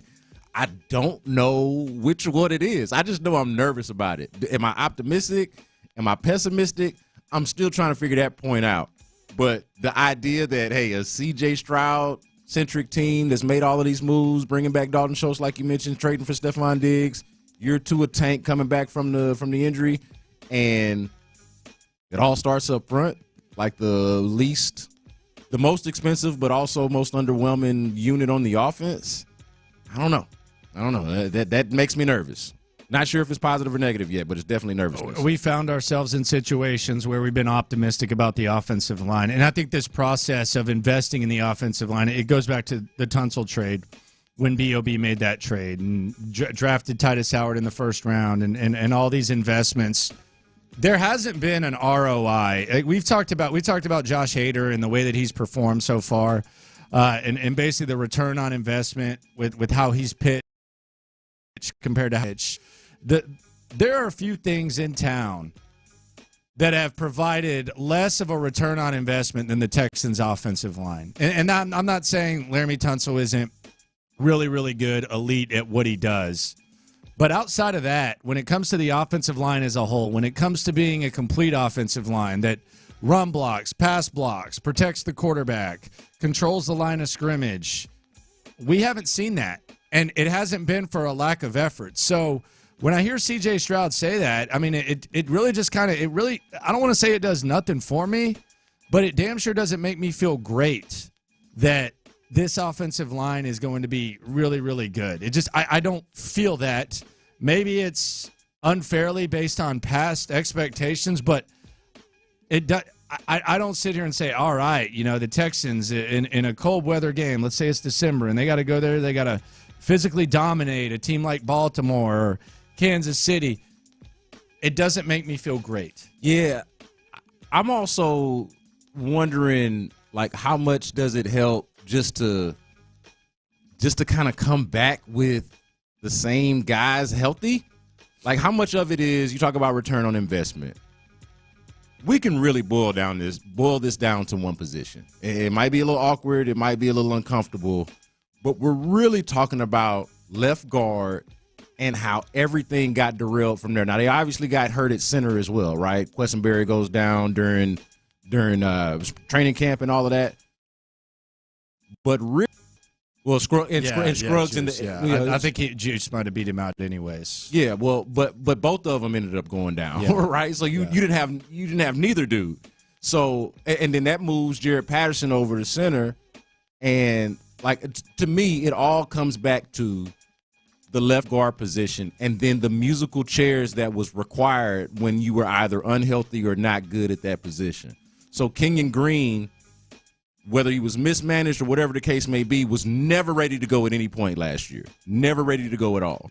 And so, like, from there, and we don't know if his ready to go is good. We don't know if he'll ever be ready to go. Yeah. Right. And so when you talk about everything starting up front and what the actual issue is with the offensive line, I'm not 100% positive that they have solved the core issue, which is, do you have a left guard or not? And then if you don't, is your contingency plan to move your highly paid right tackle who's not good at guard to play guard? That. So, like, it was I said musical chairs. I meant the domino effect. There's a domino effect of losing a guy and then feeling like you can replace him with a guy that does something else way better than that other thing. Yeah, and on the right side, I mean, Titus Howard, I mean, I'm not going to sit here and say he's been bad at right tackle, but did I ever watch Titus Howard play and say, damn, they got to make him one of the highest paid in the league? But they got to do that. I never saw that. So it almost feels like there's some sort of uncertainty, like to justify, if we're going back to the ROI, return on investment, to justify Howard, to me, I think I've got to see him play better than he's ever played. Is that unfair to say? I mean, did you ever look at him and say, dang, that guy's great? That year where they played the Steelers and he shut down TJ Watt, I wonder how much money he made just off of that one game. He had a stretch there where he was, I wouldn't say great is a drastic term, but pretty good. Maybe you overpay a little bit to keep a guy that you drafted and is a first-round pick and all of that. Like, maybe a little bit of overpay, but I definitely understood the reason why you would invest in Titus Howard. Hell, man, he was – I'm going to disagree with you on this, actually, because I thought he was really good at right tackle, and even when he's played left tackle sparingly, I thought he was fine. Not elite at anything. Yeah, I thought he was fine. Okay. So maybe they overpaid for fine. I can get with that. Yeah. But a dude that you would still want to have around, and more than anything, no, I'm fine. Play him at his actual – like he looks – and it's kind of a short-term investment. When you pay a guy a lot of money who's not necessarily a great player, and then you put him at a position that he's not good at all, he looks a whole hell of a lot worse. So it might have been an overpay on the face of it. Might have been a little bit more hurt than we thought, too. I mean, that's possible. And then you're going to have him play a more physical position. Like, oh, you're hurt? Go in there and grind, like, in the interior offensive line. Like, I just hope that they manage the whole situation better. Another thing we don't talk about a lot is, like, the whole scheme thing. Like, we just talk about scheme in terms of the quarterback, the weapons. But it mattered with the offensive line, too.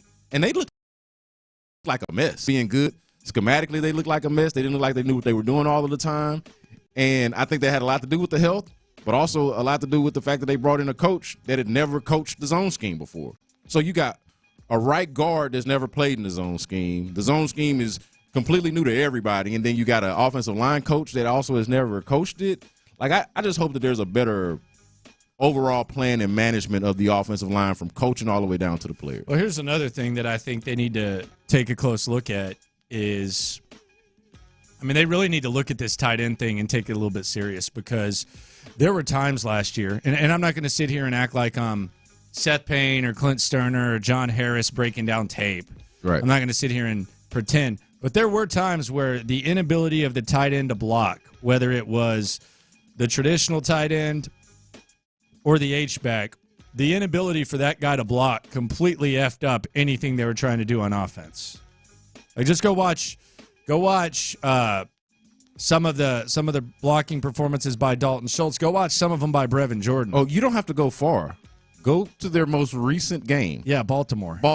Yeah. And I have a tough time giving Dalton Schultz a tough time for not being able to hold up against Jadeveon Clowney. Yeah. But boy, did he not kick his ass that day, that night. And that's why I'm wondering, I mean, it wouldn't be the worst thing to have perhaps two tight ends, and especially one that is a really good blocker. So I just putting Brevin Jordan out there situations is fine, but if you're relying on him to be your number two tight end, that just seems like it could be perhaps a little bit of a mistake. Does it surprise you at all? And I'm thinking through this. Does it surprise you at all that a team that talks about wanting to run the football and wanting to be a physical football team wouldn't emphasize that at that position? It would surprise me, and it would surprise me based on where Caserio came from. Yeah. Well, and they also talk about, like, Caserio himself talks about this, and even D'Amico, like how the run blocking is not solely on the offensive line. Like CJ said, it starts up front with the line, but everybody's got a role in it. They seem to take a lot of pride in the fact that they got receivers that can block. Every receiver that they had on the team last year could block, even the smallest dude, right? All of them could block. But the tight ends don't? That is just curious to me. I don't fully understand that. So, you know what happened the last time? Landry Locker, Brandon Scott in for John Lopez, Figgy Fig with you. You know what happened the last time an organization Nick Caserio was with drafted 42 overall, which is where the Texans pick is right now? You know what happened? What happened? It was 2010. Okay, 2010. That's the year before they got Gronk. Oh, so that is the year they got Gronk. I don't know why I thought that was 2011. Last time Caserio had 42, they got Gronk. I'm a year off on that. And the other thing about these tight ends, if you just look at the history of the position, and there's going to be exceptions to everything, but all these guys that we talk about, like the elite guys that we point to, I mean, they were all second, third, fourth, fifth round picks. When a tight end, there have been in the last 10 years 0 Pro Bowl appearances in the first round. There's been 19 in the last 20.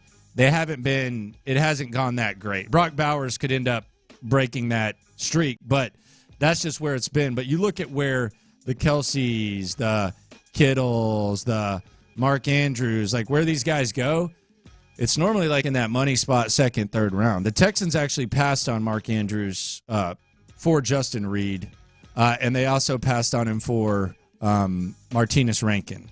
Yikes. Yeah. So you want to talk about a name I haven't thought of in years. Yeah. Martinez Rankin. Yeah, shout out to Mississippi State. But there it is kind of a money range, and that's why I'm starting to kind of transition the way my line of thinking with the draft, where I'm not looking at drafting for need, where you're basically at the mercy of a D-line run or a corner run or a wide receiver run. Look, if you told me that, again, this goes back to what I always say around the draft. If you told me I could just write on the card, give me a badass D lineman, and I get that. There he is. Yeah, there we go.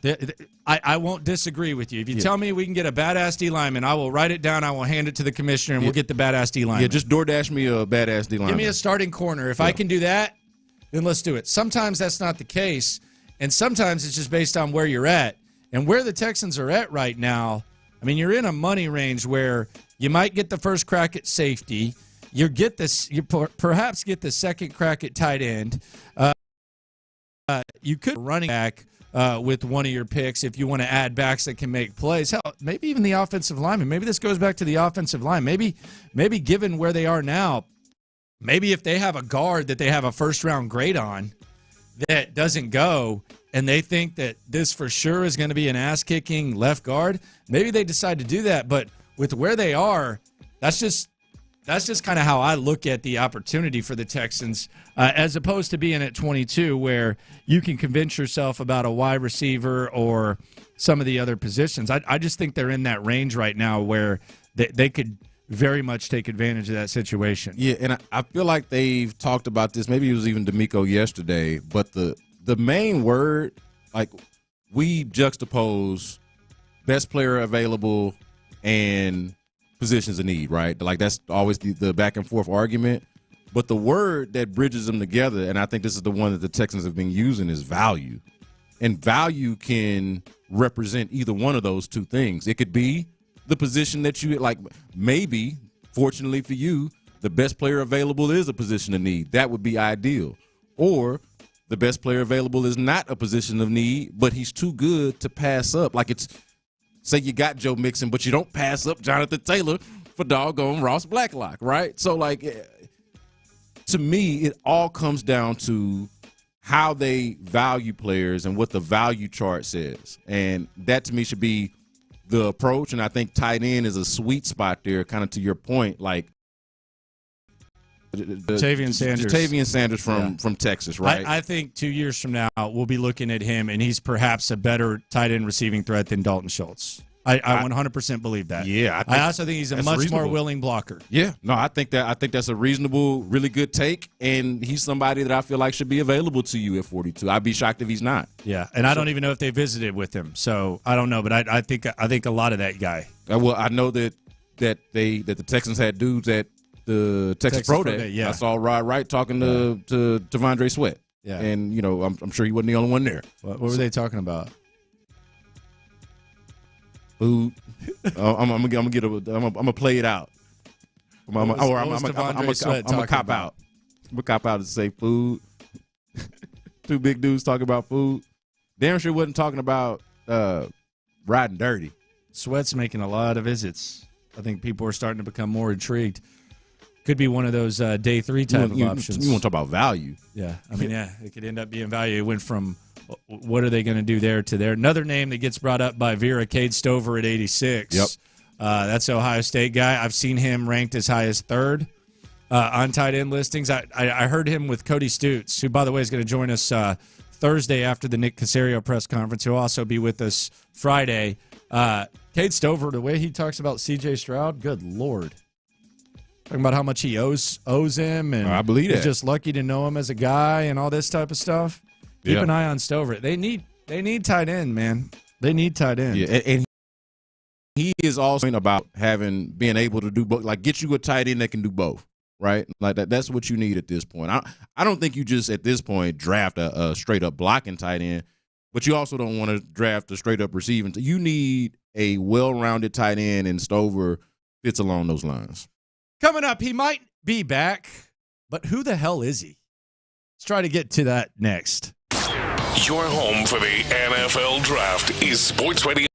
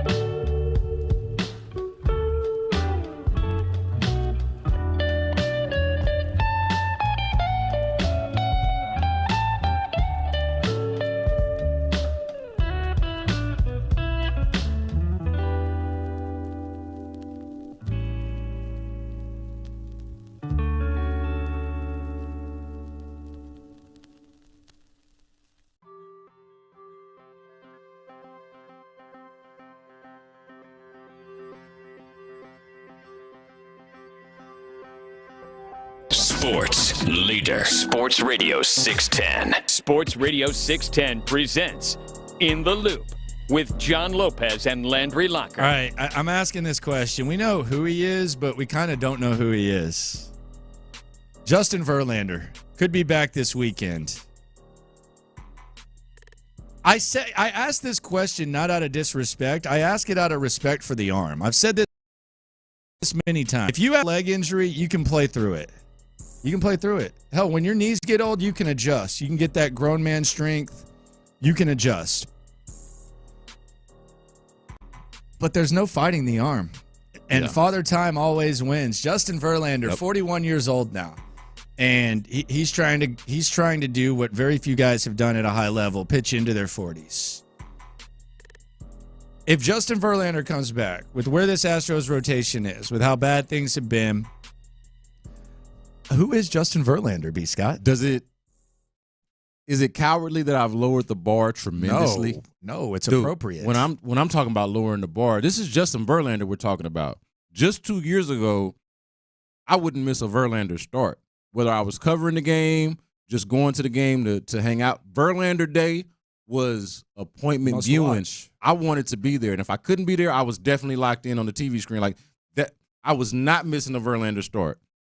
Now, I feel like I can miss one, but like I can afford to miss one from an entertainment standpoint. But the Astros, like you say, who is Justin Verlander? Might be their savior.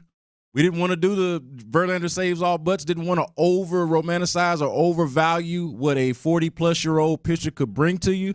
But I tell you what, I think this is where you're going to really get your answer, even better than what I can give you right now. Watch Hunter Brown pitch tonight. That'll tell you, what is Justin Verlander? Not that. Better than that. You know what I mean? Like, watch Hunter Brown pitch tonight. Feel how you feel when you're watching Spencer Arrighetti. In fact, Mel Blanco is somebody that you can rely on when you didn't necessarily know that coming in, right? He is at the very least what is and who is Justin Verlander?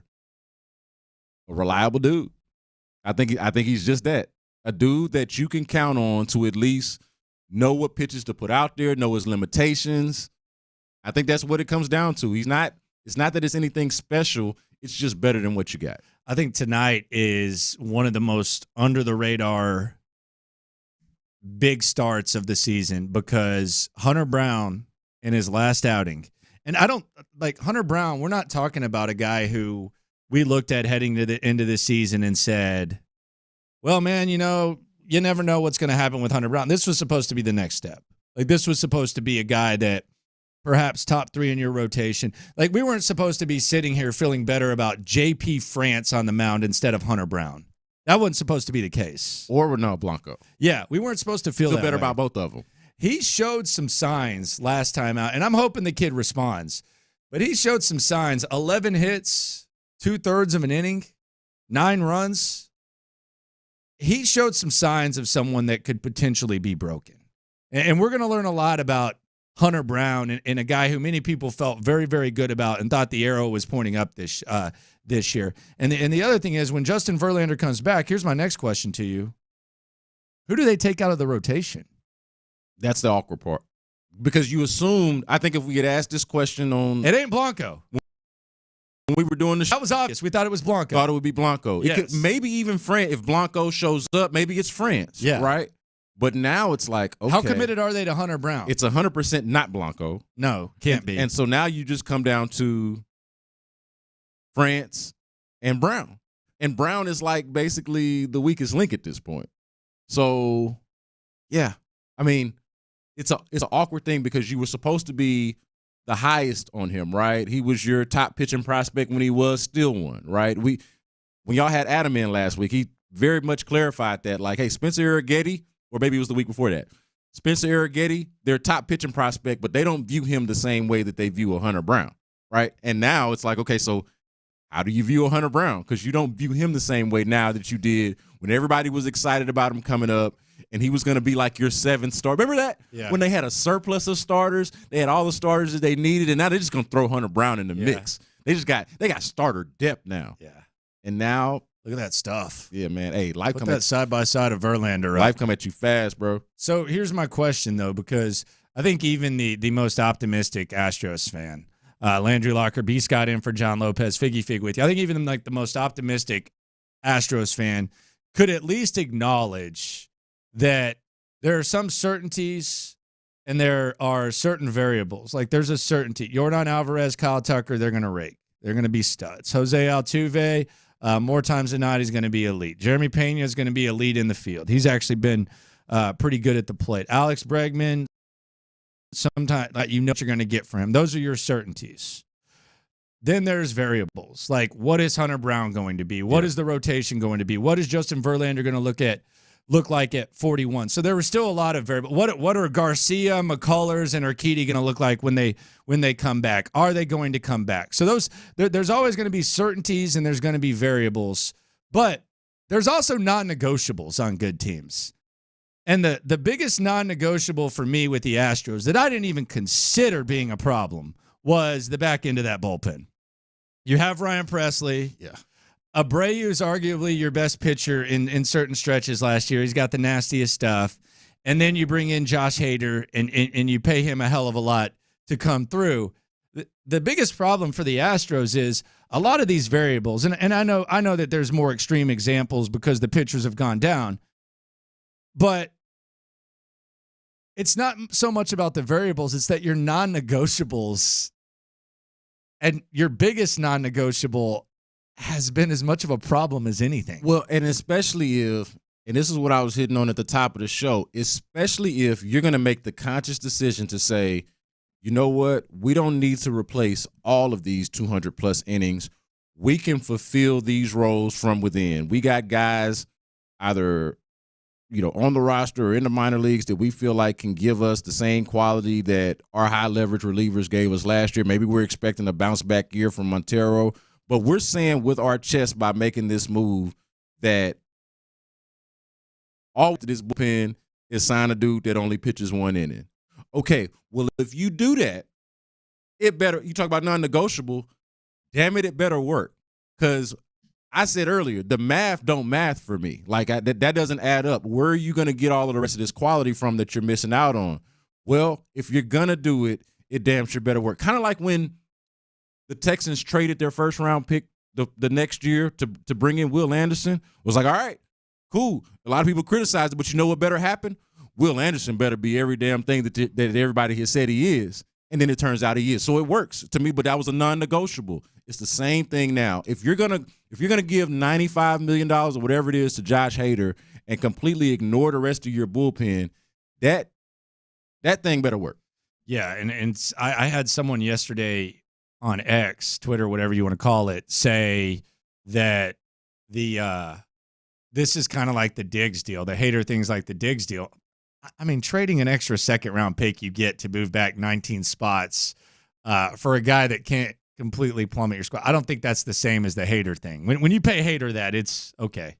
We're going to make a luxury even more of a luxury, and the non-negotiable at this point, it's been bad. It's a hard comparison for me because other guys at the same time play Diggs' position. Like, I think it's a non-negotiable for Diggs to be a good player. I think he needs to be a good player for them. But if he's not, I don't think it's the end of the world for the Texans. You find other ways to win. If Diggs, let's just say hypothetically, is washed. I don't think he is, to be clear. But let's just say hypothetically. The Texans, I feel like, are still in a good spot. That move looks terrible, but they're still in a good spot. If Josh Hader can't play, and we've seen what we've seen from Ryan Presley, now you're bumping up Brian Abreu. You don't have no relief. Like, it's an issue. It's way bigger of an issue. Coming up next, the most hyped moment in the history of Houston sports and what the Texans have to say about it next. All right, guys.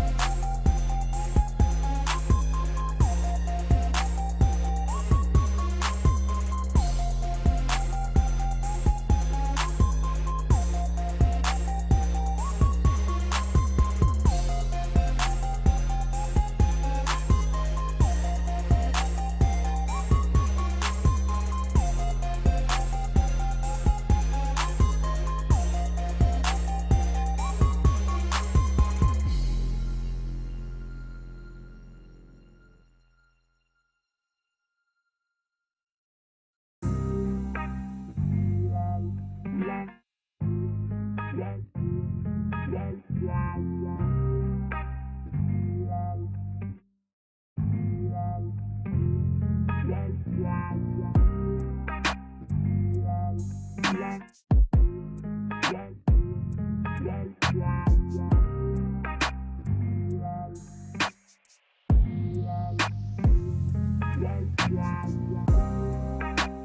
sold. Live from the Twin Peaks studios, Sports Radio 610 presents In the Loop with John Lopez and Landry Locker. Most hyped up events, perhaps in the history of Houston sports, and what the Texans' prominent members are saying about the hits are lit here on Sports Radio 610.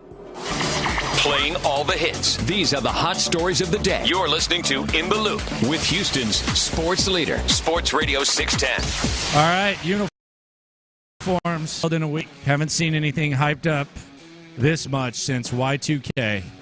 Now, will it be a Y2K-like reaction? Or will all of this blood, sweat, tears, and the 1,600 hype videos that they've done pay off? Here are the owners of the Texans, Cal and Hannah, talking about the Texans' new uniforms. Nike and the NFL control a lot of what you can do, so you are limited in that aspect, but you do get to have some input. So we really have a great team with Doug, who pushed the envelope quite a bit, challenged the league quite a bit, challenged us quite a bit, and challenged us quite a bit. And I think that helped, and I think you'll see a lot of firsts that have never been done in the NFL.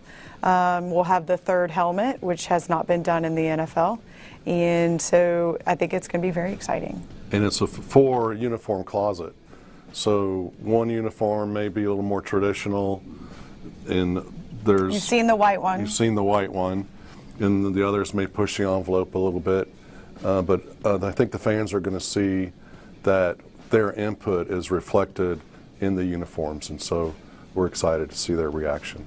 All right, so push it's the envelope a little bit. 4-uniform closet, huh? Okay. I never heard a 4-uniform closet. So one traditional, maybe mix it up a little bit, push the envelope. Okay, we'll see.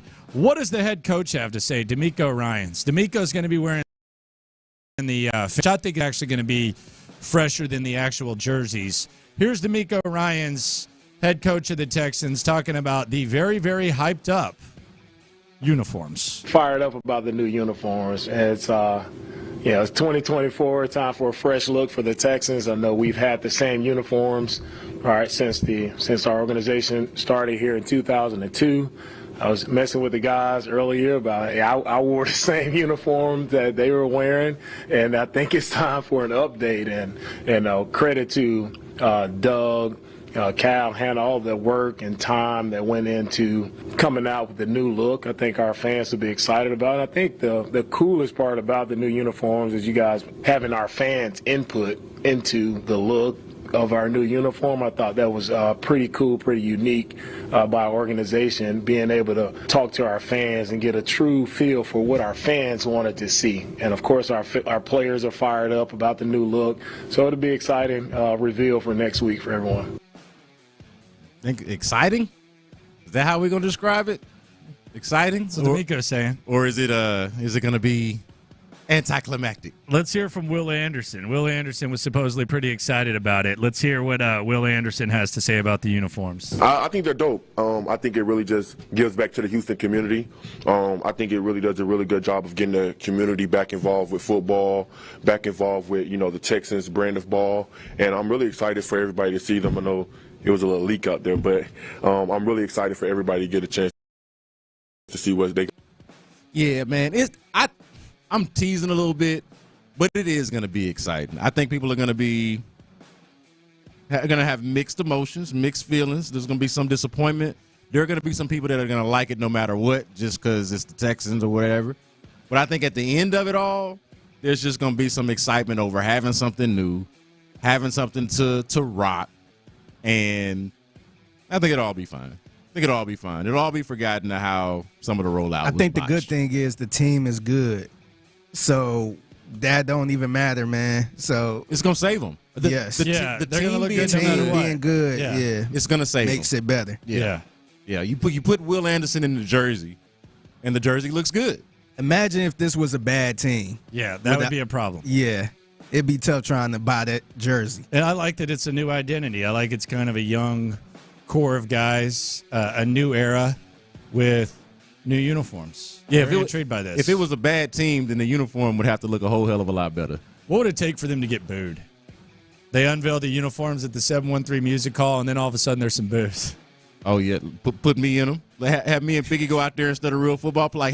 Or whoever number 24 was.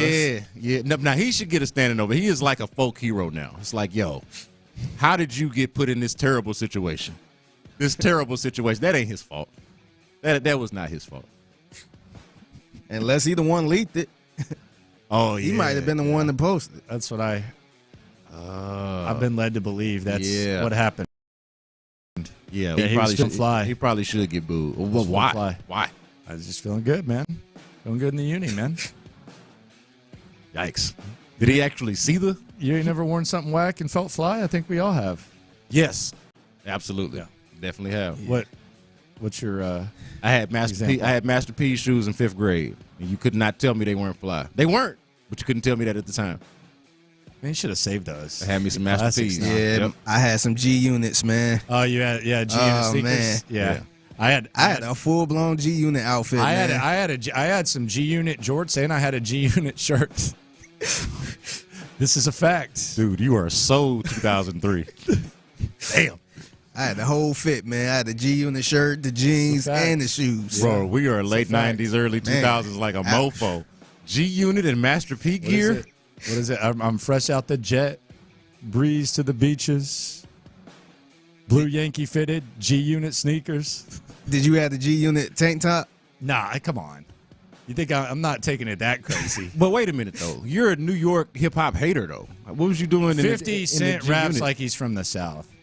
Let's be serious. 50 Cent's an exception. Everybody does now. The South won. 50 Cent. So 50 Cent. Everybody does. He had a little bit. He was of a little South more feel. open. He was a little more open. Yeah, he had a little bit more South to him. Yeah.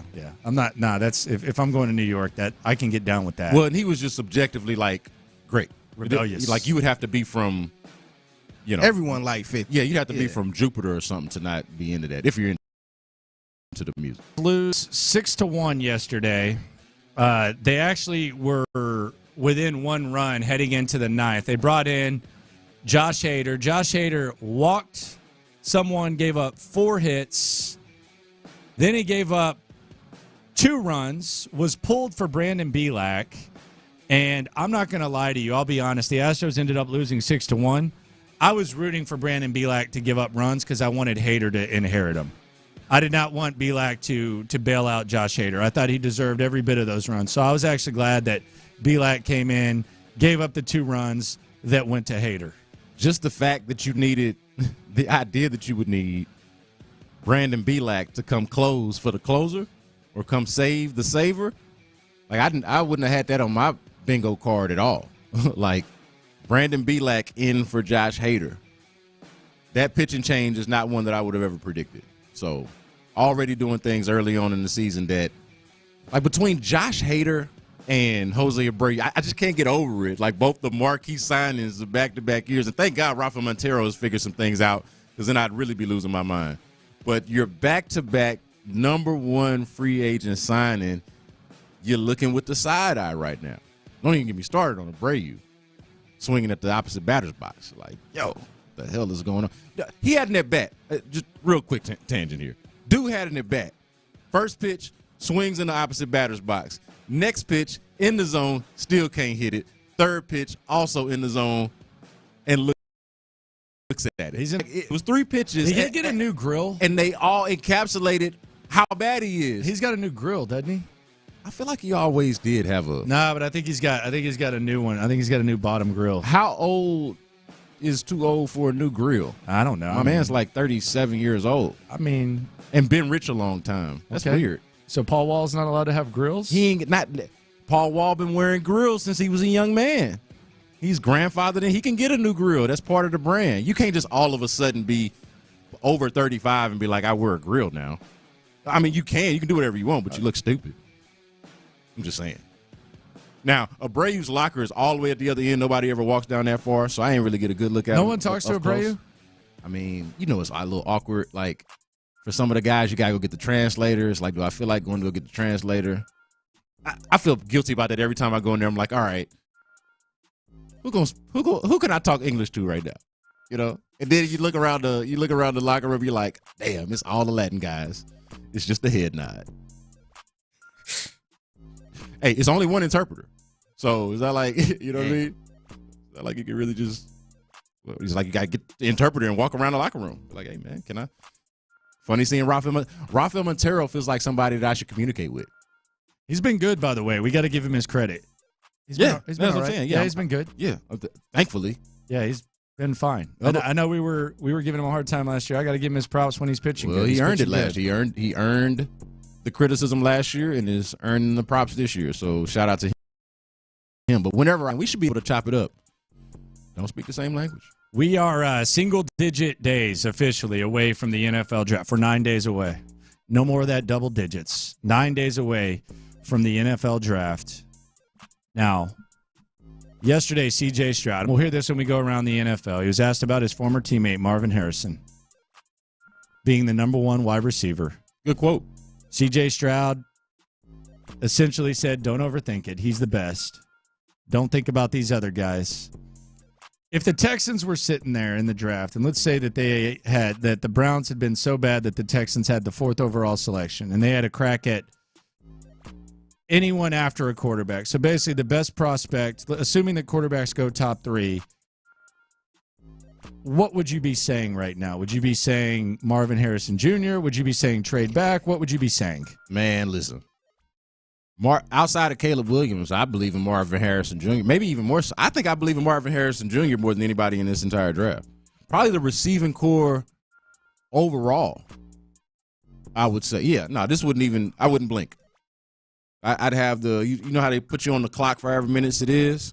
We'd just be sitting there playing Bubble Crush, waiting on the damn pick to come in because I've already sent it in.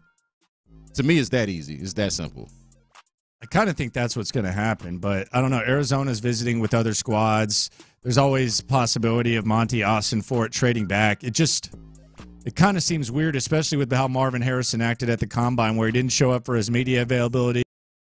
It just kind of seems like he knows that he's going to Arizona. Well, if you're Arizona, what would be the reason, like other than stock, we get it. Like if you're fascinated with stockpiling picks, and that's cool. But the whole reason to get picks is so you can get a player like damn Marvin Harrison. Well, if you get too fascinated with stockpiling picks, pretty soon you find yourself in no man's land. Yeah, it's like, hey, I got all these picks, no players. I got all these picks. Congratulations. And they're comfortable with Kyler. You got to get him a receiver. You just lost Hollywood and you lost, I mean, you keep losing his receivers. You got to think, I mean, are you going to try to get fancy and pass on Marvin Harrison for Malik Neighbors or something like that? And that's part of it. I would not do that. So that's a horrible idea. But then also the fact that they haven't had a great receiver in some years now. Like you talk about losing Hollywood Brown, you get to not only replace, but you get to upgrade. Marvin Harrison can probably come in right now immediately and be one of the top, I think to 10 receivers in the league? This is the example of overthinking. Yes. I think this is the ultimate. Same thing with Caleb Williams. Yes. Like for all you say about Caleb Williams, and there can be some question marks, and maybe we get to a point where it's a lot to handle. But let's be serious. I didn't start overthinking Caleb Williams until Merrill Hodge came out. And I was like... Yeah, because Merrill Hodge has kind of got a recent good track record. And he's a contrarian, and I'm like, okay. But I think he hates all these quarterbacks. Feels like Well, Merrill Hodge said Drake May get you fired. He said there's nothing special about Caleb Williams. And I'm trying to figure that out because I saw a lot of special. Wait, does he like Jaden Daniels? Where the hell is Merrill Hodge? Why didn't stop Merrill Hodge on TV? Oh, that's a good question. What happened there? Oh, is it a Merrill Hodge thing? I think he was sick, right? Well, he also was like a concussion, like he was talking out against concussions. It was politically incorrect. If there's anyone that should, it was him. No, he got roughed up. So he might be blackballed. Man. Yeah, you're not allowed to show skepticism about the concussion research, I feel like. Yes, right there. So that's probably part of it. Coming up next, DeMeco Ryans Has he really put his identity on the Texans as much as he possibly can? The answer may be no, and we'll hear it courtesy of him and his puppet next. Coach D'Amico's preaching humility and hard work heading into the new season. You can't fall into a trap that you've made it, right? Just because you have success in year one, that doesn't garner that you're going to instantly have success in year two. Nobody's ever made it. You continue to put the work in.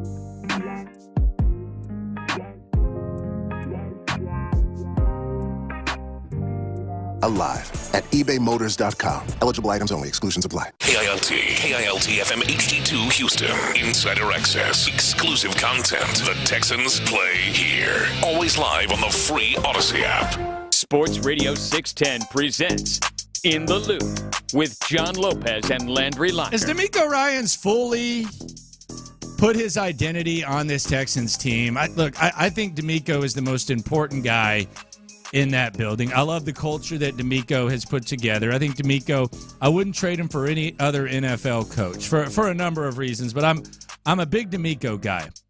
Here's my question, though. Do we really have DeMeco's identity on this squad and it's away from really seeing the identity of DeMeco Ryans and the swarm defense? Will Anderson, for as good as Will Anderson was last year, can you kind of look at his season and say there's a lot of meat left on that bone?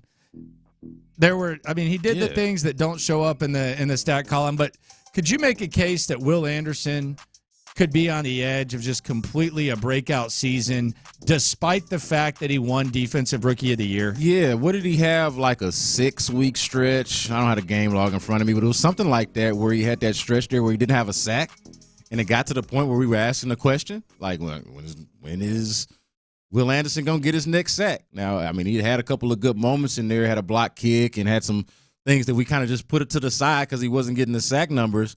But I felt like when he talked to y'all on Radio Row a couple of months back, like he said that, man. Like it's all about it's sacks. all about the sacks. It's all about the sacks. So the conversation we were having was also in his head, even if he wasn't listening to what we were saying. Like he was talking, having the internal discussion or the internal conflict of, hey, I should be producing more. So I feel like if you put some truth serum into Will Anderson, I don't even think you have to do that. He's a pretty transparent, honest dude. Like, just ask him, hey, do you feel like you left some meat on the bone last year? He'd tell you, yeah. The answer was yes. Yeah, I think he did. And I think this goes back to a discussion we were having yesterday. B. Scott in for John Lopez, Figgy Fig, Landry Locker here on In the Loop, Sports Radio 610. We were talking about, DeMeco versus CJ, and it resulted in us, talking about Davis Mills win against Lovie Smith and CJ Stroud, and we started having that discussion. But I think on the bigger surface, it's basically defensive coach and quarterback. And some people think that the quarterback could establish his identity without the defensive coach. So CJ Stroud, there's reasonable belief that even without DeMeco Ryans, CJ Stroud could go have success in the NFL. Yeah. I think that's fair. Regardless of what you think the most important thing is, I think that's fair. But Will Anderson coming out and being one of the most disruptive players in the game, not a guy who's elite against the run and gets a sack here or there, but Will Anderson looking like the guy against Tennessee who had 2 sacks on 12 snaps in a short stretch. Will Anderson becoming that guy, that to me, on top of the culture and all that other stuff, that is the tangible example of DeMeco Ryans implementing his true identity on this football team. And it's also the thing that I think takes this Texans from a team that's knocking on the door with a really good quarterback to a team that is 15, 30, an hour away from appearing in the Super Bowl or something like that and making the conference championship. Yeah, and I think that really what confirms it or reaffirms it would be the fact that they doubled down on edge rusher as their top free agent move that they made in the offseason. Like, you could argue that their most aggressive moves the last 2 offseasons, one, trading for Will Anderson the previous offseason, and then this one, 2, giving $50 million to over 2 years to another edge rusher. Like, you can make the argument that those are their biggest 2 investments. And so you talk about the imprint or the identity of DeMeco Ryans being placed on this team. I think it starts with the Will Anderson move that we're talking about, and then the Danielle Hunter signing only, to me, reaffirms that. Here's the other thing, too. CJ is kind of his own dude. And I think Will's his own dude, too. I love Will Anderson, man. He's one of my favorite people to talk to, friend of the show. Yes. But Will Anderson kind of sounds a lot like D'Amico, and it seems like he's kind of taking on that mindset. Let's just listen to this. This is Hardo D'Amico and Hardo Will Anderson. Let's start with D'Amico Ryans, the head coach. This is D'Amico Ryans being asked about being, you knew this was coming, the hunted instead of the hunter. Here's D'Amico Ryans, the Hardo head coach of your Houston Texans, answering that question. I appreciate the question, but we're always hunting. That doesn't change for us. We're always hunting. Expectations on the outside, whatever that may be, doesn't change who we are. The expectations from the outside don't permeate inside our building, and now we have to change what we're doing just because of outside expectations. It really doesn't matter. My message, our focus as a team it's always been consistent, the same as it was last year, is that you show up and we continue to get better every single day. You're the best at your position. You're the best for our team. Then that's what wins games, right? For us, when everybody is really striving, putting the work in to be better. And that's what it's here about. Expectations, talk doesn't win games. We have to go out and play good football when that time comes. All right, and that's D'Amico Ryans, the Hardo expectations from D'Amico Ryans. The thing about D'Amico Ryans is a lot of coaches will say that. I actually believe him when he says such a thing. Now let's hear Will Anderson. Will Anderson.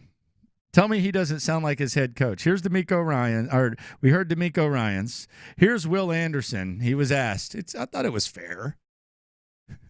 Did it feel different coming into the building this year compared to last? The answer to this is yes. It's damn sure better. Like the answer to this is yes. How much of a hardo is Will Anderson going to become? Because come on, like last year as a rookie walking into a crappy football team to a team now, surely Will Anderson hasn't gotten so hardo that he can't just simply say it feels a little bit different this year. You feel different walking into the building? Did it feel different walking into the building? Every day feels the same. I walked in with a big smile on my face. Everybody had a big smile on their face, and we was all just excited to see each other, man. But the energy in the locker room has always been great. You know, no matter who we had in there, it's just the type of guys that we have here, man. And I can tell all the new guys that are here, and it's just like, it's crazy because just like I said, it's just the people that they chose in the building.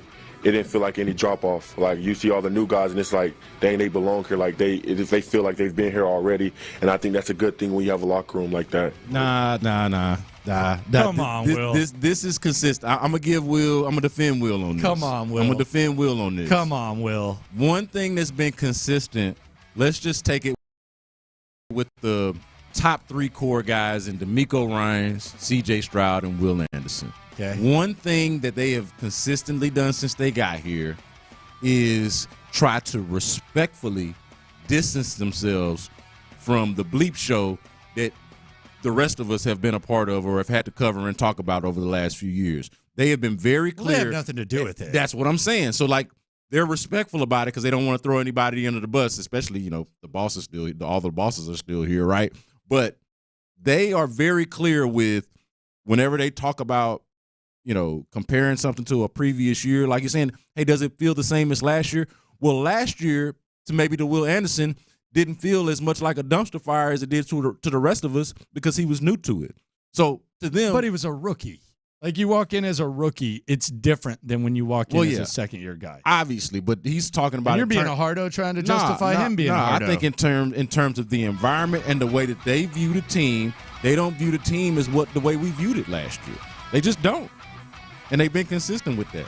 I would call hardo and BS on what D'Amico Ryans was saying, as much as I love D'Amico, but we'll hear from it, and we probably have heard it throughout we played it live yesterday.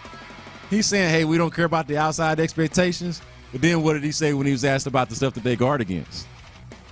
Eating the rat poison. Not eating the rat poison, not eating the cheese. And so where does that come from? Normally the outside expectations. So he ain't crazy. He is playing the hardo role, but he know the truth. Let's hear from him again about those expectations. He got asked the same question that D'Amico Ryans asked. Spoiler alert, Similar answer. The expectations in the Texans have always been the same. No matter the outside noise, no matter the media, any of that. Like, we have a standard that we have to play to. We have a mentality that we play to, and that's the only thing that we have to play to is everything that happens in this building. And I would just say complacency. There's no place for that here at all. What we did last year was last year. What we're going to do this year is what we're going to do this year, and we can't focus on the past. So right now it's just keeping that same mentality, and that's the swarm mentality. When all else fails, what are we going to do? We're going to go out there and swarm, and so that's what type of team we're going to be heading into this new season. Thanks, Will. Thank you. Come on. Yeah, hey, they are avoiding a different kind of They are avoiding a different kind of BD energy. But Will Anderson becoming like a 15-sack guy or something like that, that's what cranks it up a notch. Like, CJ could play like he did last year, and if you get his surroundings better, you're going to be fine. The improvement would be great, but he can perform at that level. I think if they're going to crank it up a notch, and maybe it naturally comes with his surroundings. Maybe his surroundings make it a little bit easier, but Will Anderson cranking it up to the notch that we feel is possible, that's what's going to get you to reach these expectations that we all know about, regardless of whether or not Hardo D'Amico Ryans and Hardo Will Anderson want to admit it. Yeah, and I honestly, man, I think that they are just like talking, but they don't really. I feel like they're going pretty far on. No, they know better than this. They know that, like, you talk about raising the standard and like changing the culture. Well, this is a part of that. Like, outside, you don't want to call them outsides. Increased expectations, let's call it. Increased expectations once you get there, to me, is a part of exactly what they were trying to do when they got here. So, like, you're raising the standard based off of what you did last year. You surprised the world, probably surprised yourself if you're being honest about it. Like, I don't think that there's anything wrong with the expectation being raised and having these outsized expectations, especially if you believe in yourself that you can actually live up to it. So to me it's just a lot of talk, a lot of coach speak, but they know the truth. You even heard it from D'Amico Ryans once he said, "Hey, you want to guard against? What do you want to guard against?" And he wasn't led in that question. What do you want to guard against? Essentially eating the rat poison. So they know it's out there. They know better than that. Especially given all of their backgrounds. They've played. Will Anderson played at Alabama, right? Like, C.J. Stroud played at Ohio State. They know what it's like to deal with expectations. Like, it wasn't until they got to the Texans where anybody looked at them and thought maybe they could be a loser. According to Will, the expectations were the same. They're not. According to D'Amico. And even they don't believe that. Figgy, power rank the Hardos. Will Anderson, Brandon Scott, and D'Amico Ryans. 1 to 3. 1, I'm going to say D'Amico. 2, I'm gonna say Will Anderson, then Brandon Scott. Yeah, I think that there is reason for them avoiding the conversation of expectation just because they don't want to really talk about it and they want to actually go out there and do it. But you heard them slip. You actually heard them slip with D'Amico, like, hey, and he's talked about this before. We don't want to buy too much into the press clippings and eat the rat poison. Where does the rat poison come from? Us. Me and you. Is it? We are rat poison manufacturers, I feel like I'll keep you grounded. If you're listening to me, I think I'll keep you grounded. I won't gas you up too much. Oh, so Area 45. That's where the poison's coming from? It comes from our bookend shows, Payne and Pendergast and Area 45. Okay. So that's where the rat. So they need to just go. You're saying they got to go 10 to 6? Oh no, they should listen to all the shows. I'm not gonna mess. But that's where the rap. That's where. That's where the rat poison comes in. They should eat. They should, in our case, eat the rat poison. But really though, is it social media? Is that where the rat poison really comes from? Social media, probably their national opinion. I think it's the national attention. Yeah, I think national attention. Yeah. Okay, so national attention and social media. We're looking at Pat McAfee right here on the screen right now. When you go on that dude's show and he's like blowing one up, it's like, yo, wait a second, dude. Like, he's next level. How great are we exactly? Like, did we actually win the Super Bowl? I don't know, bro. Yeah, yikes. I don't know, bro. That C.J. Stroud can spin the rock, bro. I don't know, I'm telling you, bro. Yeah. Colts, man. Nick Caserio, man. I don't know, bro. Or how about on the pit or something like that, and they got Ryan Clark's long-winded ass giving them all this kind of praise, making it all deeper than it's actually supposed to be. And then Fred Taylor. Oh, yeah. Fred Taylor acting like he's like saying something so insightful. Yeah. So I all was of them do it. looking at your Wikipedia page, and it said that you went to high school in Los Angeles. What was it like growing up in California? That's Fred Taylor. And then Channing Crowder. He's Man, the actual funny one. There's some nice tail out there in California. I'll tell you what. I went out there one time. There were more angles than a math class when I was in there. But yeah, I guess it's social media and it's national. I do think locally it can kind of get there because it felt like last year, and I was getting frustrated about this. It felt like D'Amico and CJ were basically being treated from like week 6 on as if they'd like shook all the haters off and eliminated all doubt. And it was like, man, they still got games, man. That was a little Texans PTSD. I think there was such shock of seeing competent football. You're like, I don't know how to talk to Do you think competent D'Amico's football on social coaches media? and D'Amico's quarterbacks. not on at all, is he? Himself, I would doubt. I don't think so. He seemed like he would have a Facebook page. Like old school, have a Facebook page. His wife, maybe. They just had another daughter, 2 months old. Yeah. Congratulations. Yeah. Nah, D'Amico ain't on social. He not. CJ's, you would think. Yeah, I assume somebody runs CJ's. Yeah, CJ's somebody run his. Yeah. I think Ohio State prepared him. I think he got prepared for it. He's on Instagram, though. A little bit. But this, here and there. I don't even think Will's real active. Will is probably the least active. Yeah. Diggs is very active. Very. Stefon Diggs is like one of the top. He was active before he got traded here. Oh, he's one of the top Twitter users there is. Which I feel like is the perfect time to point out. Makes it even. How is my man's active on social media, but can't get out here and be active with the actual media? What's the deal? They're hiding him, man. Laying low. They don't want to put Diggs out there. They would rather do 16 uniform hype videos than give me a Stefon Diggs money quote press conference. Or answer 16 Stefon Diggs questions themselves instead of just letting the man come out there and speak. Which, again, also yesterday, a question that I would have liked to have been asked. Hey, have you seen Stefon? Was he there? I didn't see him. Is he here? I saw the video of all the people pulling up, all the players. It seemed like most of them were there. I mean, you can make the Joe Mixon was he was walking in pretty. You can make the observation yourself if he's there. Fresh, I guess. But if you don't see him and you're asking all of these people about him, a good follow up at the end is. Has he been here? Is he here? What's he up to? Is he here? Is he here? I don't think he is. I just be kind of casual. Is he here? Was Diggs here? In Houston? Yeah. I don't think so. He just got here like a couple days ago. There yesterday. I didn't see Diggs.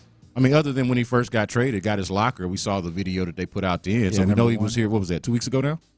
Yeah, 2 weeks ago. Yeah, so he was here. He was here 2 weeks ago for sure. Yeah, no press conference though. Yeah, if he was here yesterday, we didn't see him nor ask about it.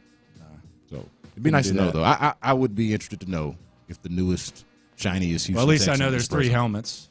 I haven't heard from the big offseason thing. I know there's 3 helmets, right? 4 jerseys. What does Diggs think about him? Do you know? Have you heard? Haven't heard. Coming up next, Lunchtime Confessions. Apparently he exists. Yes, he does. My goodness. Next. All right, guys. Do you know?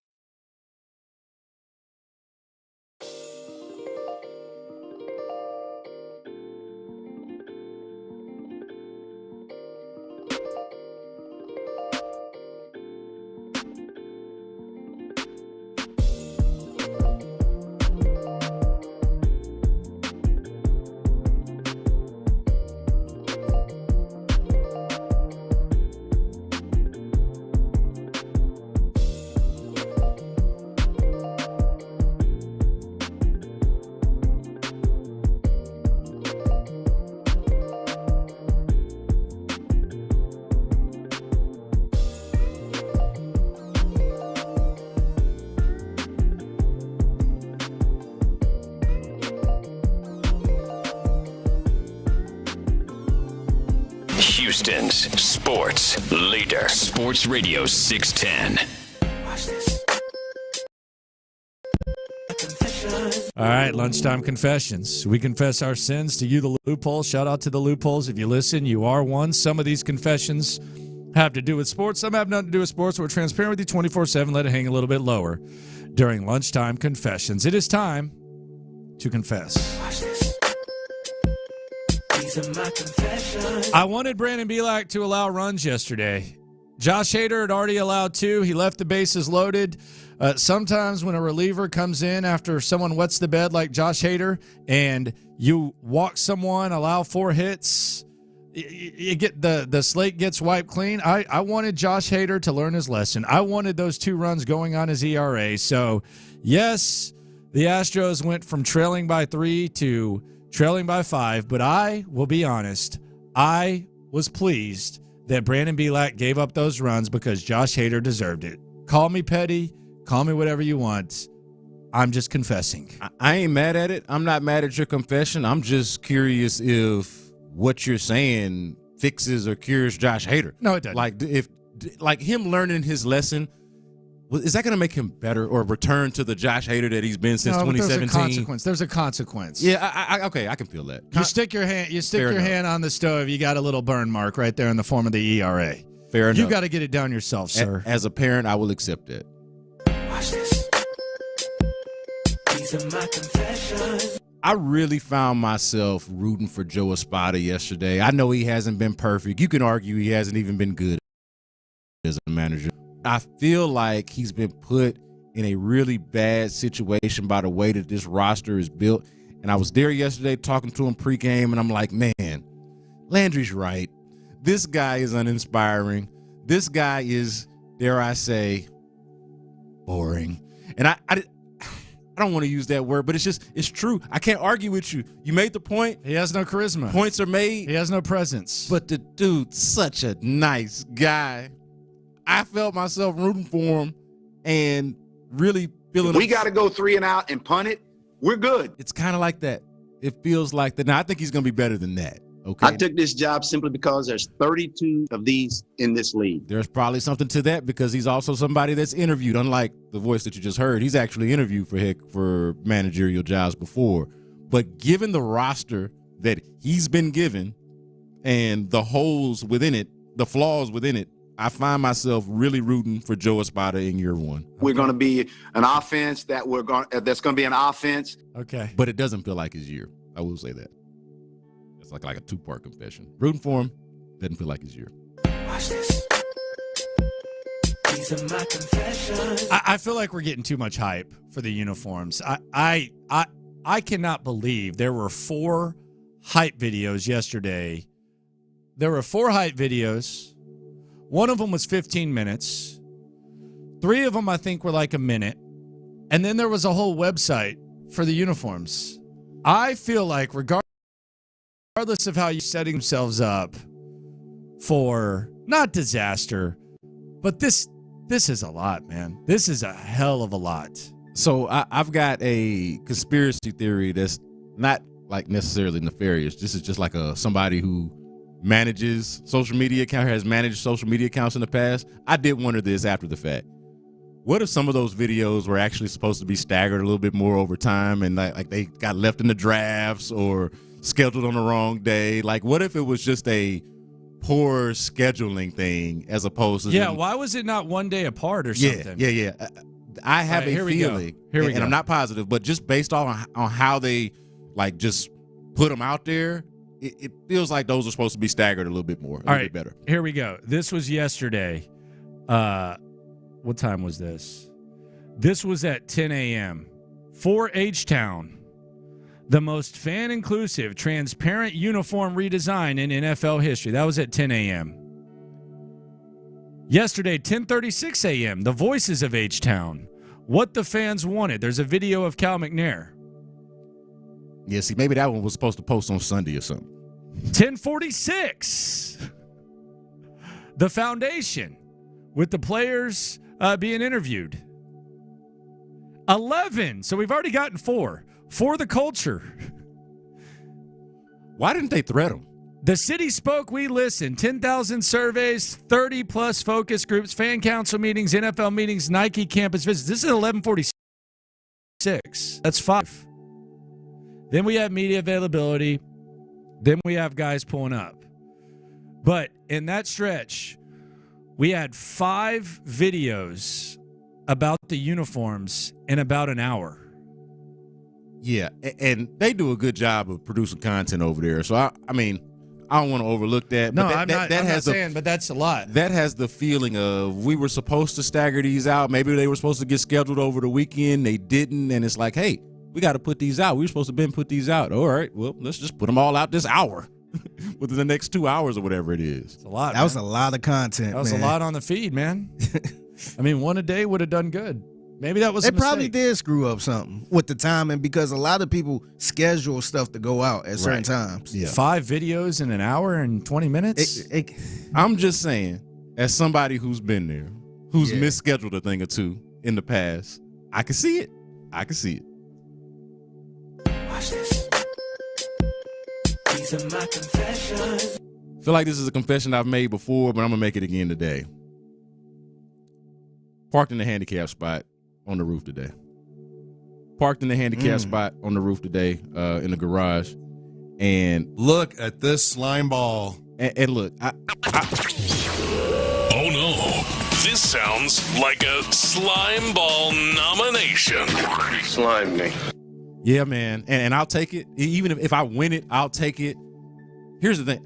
I wish I could nominate whoever put that many damn handicap spots up there ball nomination. How many are there? There is at least 12. No, I'll tell you this. 12? I'm parked. There's more than that because I'm parked in the 10th one. This is my thing. You do have to go pretty far back. Bruh, I ain't never seen that many handicapped people in this building before. They damn sure not going to be here at once at the same damn time. The other thing is there's another 10 downstairs. So there's another 10 downstairs.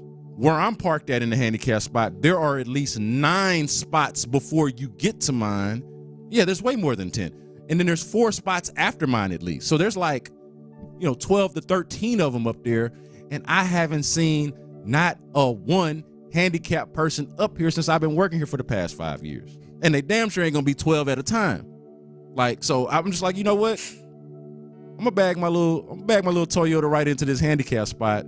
Police ain't up here writing tickets. This guy. I'm not. It's not like I'm taking. Man, I would have so much PTSD. Man, I'm not taking a spot from a handicapped person because again, they don't be up here.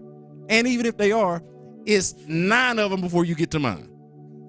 So as long as 10, 12 handicapped people don't come up here at once before the show ended too. Man, you tough, man. I'll be straight. I'll be sitting here. I skip it every day. Scared, man. I drive past it every day and I'm like, these are perfectly good spots that are never going to get taken up by handicapped people because they, never do. Man. I've never seen more than 2 people parked up there in the handicap spot. Watch this. These are my confessions. All right. This hurts me to say, but it's confessions. I'm starting to kind of I don't want to say cringe, but I'm starting to kind of at what point does always posting college memories and tape become a little bit old? Johnny Manziel's trying to make the rounds again, and he's talking about receivers that he would like to throw to. And I see Vince Young. Every TBT is him in a Longhorn uniform from 2005. My confession is I feel like the glorious reminiscing, and I was there, Section 24, row 39, seat 1. I was there. It was one of the more enjoyable experiences of my life, along with my father going there. But at what point does it just kind of become, let's move on? Let's move on. Yeah, it's a little sad because I don't know, if that's the best thing that you ever did, if that's your biggest hit, right? Then I don't know if you do. You live off of, if you're Johnny Manziel, if you're Vince Young, you live off of being Johnny Manziel and Vince Young, and all of that is really tied to your college success. I know Vince had a little bit more in the pros than Johnny did, but it's just it wasn't a lot. I mean, at what point do we just say, man, has anything good happened since? What are we doing? I think that's the point. What's going on? Johnny, no. You got a bar. Vince, do your thing. You just what hit are it. We doing? You just hit it. The answer to that question that you just asked is no. No. Yeah, it's sad for me, man. It's a little sad. Better sad. things, man. It's a little sad, but I mean, I wish I could monetize from something that happened 10 years. Is that like keep posting the wedding pictures? Bro, I've seen people post wedding pictures a week after. TBT, a week after you get married. Every single picture is a wedding picture. It's crazy. But the wedding, the idea with the wedding ain't supposed to be the highest mark. Like ideally, after you get married, if the marriage is successful, the wedding is just the beginning. Yeah. Whereas with these cats, the beginning is kind of the end. It's kind of the beginning is everything. You know the scariest human being on the face of the earth for me, and this is confession. This is motivated by a raunchy reality show that I watch that most of you probably don't watch. Summer House. You know the scariest human being to me in the world is the psycho woman that is in a really bad relationship. It's borderline toxic. But for some reason, when she's putting on wedding dresses and planning a wedding, she acts like it's like the most urgent thing to figure out, and you can just see like that scary look in her eyes. Oh, the bridezilla. Like y'all don't even like being around each other, and you're sitting here acting obsessive about putting this dress on. Like it's almost like you want to trap him or something like that. Oh yeah, the bridezilla, the one who cares way more about the wedding than she does the marriage. Oh, I see that often, man, because I work a lot of weddings too with the photo booth company. And you can see the bride, the one that's controlling everything, to like the food at the table. This supposed to be over there. And it's like, let the wedding planner do their thing. Like, why is you controlling everything? Scary. Coming up, I really did not. And quite frankly, you want to talk about emotions. We've been through a lot of emotions when it comes to sports around here. This might be one of the biggest emotional roller coasters that we've ever had. And we're going to finally see it play out very soon. That's next. All right, guys.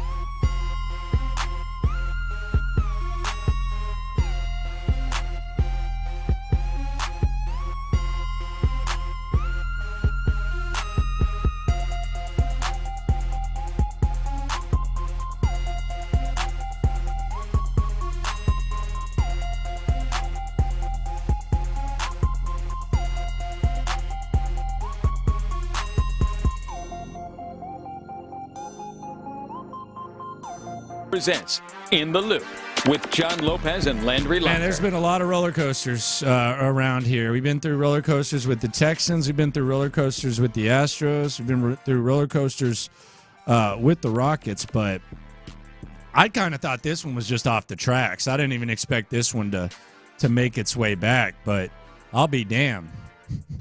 About a decade run, almost. It's gonna play out in front of us. We know the Astros need help in the pitching rotation, bullpen. Have no fear. Forrest Whitley's here. He's been called up to the big leagues per Chandler Rome. Forrest Whitley, 2016, 17th overall selection. Dude, 8 years. Is going to make his major league debut at some point for the Houston Astros. We've had injuries, suspensions, whatever you can think of in between. Does this make you feel even worse about what's going on right now that it's come to this? Or does it make you feel optimistic? Like, do you all of a sudden revisit the untouchable? If you're going to trade for Justin Verlander, you can't include Forrest Whitley in the trade. If you're going to trade for Zach Greinke, you can't include Forrest Whitley in the trade. Do you get some of that past excitement, or is this kind of like a little bit of a flick in the junk that things are so bad that now Forrest Whitley is getting called up? Yeah, I would have to say it's that one. Like, worse, like I feel bad enough, but worse only from the standpoint that it's just indicative. It tells you, okay, it's so bad now that a guy who hasn't been able to catch on for however many years, super talented guy, at least he was at one point, they saw that, hasn't been able to catch on, and now he can, but it feels like he only can because, well, you don't have no great options, right? You're out of ideal options, and so Forrest Whitley maybe as healthy as you can reasonably ask for him to be, I guess. And so you just throw him out there, and it's like it feels more like a wish and a prayer, because maybe, 2 years ago, it feels like we've long kind of given up on Forrest Whitley as an idea. 2 years. I interviewed the guy myself 4 years ago. Yeah. At spring training. 4 years ago. What was your optimism level there? Which, by the way, was 4 years after he had been drafted, right? 4 years ago at spring training. Y'all remember what the story was? Think back on it. 2020 spring training for the Astros, Forrest Whitley, little storyline. You know what? My offseason training this year was to gain weight and to work out less, to do less. And he promptly got himself injured. Promptly.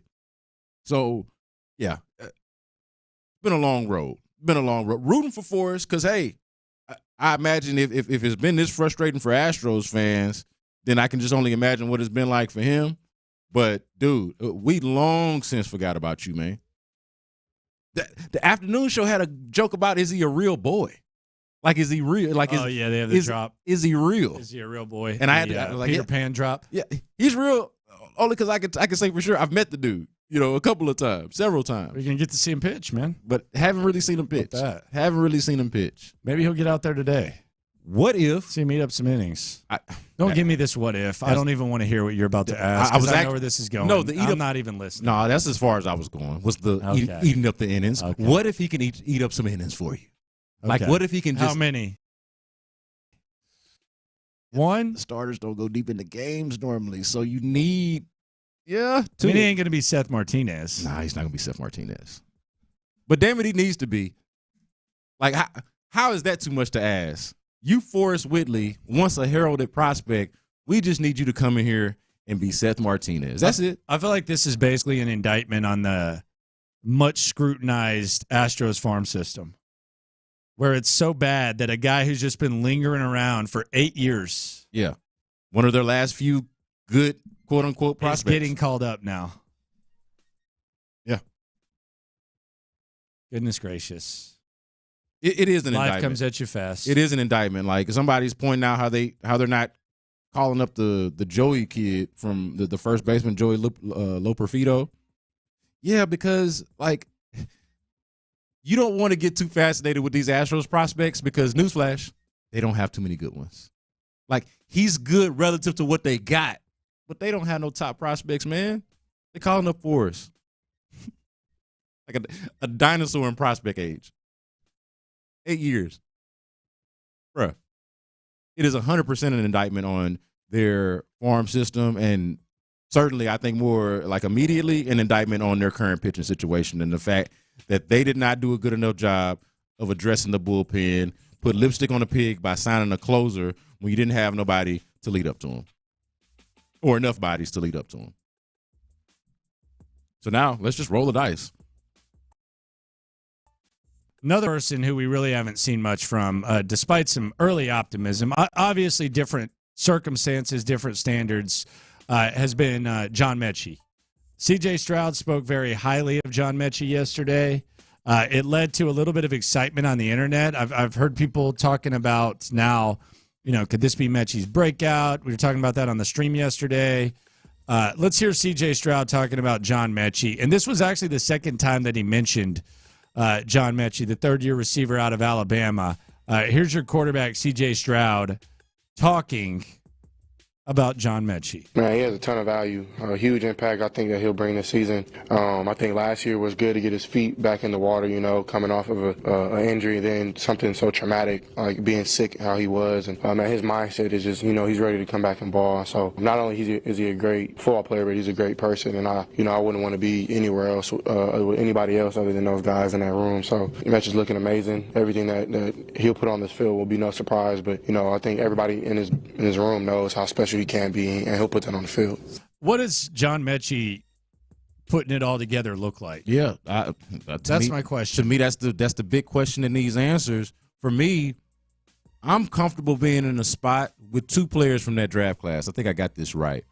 Between Kenyon Green and John Mechie, guys from the same draft class, we talked about non-negotiables earlier in the show. They're not those, right? Anything that those two guys give you at this point, icing. To me, is icing on the cake. You talk about tempering expectations or outsized expectations or eating the rat poison. I'm not trying to manufacture no rat poison for these cats. Like, I want them to do well. I hope that they do well. They could really use Kenyon Green. But what does it look like with Mech? Like, let's say, because you know who your top three receivers are. You know what Noah Brown has done when he's been on the field, that the highs have been about as high as you could possibly expect. We don't know if Robert Woods is going to be here. Don't know what Xavier Hutchinson is going to look like.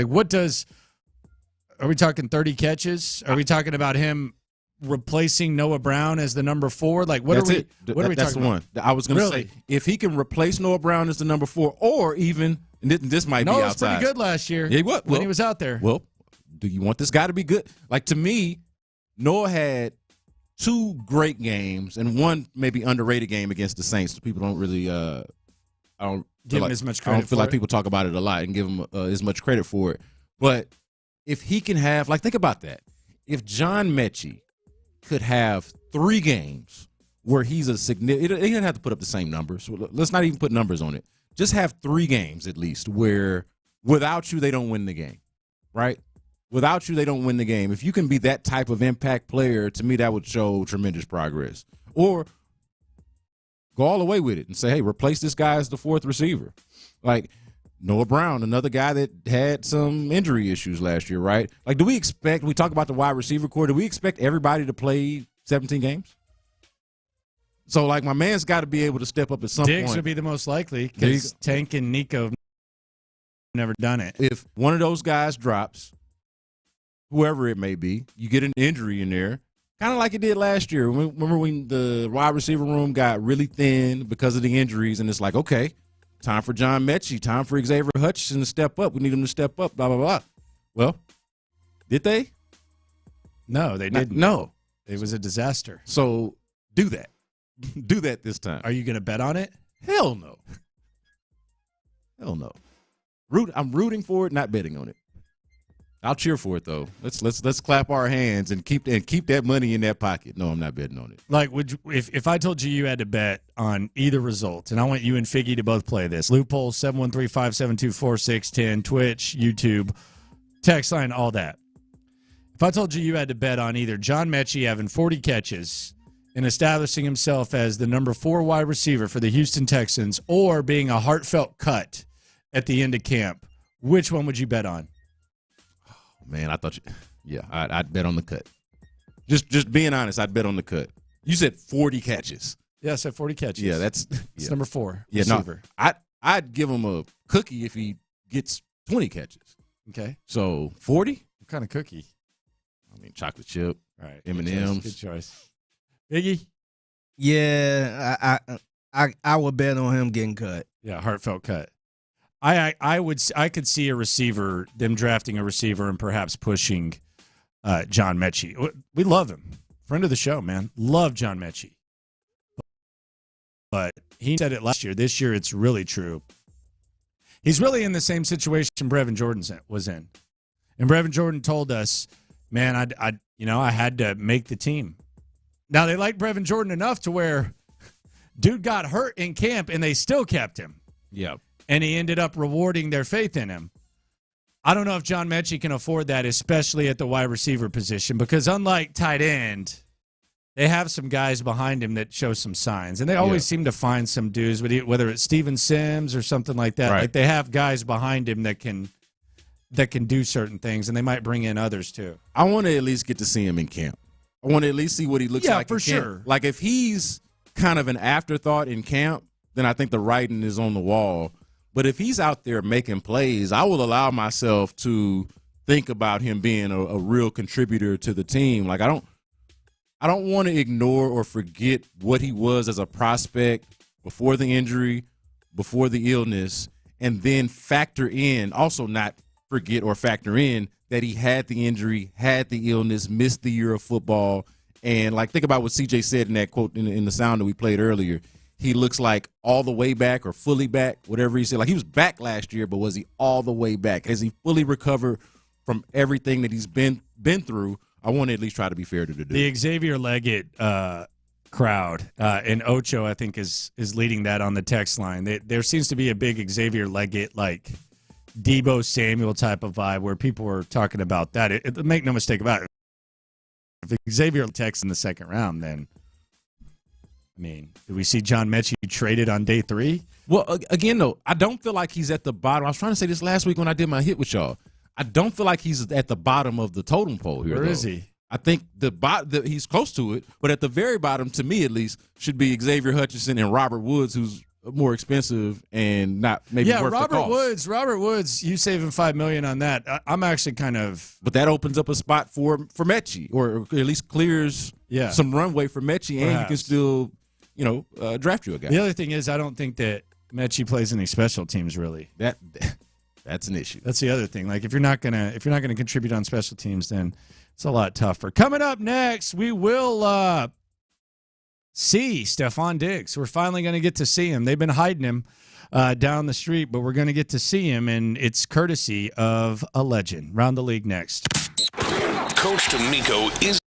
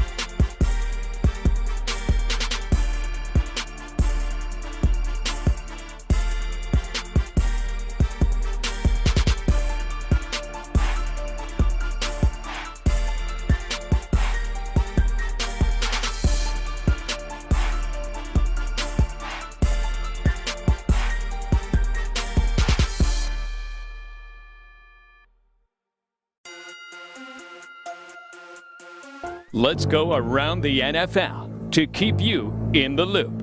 This is Houston's sports leader, Sports Radio 610. All right, Texans might not do it, but J.J. Watt is. Stefon Diggs making a public appearance. It's the J.J. Watt Charity Classic. I believe it is May 4th. Here is the roster, starting with the Texas legends, and these are the real legends. J.J. Watt, Andre Johnson, Brian Cushing, D'Amico Ryans, Shane Leckler, Jonathan Joseph, Antonio Smith, TJ Yates, Kareem Jackson, Glover Quinn, Owen Daniels, and Kevin Walter. It's a squad. That's a squad. JJ's got the legends, huh? Yeah. Figgy ain't going to be judging tailgates with this group. I promise you that. I do wonder what Arian Foster said. Maybe Kevin Walter. I do wonder what Arian Foster said when they asked him, though. He's like, nah, I'm just going to stay in the house. I like staying in the house. Arians had an interesting take yesterday. He said he doesn't like going out anymore. Yeah, that's why I'm wondering. I'm like, hey, did I seen another interesting take from him. I mean, he did a poll and said, "Do black folks like pretzels?" Yeah, pretzels. Do you like pretzels? I like pretzels. Yeah. Do you like pretzels? I'm never gonna pick it like only on a plane. Only if it's all this available. I mean, I'm not going to the grocery store to get them. Like, you're not going in. I've always said you're not going in white or black. You're not going in a gas station and your dad telling you as a kid, hey, you can get a bag of chips and a drink, or you can get a snack and a drink, and you're picking pretzels. As a kid or as an adult, me and my dad could go in the store right now. He'll pick up the tab, whatever I want, just put it on the counter. It will not be pretzels. Yeah, that has never happened. There will never be a time where I grab a bag of bland-ass pretzels. No. I remember getting stoned with my friend KB talking about this, and I was like, pretzel? Who buys pretzels at the gas station? Who's doing that? Yeah. I do like honey pretzels. Oh, yeah, if you're going to give me a mix or something, yeah. You can put some pretzels in some Gardettos or whatever. We can get down. Yeah. Like, how many snacks do you have to be out of for me to go pretzels? Yeah. You got to be out of all the chips, all the sweets. Like, you like hot pretzels, all of the nuts, Pauls. Like cashews, everything else. Like, what about Auntie Annie's? Yeah, I mess with Auntie Annie's. Yeah. I mess with Auntie Annie's. Pretzel dogs? Yeah, I'll do those. The pretzel dogs go in. The salt pretzels? Hey, those pretzel dogs got a little something in them. I don't know if it's heroin or what, but it's got something in them that is really addictive inside of there. Dude. I don't know what it is, but I could eat like 50 of them. H-E-B had some, but it's not like Auntie Annie's, but they got some pretzel dogs. They go in. So current Texans taking on the legends. Stefon Diggs on the roster. How about that? J.J. Watt can get him to be public front and center. Texans can't. No press conference. C.J. Stroud, Will Anderson, Tank Dell. Let's coach the bases, please. John Weeks, Laramie Tunsil, Titus Howard. Let's coach the other base, please. Jimmy Ward, Ka'imi Fairbairn, Case Keenum, Jalen Petrie, Dalton Schultz, Nico Collins, Daniil Hunter. I mean, good Lord, JJ. Bringing out the whole... That's the whole squad. Golly. Yeah. Man. He pulled out all the stops. Jeez. He even got the new guy on there, Stefon Diggs. And Daniil Hunter. Yeah. Well, Daniil Hunter we've seen. We know the hope they don't play too hard, man. Man. I don't know. There's a lot of guys take it easy. Be easy on it. Goodness gracious, JJ. This is going to be May 4th. It's going to be at Constellation Field in Sugar Land. The J.J. Watt Charity Classic. Don't sprint too hard. Go get some tickets if you want. How much do these tickets cost? How much do you think these cost? Ooh. Well, for charity? About 20. I'd say 50. Ooh, 50. $50. I mean, it's for a charitable cause. You got all of these celebrities in there playing. Like, I'm going to say 50. Stefon Diggs, by the way, he is slowly becoming a Houston softball. This is second one. Charity legend. Like, this is his thing. He did the Cactus Jack thing. Is that what Travis Scott called it? The Cactus Jack, softball classic or whatever it was. Now he's doing this one. That's the second one in less than, 6 months? Damn, man. Pretty good. This ticket. Good Lord, JJ. $50? I told you. Crazy? 80? Right above the dugout, $250. Oh, JJ. $250, man, all along. Then At least that's above the dugout. We got Section 6 right there, first baseline, $150. Bruh, it's for charity. You want to sit in Section 11, dugout box, $45. You got some 25s in the outfield and some 20s in the grass. That's good. Okay. It's going towards charity. Yeah, that's sound like a regular game to me. At least he's bringing some heavy hitters. Boy, $250. My goodness. have to figure out some connections for that one. $250. These events just do I don't. know? You know what I want to request? Because you know he's going to be there. Need Mark Berman working just for this night. That needs to be the special guest. He needs to have Mark Berman doing the interviews between innings. Mark Berman coming out of retirement. I'm going to suggest this right now. Well, I wouldn't mind Mark Berman calling balls and strikes. Is he? I don't know if he's tall enough, actually, to be the home plate umpire. Mark Berman. Yes, but I wouldn't mind seeing him out there. Have him throw the first pitch. There you go. There you go. Let's make at M. Berman. The hell is Berman on Twitter? Did he change? Does it not say Fox no more? I think he took that off. Yeah. My M. Berman, Mark Berman. One of those. There it is, at Mark Berman. Nah, but I think that would be a nice little touch, nice little flavor to it. Add some more local legends. So you can get John McClain out there to say play ball. Nah, he's done enough. He has. But see, Berman doesn't want the attention, man. He doesn't want the attention. He just wants to be cool. All right, there you go. Come out of retirement. I'd be with this, though. I'd be with this Mark Berman. Any kind of Mark Berman, first pitch, play ball, let him ump. I could go down with that. Somebody, hey, this is a nobody's talking about from the 832. John Weeks could be on both teams. When D'Amico did his pictures. Yeah. But, I mean, this is a new way of looking at it. He could play, like, which softball team does he play on? Could. We have some news in the NFL involving wide receivers and voluntary workouts. Two of the biggest names in the game not voluntarily working out. Here's Ian Rappaport with the report.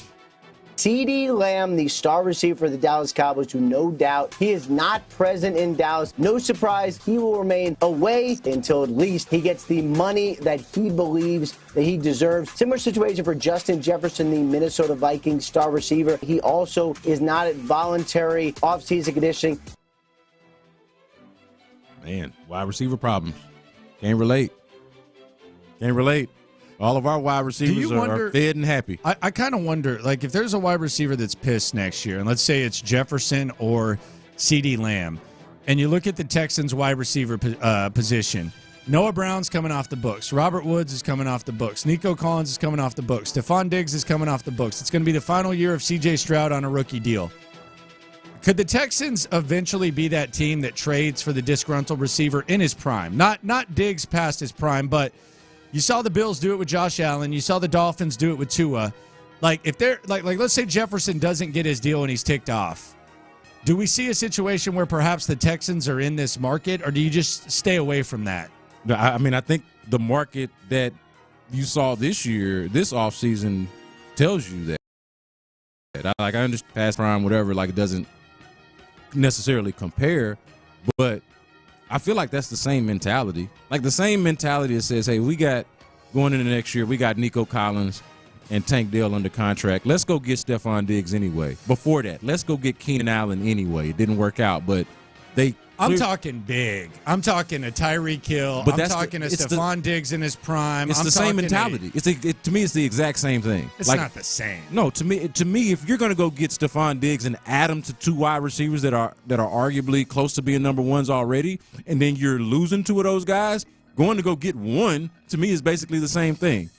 CeeDee Lamb paired with Tank Dell, a move like that to me is not that much different than taking, going to go get Stefon Diggs to have him join Tank Dell and Nico Collins. Lost your damn mind. That's the same type of energy. Except you're going to be paying CD probably like $30 million. Yeah, it's the same type of energy. It's going to cost more, but that's the same type of energy to me. Yeah, no, I'd absolutely say yes, they would do it.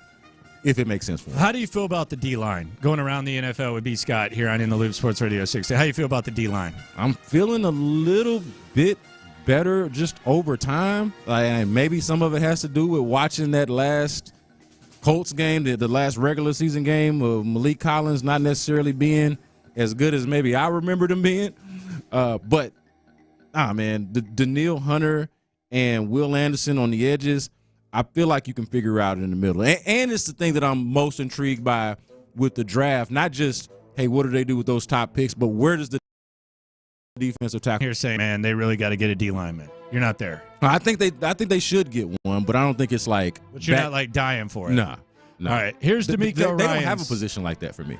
Here's D'Amico talking about what he expects from D linemen as they look at adding guys. With our defensive tackles position, what we're looking for, we play an attack style front. And we want guys who can attack. We want guys, you can do that no matter the size, right? You talk about, is there a certain size you're looking for? I've seen guys do it at 280, 290, seen guys do it at 315. So there's a different range for different types of players. It's all about our guys just being explosive up front and being able to do what we're asking them to do. Yeah, one thing I don't necessarily believe there is that the size doesn't matter. I do think he prefers a bigger defensive line. You think he prefers bigger? Like how big? Like Sweat? Well, I don't know if that's we're talking about a whole different category. Well, I'm talking about just size. Is he big or is he gargantuan?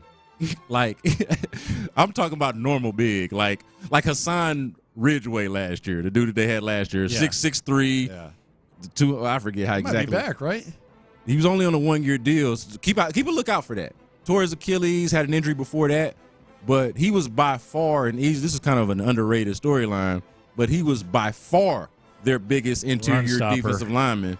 And he only played, 3, maybe 5 games started.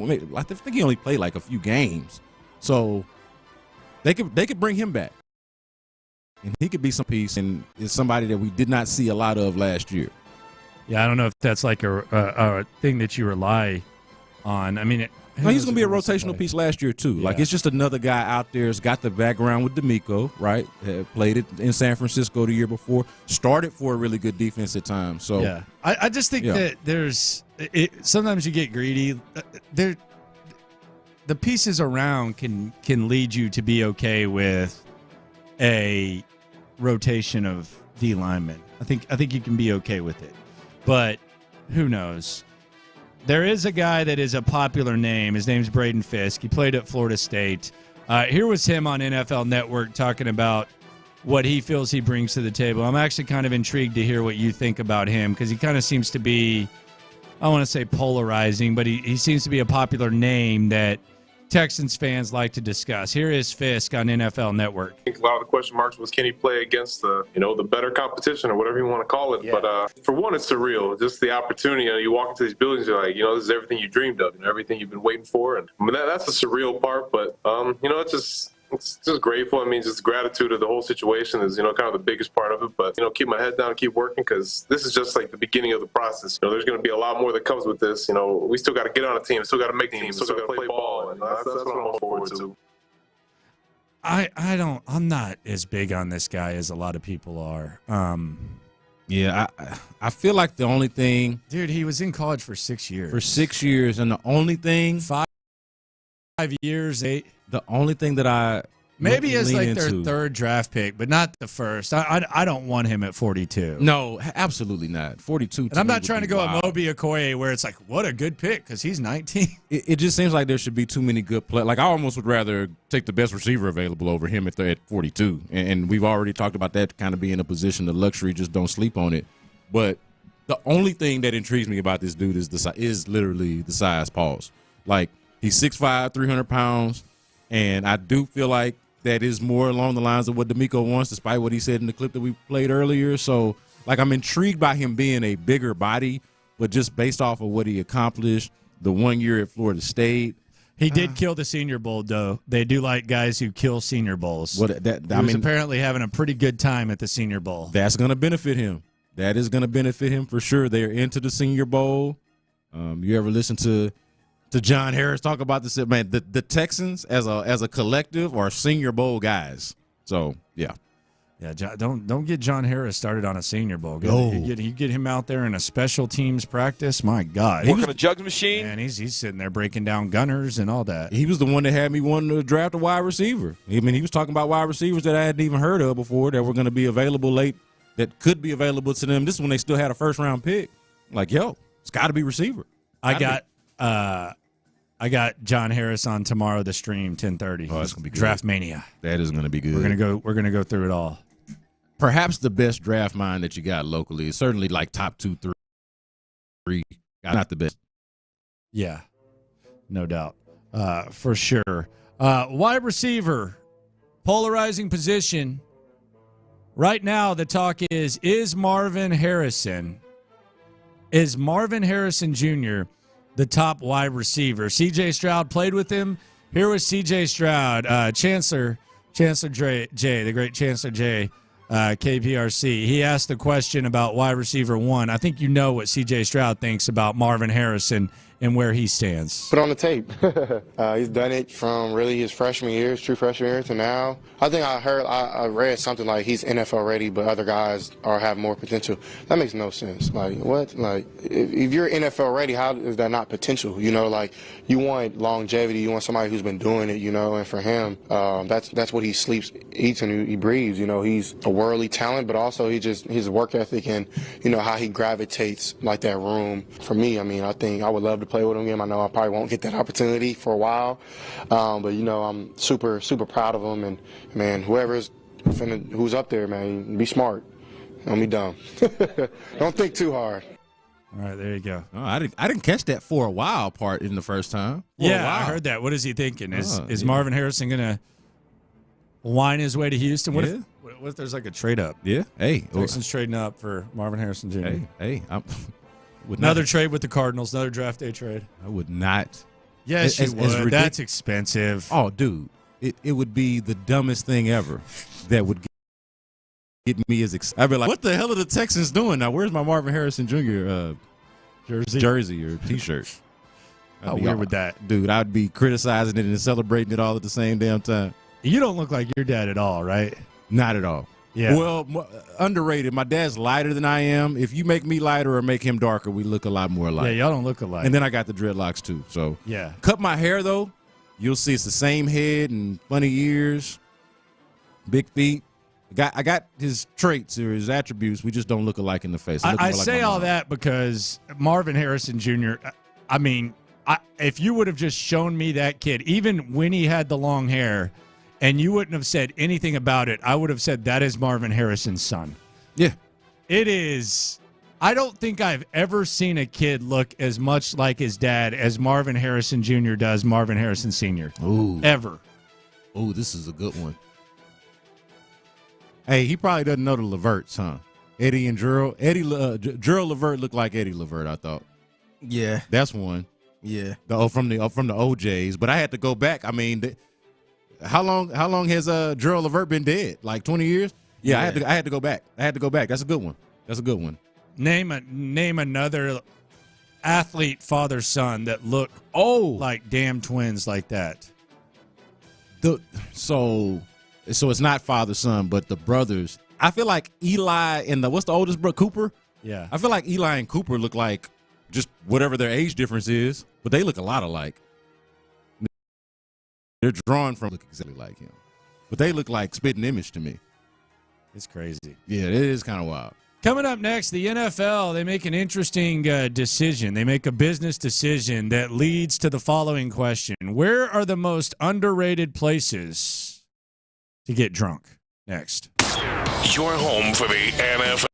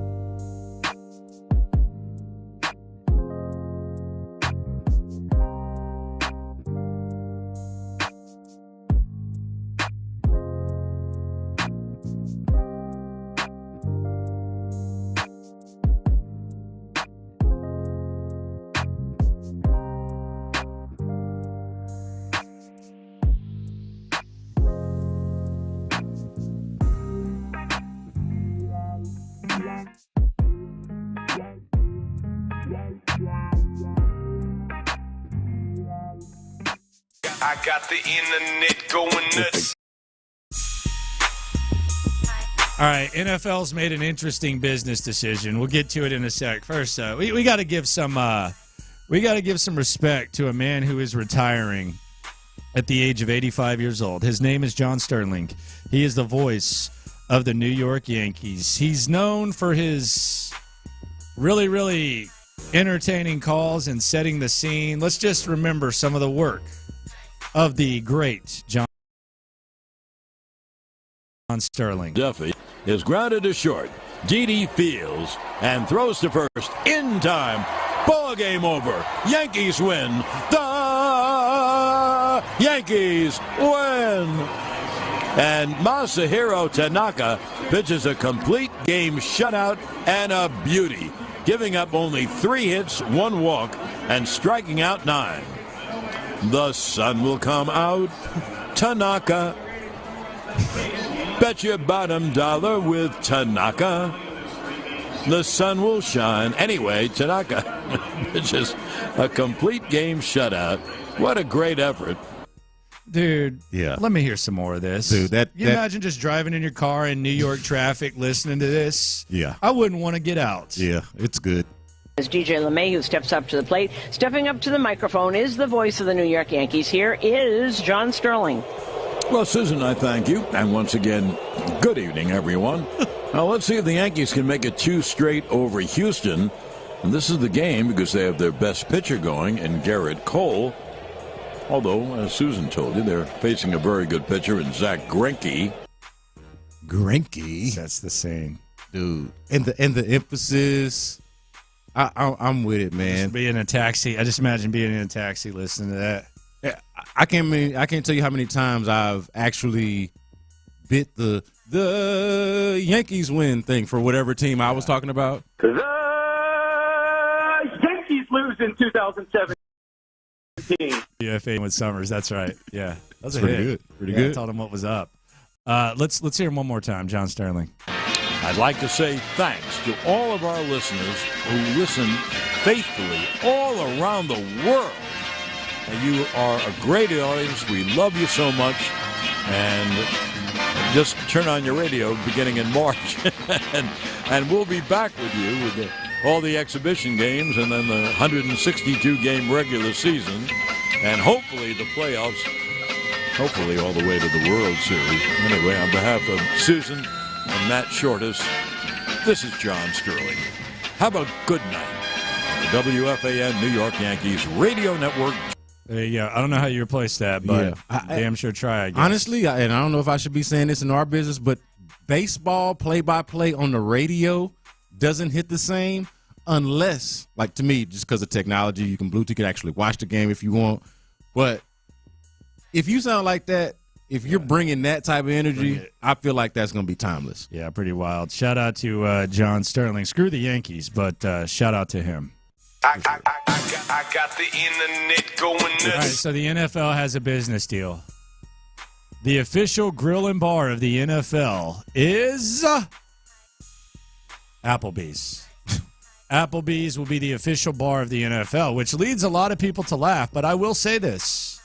Back in my day, I ain't never complained. Going to Applebee's with those dollar drafts and $1.50 Long Island iced teas, if you found the right citrus half-price apps, it was an underrated place to get smashed and get full. What are your underrated places to get smashed and get full? Oh, man, you taking me back to a time. So Applebee's, I'll never forget the summer of 2007. One of my homegirls got a job at the Applebee's that they had just built off of West 18th. Okay. And we were in that bad boy cutting up, acting the fool as much as you could think of. But my place even before that, my homie worked, Double Days.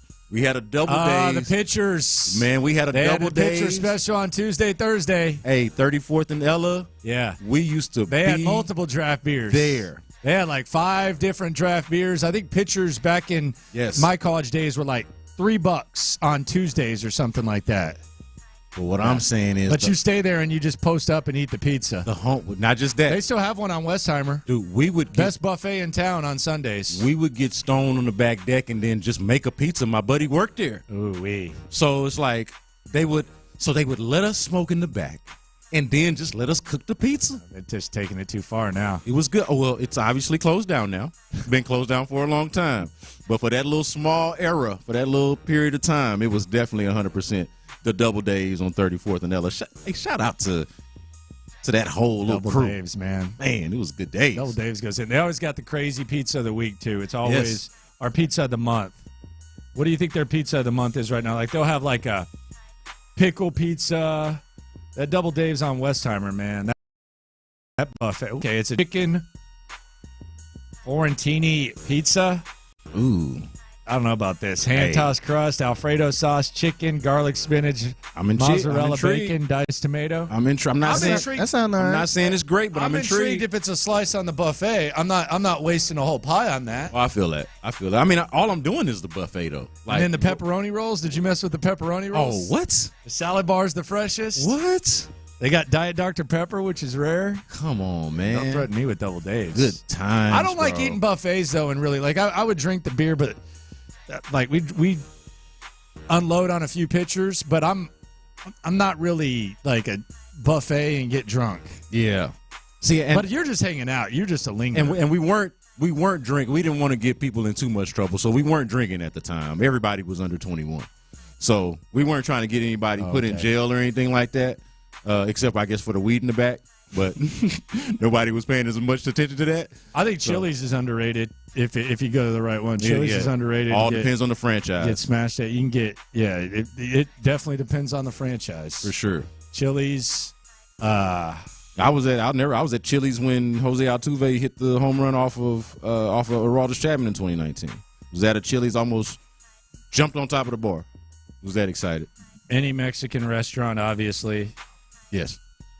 No doubt. Someone's talking about Pluckers. That's common sense. I mean, that's just a lifestyle right there. But is that a place you go to get smashed? Are you kidding? What? Yeah. I'm talking about. I feel like Figgy's Pluckers different than us. I thought y'all was talking about under the radar. No. Affordable. Pluckers is public. Let's be real. Pluckers is a little pricey. As far as compared to the other ones y'all was naming. Hey, I got the one for y'all, man. If y'all haven't checked it out, it's the Pistoleros in Montrose. That's the one. There's a Pistoleros in Montrose. There's an underrated spot. I think we went there once. The Texadelphia. Oh yes, off of 10 right there. Yes, no one's ever there. Yes, that's a good one. It's a bar. They got the big beers. They always got specials. That's an underrated spot to go. I haven't been on that for a long time. Just consume the game. Hey, that's a good one. No doubt. Really Texadelphia will get you. Some people say Bennigan's. What happened to Bennigan's? Oh, yeah, there used to be one off of 290. What happened to Cheddar's, man? There's still some Cheddars around. They're just far. There's not enough. Why did Cheddar's never get the love they got? Oh, man. Me and my family used to be faithful Cheddar's people. The brothers love Cheddar's, don't they? Oh, man. We'd be in there. Birthdays, it would be Cheddar's. I remember Derek Foreman, Day Foreman, Deontay Foreman's dad, my guy. He used to always take chicks to Cheddar's. This guy was old, dude, just taking out girls. His date spot was Cheddar's. Take him to Cheddar's. Took her to Cheddar's. Took her to Cheddar's last night. Took her to Cheddar's. Yeah, I feel like you gotta drive like out to Spring or somewhere crazy like to find a Cheddar's. Are there any within a reasonable distance to the Loop? No, I mean they're not as frequent as they should be. Chili's, man. Chili's can hit or miss though. Like it can be great. Oh, it's been missing. It's almost like Burger King. It's been missing a lot too. Like you can go to find a great Burger King and find one that's trash. Chili's is a lot like that. A lot like that. Last time I went to one, they were like, I don't know if they were understaffed, but it was like 3 tables that hadn't been bussed, and they sat me right next to them, and I'm like, ooh, this is not a good sign. This is not. I think I know which one you're talking about. This is not a good sign. I think I know which one you're talking about. I'm just saying. I ain't saying, but I am saying. I think I know the one. It happens. I got the internet going nuts. Internet going nuts here on In the Loop on Sports Radio 610. Coming up next, when I say this, how does it make you feel? And C.J. Stroud and D'Amico Ryans try to make you feel good about the Texans' newest wide receiver. That's next. First, I want to talk about Texans turf.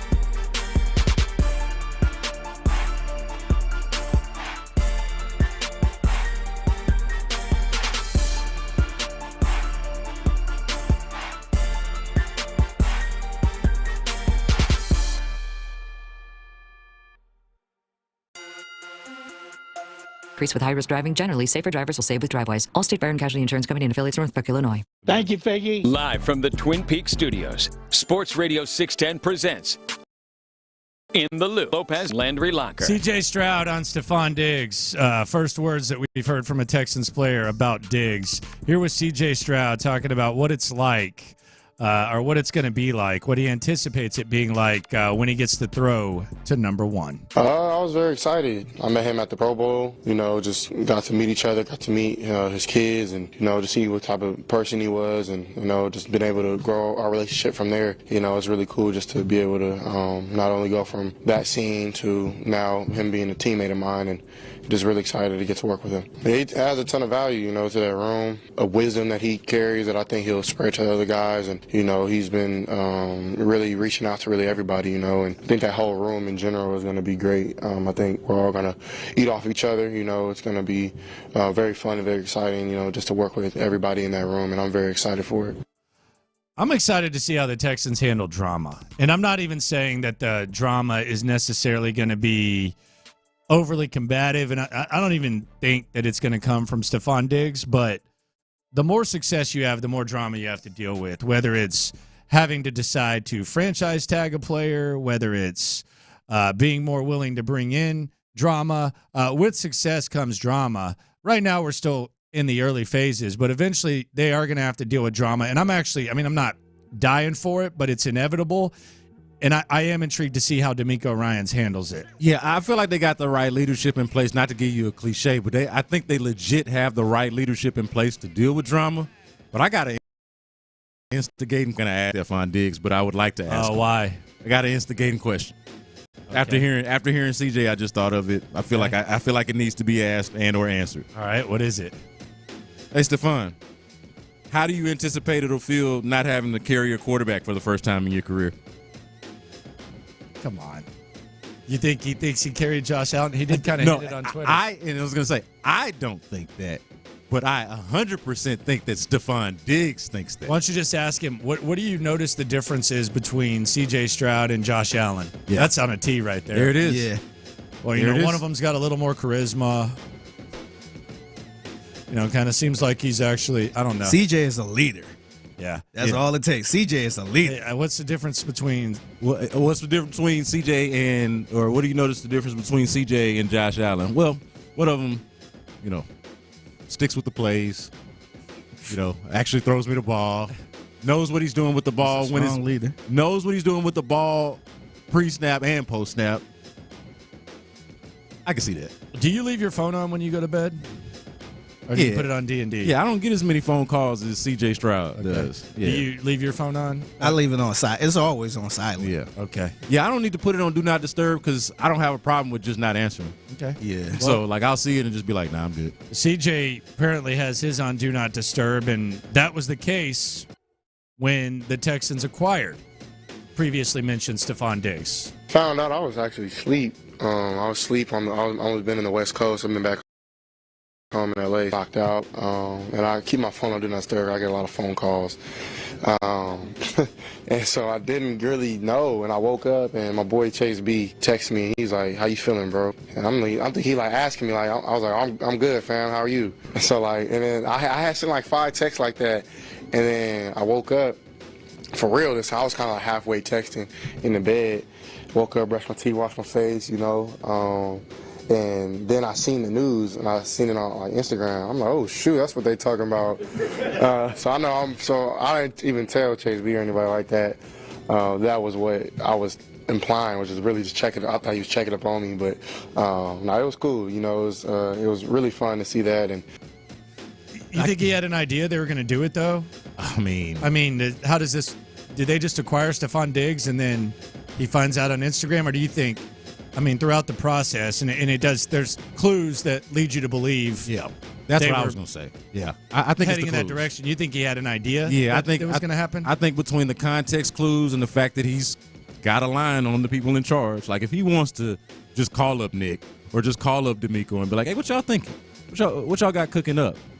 I feel like he can do that. If he was interested, then I'm sure he had the information. But the thing that I didn't factor in was how early it was. where he was at, West Coast. Like it was 8. Maybe he had a sense for what was 8 happening. o'clock West Coast time? Yeah, it was 8 West Coast. Yeah, so remember it was 10 here. Yeah. We found out the news broke from Shefty at 9:52. Yeah. So it was what, 7:52? Yeah, so that makes sense. So that makes sense for him to be maybe have a sense for or a feeling that they might be big game hunting, if you will, in the wide receiver market. I feel like he had a good sense for it. He had to have known. I mean, if we had a sense for it, we didn't know that the Stefon Diggs thing. I didn't think that was happening. But we did have, and I feel like y'all did a great job of this on the show. Like, hey, what is Caserio up to? What's he up to, man? Yeah. They've made all of these moves. Keenan Allen stuff fall through. And the Armstead, and then the clearing of the space. We did feel like something was up, but I did not. I'll be honest. I did not think Stefon Diggs. I didn't know he was going to get traded. I didn't think Buffalo would trade him here. Yeah, I didn't think so because they got a big cap hit. Well, I just know we did know that there was drama there last year, and I know every time somebody on our text line or on the YouTube page or anybody suggested Stefon Diggs, I was dismissive. We would we were either dismissive or we would recoil. Be like, nah, man, that ain't happening. We don't want that. And then lo and behold, it went down. Yeah.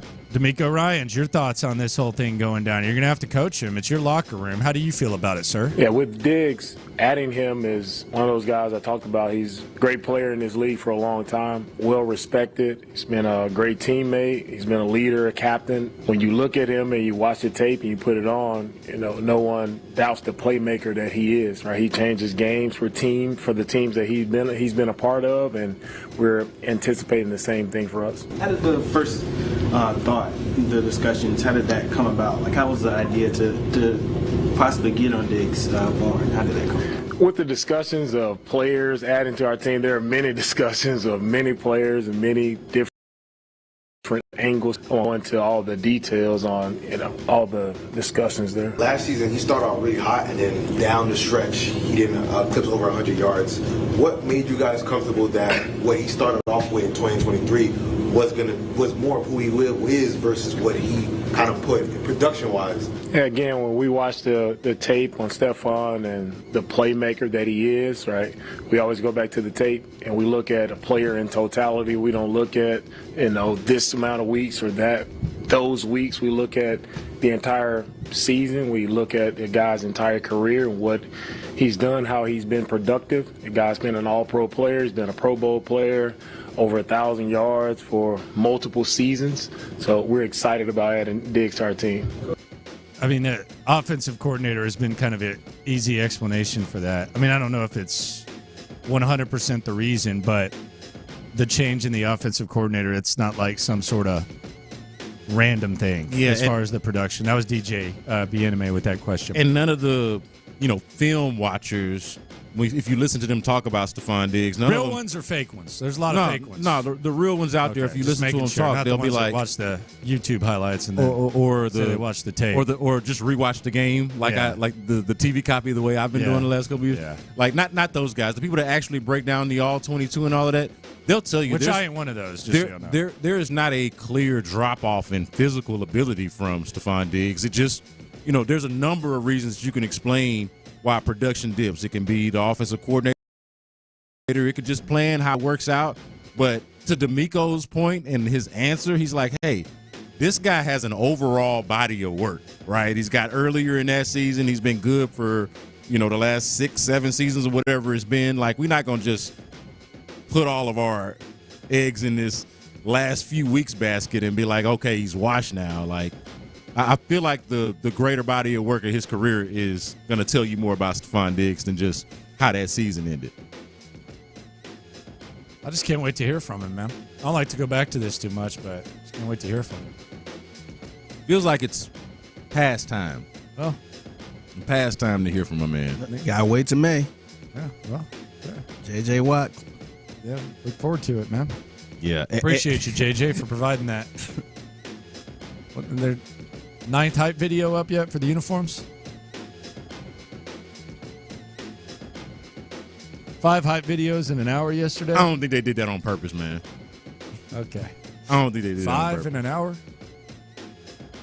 Really? Man, we still got till Friday, Saturday, and Sunday, man. I could just see the admin over there like, damn it, I meant to schedule that for the next day.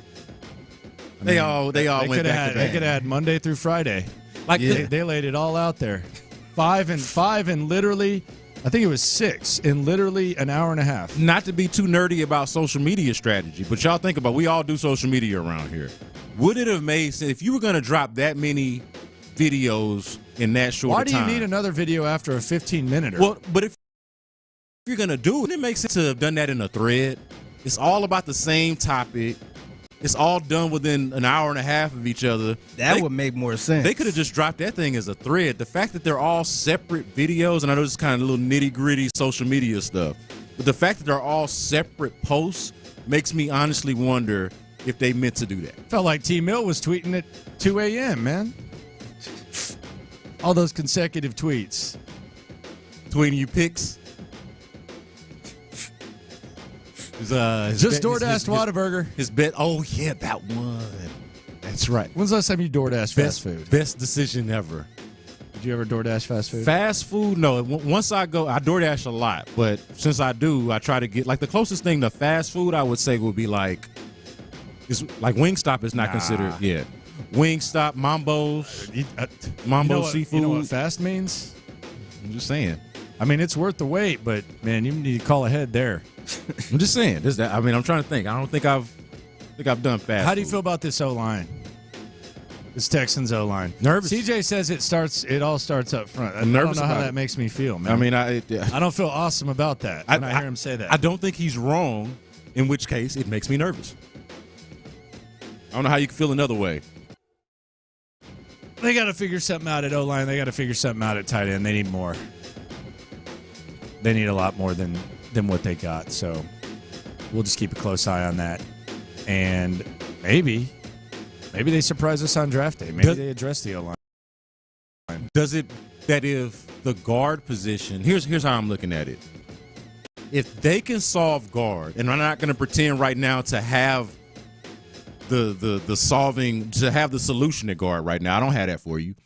But if they can solve it, whether it be Kenyon Green, whether it be another dude that's already on the roster, whether it's somebody that they draft within the next few days. Worried about Kenyon, man. But if they can solve left guard, that'd be great. Do you feel a lot better about the offensive line? Because then we can put Scruggs at center. We can figure some stuff out. So Shaq I feel like that's what we're really talking about when we talk about the nerves and how we feel about the offensive line. I don't know if Titus is great. I don't feel Yo, if you tell me that you're not moving Titus this year to no guard positions and he's going to actually play tackle, I'm going to feel way, way, way more comfortable about that. But I mean, I don't know how good is he? He ain't got to be great. He's good. He's a solid tackle. Okay. We just forgot about it because they had his ass playing guard for so long. Every other year he plays guard, and it helps you forget that he plays tackle. Think about it. Every other year my man has played guard. Every other year. Let him play the same position for 2 years in a row. You might feel a little bit differently about my man. See. When you tell me it all starts up front, that doesn't excite me. That's all I'm saying when it comes to the Texans. It just really doesn't excite me. Makes me nervous. Sorry. I agree with a lot of what you said, Brandon. I do. They got to let him play tackle. Yeah. And not at the position they signed him for. But I will be damned. He got to be better than just solid. Yeah, I mean, he's the top 5 highest paid right tackle in the league. Yeah, I don't know. I feel man at this point. If he's a solid right tackle, all right, I'm not so caught up on him. Hey, he's got to be valued dollar for dollar for what you're paying him. But if he's a solid right tackle for you, then to me, it's worth it. It's worth the investment. Well, that's weird. That's a weird way to look at things. I mean, how damn good do we have to be? I mean, he should be better than solid. But what? Okay, so what do y'all think he has been? Right? I don't know. I'm with that. If he is consistent with what he has been, which is solid, then I'm fine with it. The whole point I'm making, and we'll have plenty of time to evaluate. The whole point I'm making is with what they have invested in the offensive line. When C.J. Stroud goes up there and says it all starts out up front, it should make me feel a little better than I do when he says that. That's my point. Clint Stoerner, Ron Hughley here. That's all I'm saying is with what they've invested, when he says that, I should be like, all right, well, there we go.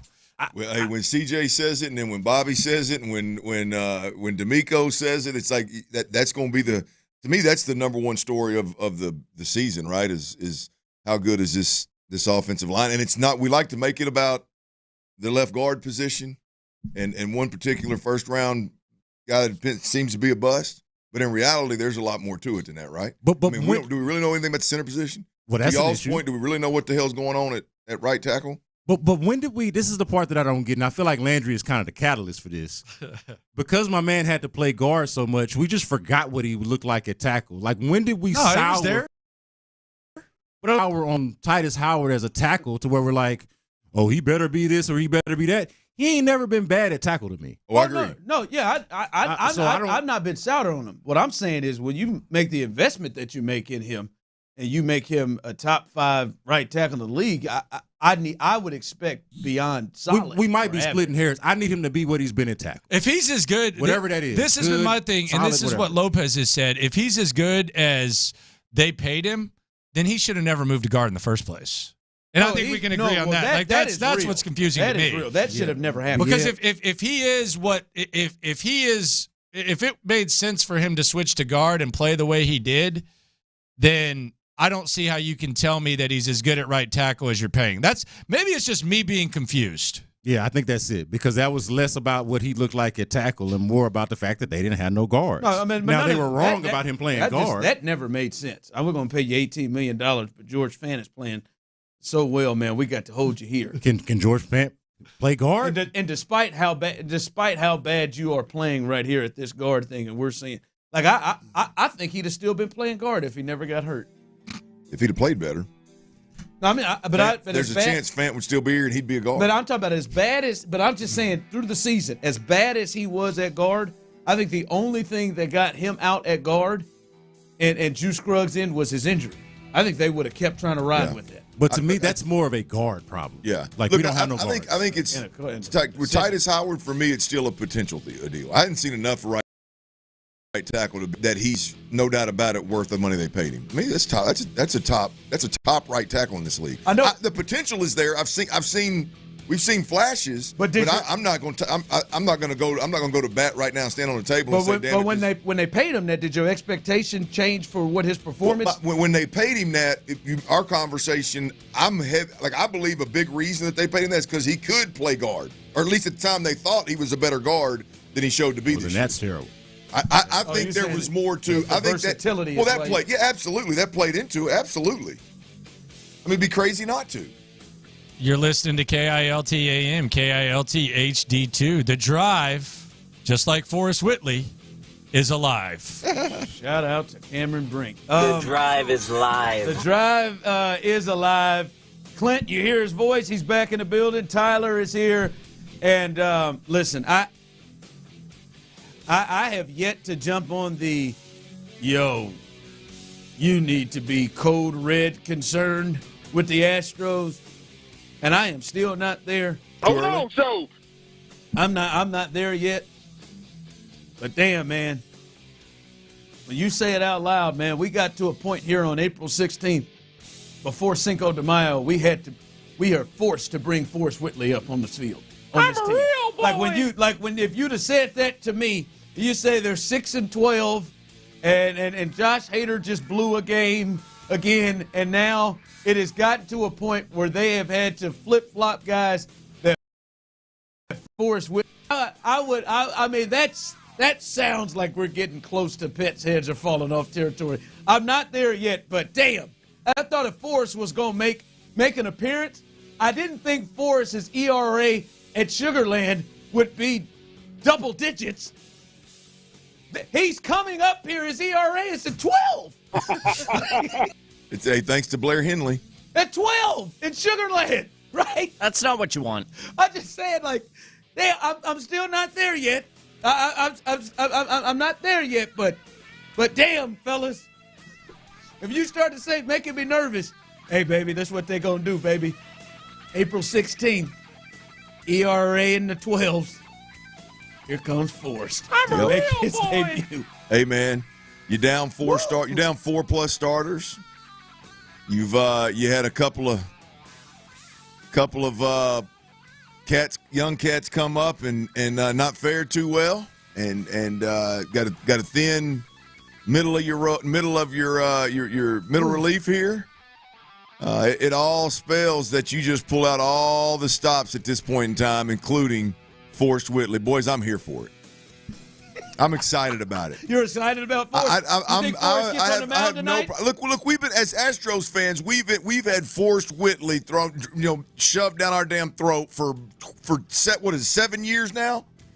Feels like it. 7 years now we've been talking about Forrest Whitley. You know how many people in Houston and beyond that are Astros fans know who Forrest? Every last one of them, and they have been. It's every year. It's a laugh. It's a laugh. You ask about Blair Henley. Nobody knew who Blair Henley was. I didn't know. Nobody had Spencer Arrighetti before this year. I did. I'll be honest with you. I bought a Henley this weekend. Ain't nobody. I did. Only Henley you knew was kind you put over your head. Did. It's a great one. Yeah, I mean, and in my crew, big Astros fans. I got Astros gear. Been coming to Minute Maid Park. Hell, went to the Astrodome. That far back. They didn't have Hunter Brown before Hunter Brown came up here and started pitching. Well, this is before this year. They didn't have Luis Garcia. Nobody. They damn sure had this Whitley. Forrest Whitley. Forrest Whitaker. They had Whitaker, didn't they? Yes, we did. We kept calling Forrest Whitaker. Everybody, for 7 damn years, we've been hearing about this old boy, man. Hell, it's about damn time. Put him out there and let us see what this kid can do. No, it is not about Roll him out there and let's see. What'd you say? The hell, who's next? Hey, well, I mean, you can't. Tyler, I swear. If you're gonna be 6-12, damn it, do it with some flash, man. Put a Henley out there, put an Arrighetti out there, put them all out there, man. Tyler Clinton. Who's the other kid I feel like they're like opening up the refrigerator. What do we have in here? Man, I sure don't want these damn. I sure don't want this damn pepperoni. Hey, I don't know what the hell. I don't know what this milk is close to gone. Just keep opening up that refrigerator, seeing if they see something that looks good. Hell, all right. Ron, we come over. Head came over to the house the other day, man.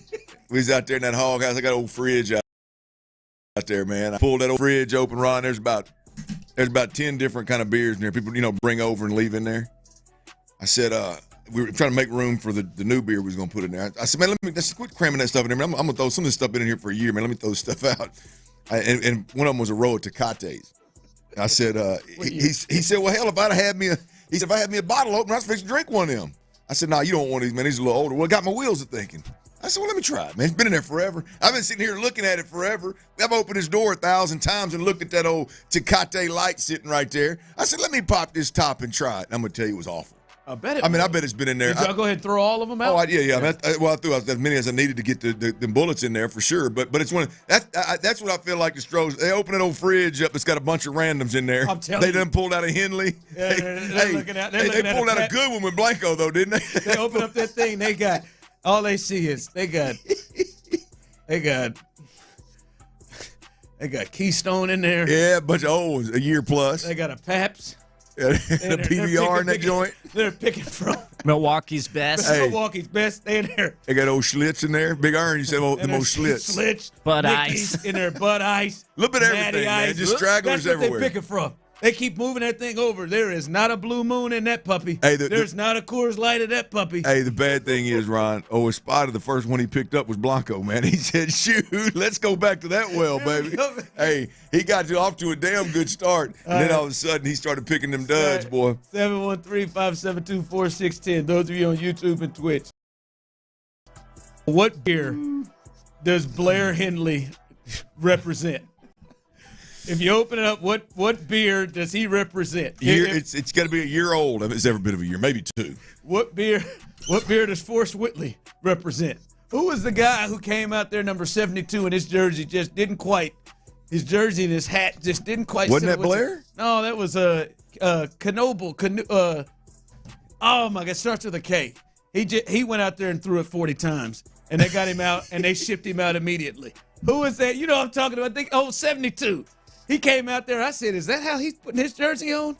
Had his hat, man. He I remember you talking about it, but I can't think of the kid's name. No, it was Friday night, man. He looked like he was doing construction. That kid, anyway, they brought him up that day, and then they sent his ass back. They're in there. They can't find an Angry Orchard in there. They cannot. Now, luckily for them, they're opening up that fridge, and Justin Verlander's coming back, and they potentially got a good beer coming in there. But boy, you ain't lying, but they've been pulling out some They've been pulling out some ones. I ain't lying to you, Ron. That old Tecate Light was awful. Somebody said a half-open can of Schlitz.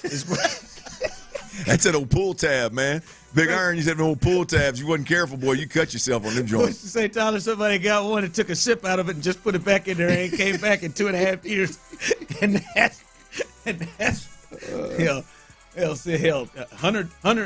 Hunter Brown's one of them beers here in just a half a second. The way he's him, somebody said Forrest Whitley is a Four Loko.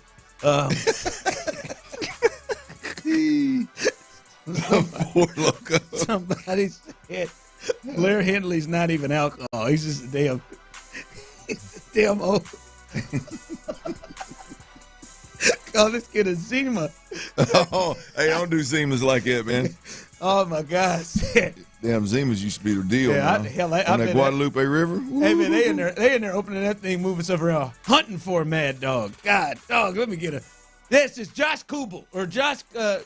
Is that his name? Is it Kubel or? Yeah, it's like Joel Kuhnel. Oh, Joel Kuhnel. Yeah, Kuhnel. Number 72. He got in there and threw it 40 times. How'd he do? Not good. He threw it 40 times in an inning. Not good. I guess when you add, he was only in there an inning. I guess. No, it wasn't good, man. Hey, listen, I'm gonna tell you this though. I mean, you got to laugh, not to cry and get yourself real pissed off. But one thing that is, it's hard not to laugh at is, right now, as we sit here April 6th, 16th, and maybe it is early, but this thing is becoming a disaster in the back end of this bullpen. I mean, a disaster. Now, I'm sure they can turn it around, but what Josh Hader did yesterday, that just can't happen. I'm sorry. I agree, because I turned the TV on. I looked down at my phone, and it was 2-1 in the ninth. I said, "Oh hell, let me flip on over here and watch Hader do his thing." Here we go. Got a shot here. And now it flipped, and he went to getting shelled now. I mean, you talk about put a damn damper. He was looking like those kids. He was looking like Blair Hindley. He was looking like good night to the Astros. Spencer Arrighetti in his first start. By the way, you could tap in on what beer Spencer is. His first start. That's what they were just drilling the ball every single time, just hitting it every single time. And like when we look at this, fellas, like this is the kind of thing. I'm not saying somebody's going to lose their job, but this kind of thing people get fired over. When you make a move to go get a Josh Hader, and really, if you really look at it, this is either this could be looked at as, well, that was a luxury move. Like that was a move where you kind of had overkill. When you had Presley and Abreu down there, I know when it happened, we're like, oh, they're serious. They're not playing any games right here, baby. They are going to try to, shut this thing down to have that back into the bullpen. But that thing better be right, because you did decide to do that and neglect certain other things. You could have got a real center fielder to allow Mauricio Dubon to play the role that you want him to play. By the way, I will continue to stand by. He needs to be the everyday center fielder until they find somebody that can allow him to go back being a utility player. You knew on your bench John Singleton was going to be your second best bat on the bench. And you knew y'all were going to use him a lot in left-handed matchups. But you waited. And now the crazy thing is, it appears that move, Clinton Tyler, has affected the other two guys that were great in your bullpen. I know it should be, these players should just man up or whatever. Something has occurred, because Josh Hader, 9.39 ERA. Presley, 9.53 ERA. And Abreu, who ain't exactly been rock solid, he's nearing 7. Those are the three in the back end. Right now, hell, you may feel a bit better if Seth Martinez came out. I'm just saying, that right there, that can't happen. That's an absolute disaster right there. I'm not saying somebody's going to get fired. I'm just saying right there, that you give somebody 5 years, $95 million, they went and paid him. They ain't going to pay Kyle Tucker. They went and paid him and all that. And this is what you're getting? Well, to your point, the ripple effect, it's not just about Hader struggling at this point in time, right? It's the ripple effect of the others, and it appears to have impacted them in some way, shape, or form in a negative light. And so that's without a doubt, an issue. I'm going to guess that we've moved on from the thought a little earlier. I say early on in the season, earlier in the season, where when it was Presley and Hader and Abreu and this and that, and even at the time it was Alvarez at the plate. And we moved on from just those guys. Those guys are going to get right, huh? Well, I mean, you can't. I mean, you would hope they will, but this is becoming extended. You just can't. You can't ignore it. Like I agree. I agree wholeheartedly. Yesterday, you got like, hey man, got a guy on the mound. Like, I'll be honest, Spencer Arrighetti. I mean, what he did. I mean, his 4 innings. Hell, you'd have told me right now, 4 innings, two runs. Like for him not to hit somebody to bring a run in, or Jeremy Payne not have an error that kind of helps that. But you tell me he's gonna give me 4 innings. He's going to throw 39 pitches in one of those innings and only give up 2 runs? Yep. All right, I got it. We carry you 2-1 to the 9th. I'll take it. Your ass comes out here. 5 years, $95 million. And here we go, man. We about to just everybody get a hit. Oprah was out there. Hell, you get a hit. You get a hit. You get a hit. You get a hit. And it wasn't just their best players. Yeah. And they had the nerve to strike out Matt Olson. And then leave. Brandon Belak had to come get you. I mean, that ain't. They better get it together quick. The scary part about that is, as I watched it last night, it was, and I know it's Atlanta. I understand they've got one of, if not the best lineup, right? I mean, they're pretty damn good. Yeah, they're up there. But boy, they made it look easy, Ron. Yes. I mean, it wasn't like they didn't just get up there and have somebody hit a bomb, or there was no. I don't think there was any extra base hits, if I remember correctly. If you'd have told me he's tipping pitches or they knew something, I would have believed it. They were on every single pitch. Yeah. It was like drive one up the middle, and there was a little softer contact into left center, and I mean, but gosh dang, man, they made it look easy.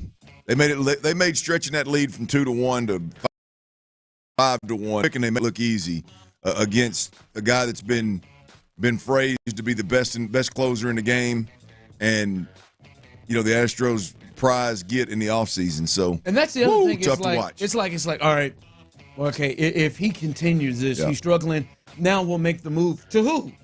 To who? The guy who's got an ERA above his? Who? We're gonna move it. All right, let's bring Presley back in his natural.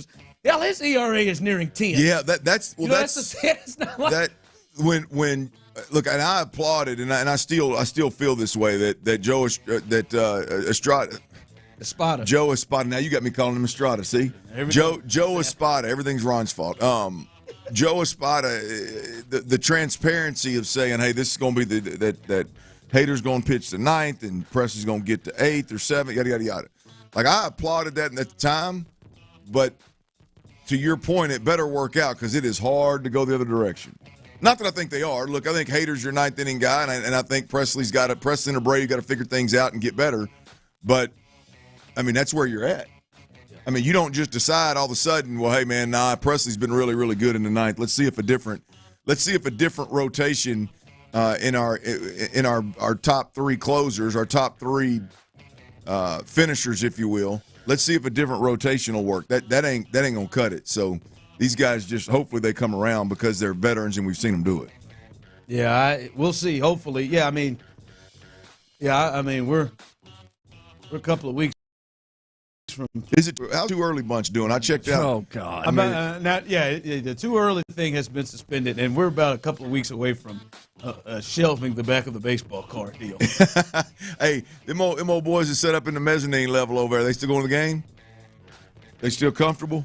I'm gonna tell you this. They still good? We have an announcement here. Those of you on YouTube and Twitch right now, you can see us. We appreciate you. Oh, you're getting serious. I am officially today, April 16th, throwing in the towel on Jose Abreu. It's over. I'm done. He's broken, I'm done. No, they can't play him anymore. They can't. I tried, Jose. I really did. I tried. Shout out to Lawrence Holmes, who did again try to coach me in. Hey, this is what he does. Wait till June gets here. No, Jack, can't wait. 6-12. Can't wait. Not only is he doing nothing, his last at bat, he got blown away by 88. Threw it right past him. 88 down the pipes. Didn't get it. Didn't touch it.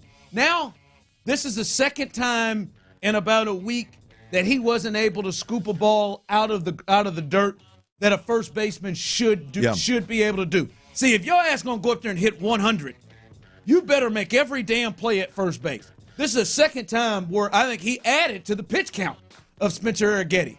I think it's been in both of his starts. He's added to it and didn't scoop up balls. I am done. They cannot play him.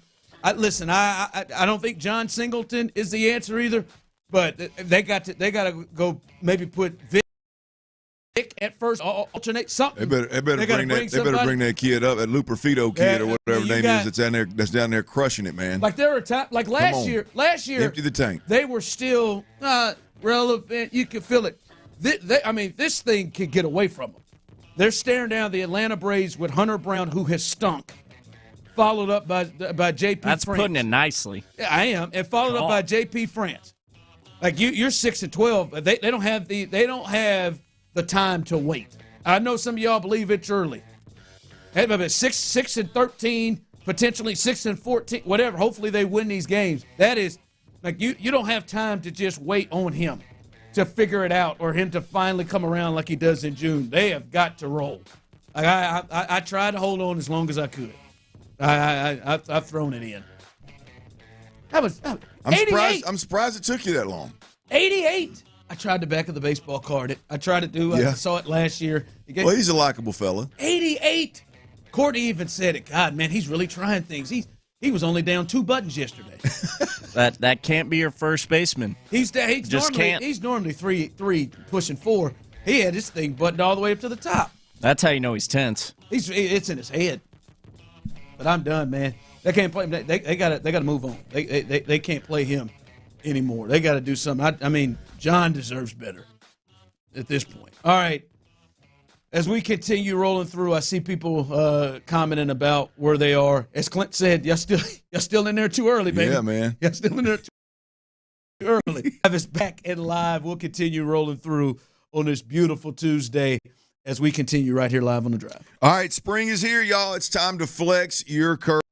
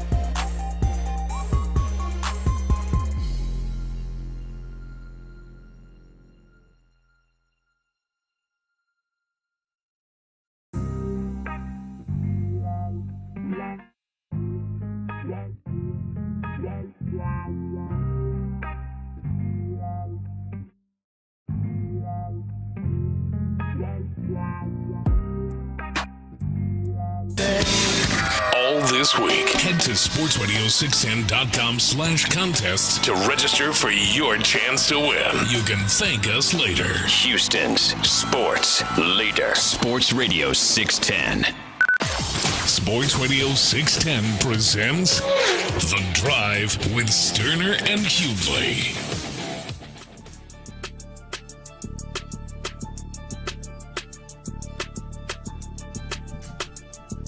All right, welcome back into The Drive as we're in full effect here. And Clint is back. You feeling good, man?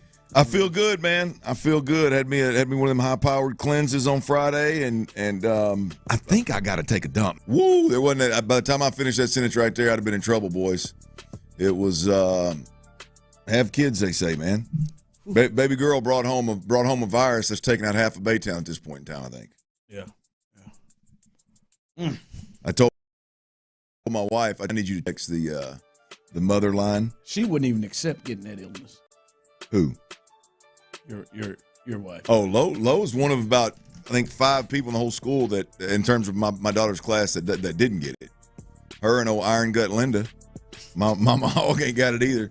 The Iron Gut. I told my wife, I said, I need you to text them moms. I said, you let them know the next one that brings a sickness, puking or diarrhea into the class, I'm blasting them on Sports Radio 610.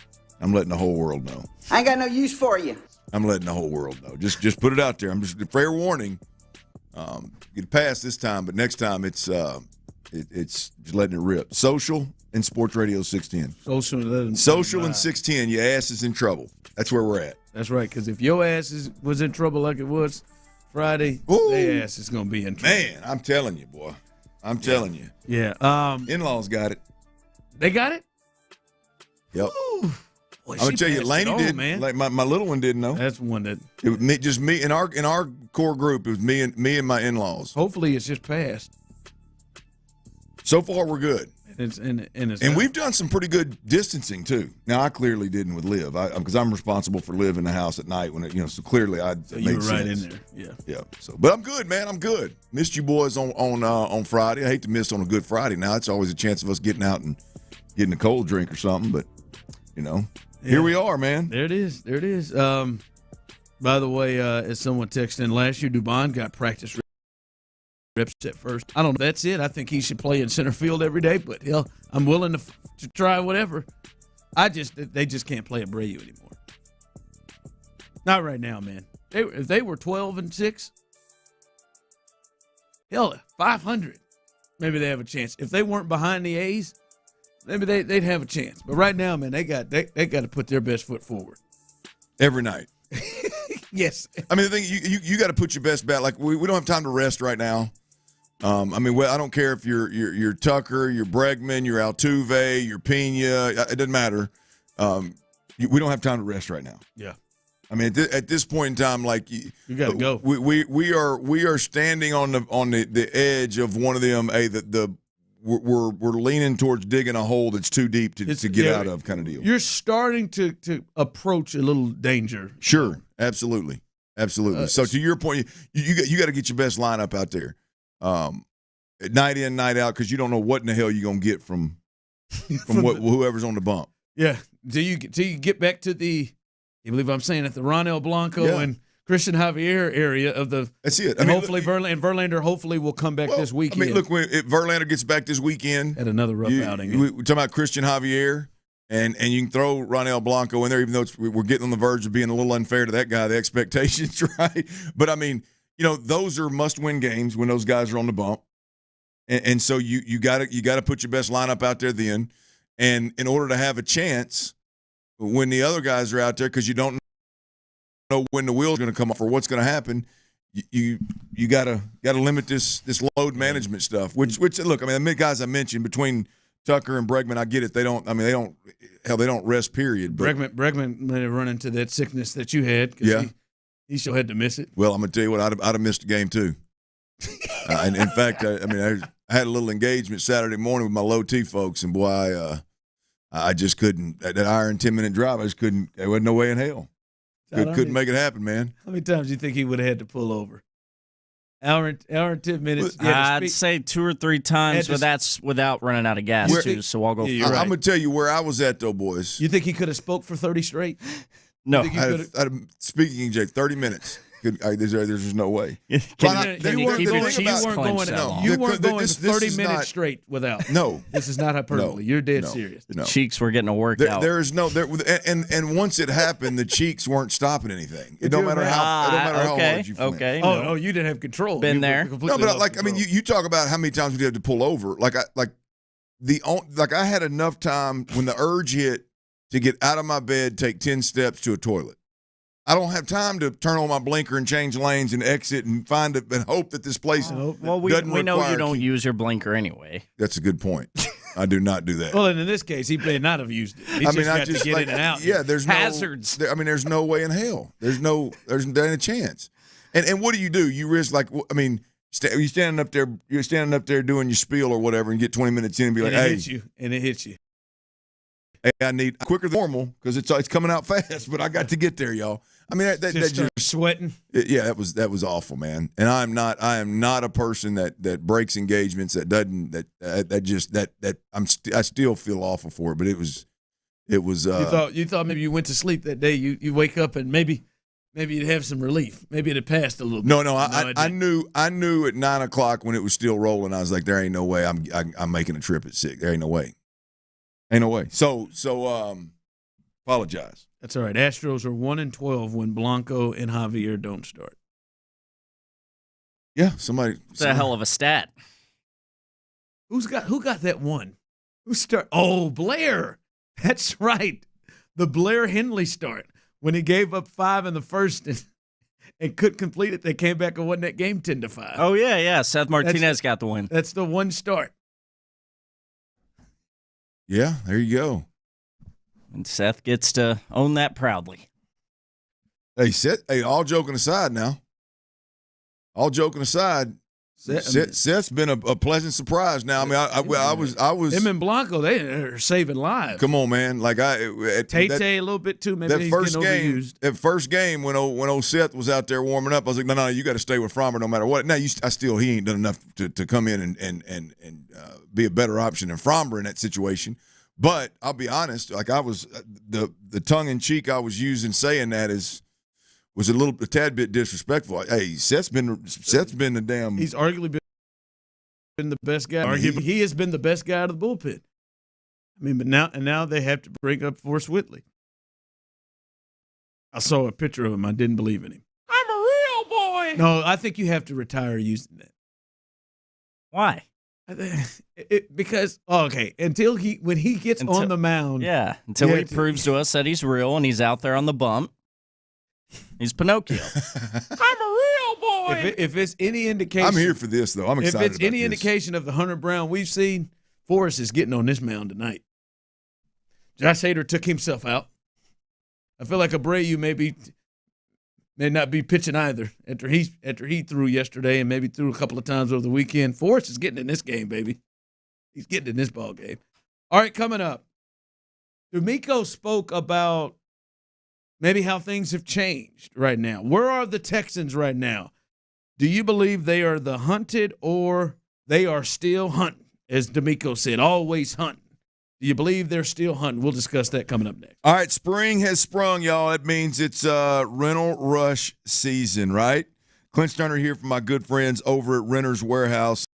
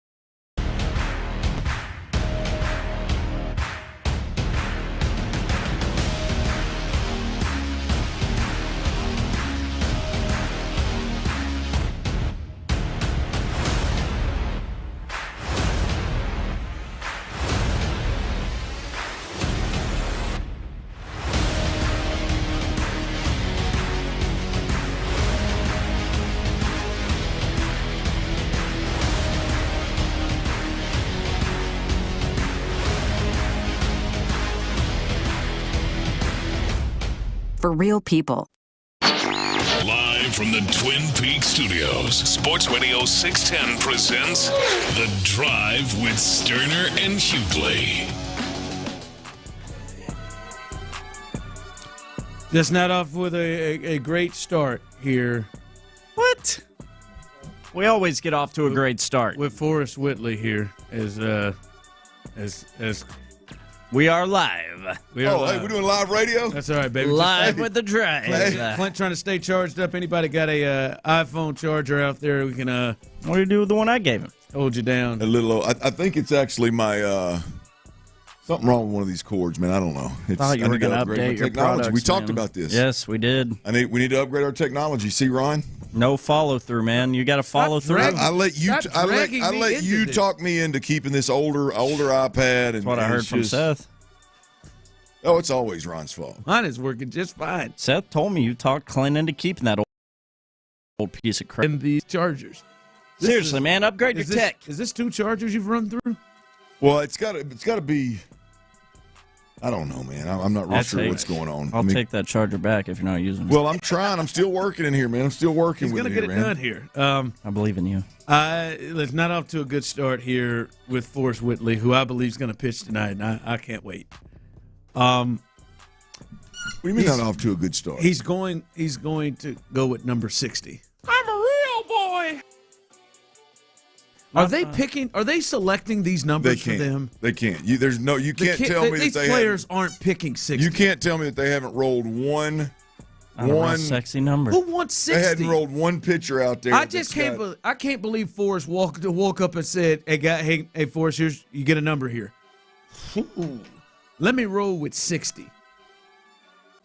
And as you said, old boy rolled out there with 72 or something. 70, yeah. What Big Henley walk out there with? Henley had offensive lineman number 2. I think he was 70. Yeah, there's too many guys. You can't tell me that. But Spencer got 41. That's a solid one. You can't. Is it? I could see pitchers being 41. Not 70. I mean, not right guards. No, I agree. I agree with how atrocious 70 is. 60's a center. I mean, that's just like. I mean, but baseball numbers in general are awful. They can be. There's just so many. I mean, you got Ryan Stanek. What was he last year? 45. That's open. Get you a 40. There's some 30 numbers open. 45 would be really good. 45. I guess we're rolling into guys now that are just thankful to have a shot, and they just say, "Yeah, throw whatever number you got." But boy, I'd like to think that some old boy would walk in there and go, "I want my own glove. I want my own cleats, yeah, I'll take my lucky number 45, which nobody has." They could have let him at least pick his number. Yeah. No, at this point, he needs to be thankful for any damn number. Stop, man. No, come on. But we're not talking about just the guy you hate right now. Well, I don't even hate him, but I mean, he was a number one prospect. Is that really your take? You don't think he should get a chance to choose his number? No, not now. What? No. Maybe the first time he tried to come up 12 years ago. You don't think he can? That is not your take. No. That is not the take you're going to stick with here. It's 245. I'm going to give you another chance. Bro. You don't think he should get a chance to choose it? They should choose his number for him? No. Yes. Oh, Forrest Whitley, we are still waiting on him to arrive, and he is in the back end of his career, dude. When you're in Little League, did they just throw you a number? You got to pick a number. Little League, I wasn't always hurting my arm and not able to play. Actually, you were pretty injury prone. You were. Not in baseball. They should be able to pick. I'm with you. Clearly, they're just throwing them numbers. With Forrest, he needs to be thankful he's got one. Let him pick one. Now, obviously, he knows he can't pick 34. Just focus on not breaking your arm today. How about that? I mean, that's a hell of a deal to say. I'm not wishing it on him, but focus on being healthy and executing your pitches right now, Forrest, because you've done nothing. Am I the only one that's excited about this? I didn't have the word. I guarantee you there is a huge chunk of the Astro fan base that is stoked about tonight. I'm intrigued. Excited? Well, I mean, I'm not talking about like stoked like you can win a World Series, like you can win a trip to the World Series. And I'm just talking about your squad's to up finally there, see him play, and a guy that you heard about for 7 years that you've seen no hide nor hair of, hadn't pissed a drop, is going to get a shot. I mean, even if I see him just crap the bed, absolutely mess the bed. so be it. All right, get the hell out of here. Now we've seen something. Yeah, I'm definitely into it, into seeing it. I'm amped about it. It'd be a hell of a story. Gets a shot. I mean, like you just said, what's his ERA down there? We've been waiting on the story. It's above 12. ERA above 12 in Sugarland. A man comes up here. I am floored by the fact that Tyler, and now he's got to fight and Tyler agree with him. Tyler is right. Forrest should be grateful for any damn number they give him.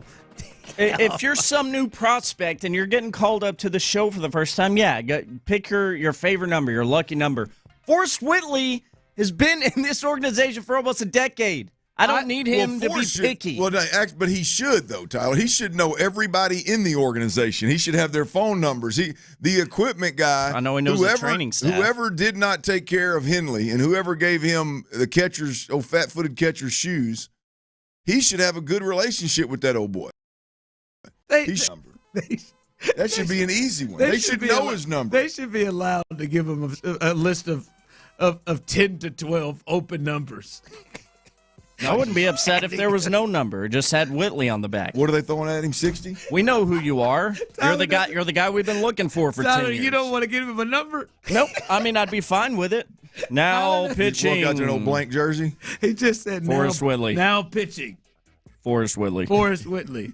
Well, folks, the blank jersey, Forrest Whitley. I guess Ron's going to need to do a starting lineup. No. No, I'm not doing this. I'm not doing a starting lineup with these. I almost thought about doing it going into Friday, and then that lineup included Greg Kessinger, John Singleton. That was a rough one. I said, I'm not wasting my throat and voice on a lineup that includes all of them. I don't think you should ever waste your throat. You hate it when you waste your throat. Make Forrest earn a number. I don't ever think people should do that. Well, hell, it happens sometimes. Just don't waste the throat here. You know what I'm talking about, you two nasty bastards. Clint, by the way, someone did text us in. Ron, did you ever talk to Clint about the offensive coordinator thing? Clint, I may need your help. He dropped the lure in the water. Listen. What I would love, and I think those 9 and 10-year-old boys, 9 of them, what they would love is maybe 15 on Sunday just to meet the kids. I truly believe if I were able to get you out there one time, you would come back each week. But I know. That's why I don't need to.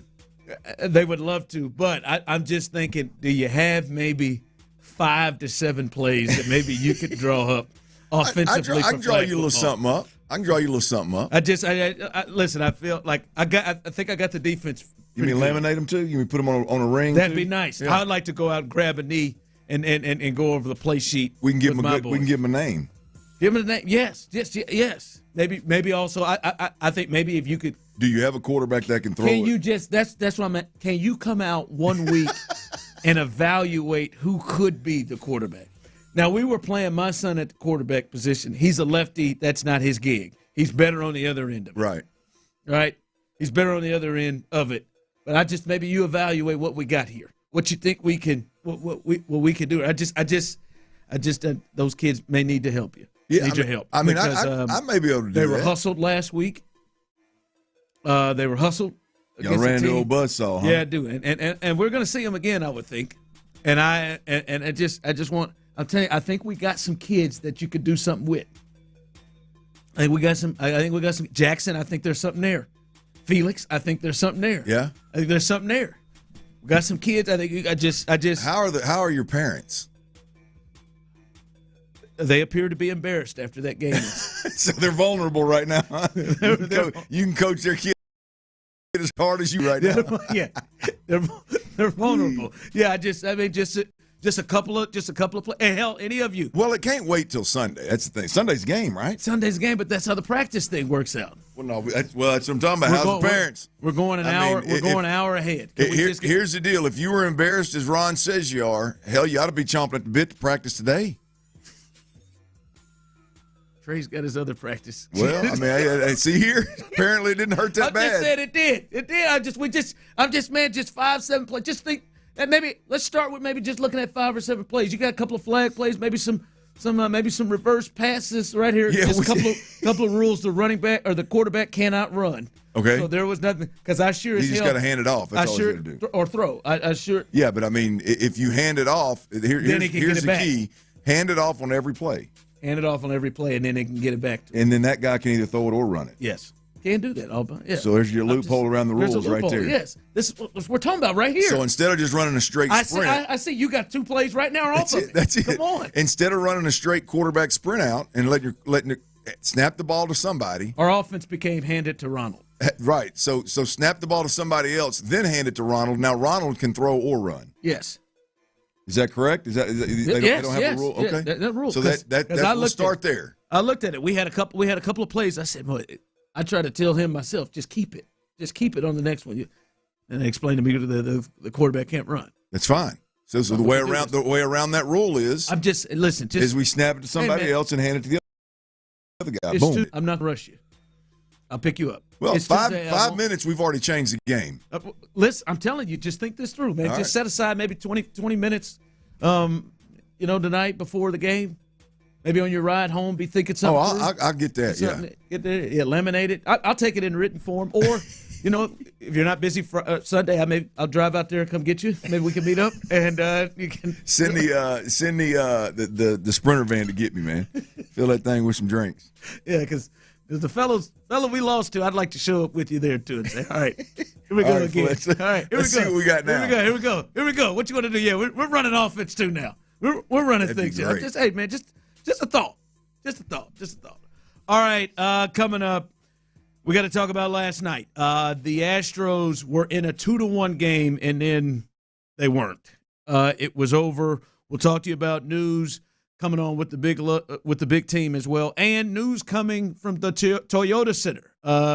They have made a move, or I would say at least an extension to one of their major pieces here. We'll tell you about that. All of that coming up next right here live on The Drive. All right, y'all. My father-in-law, he makes very educated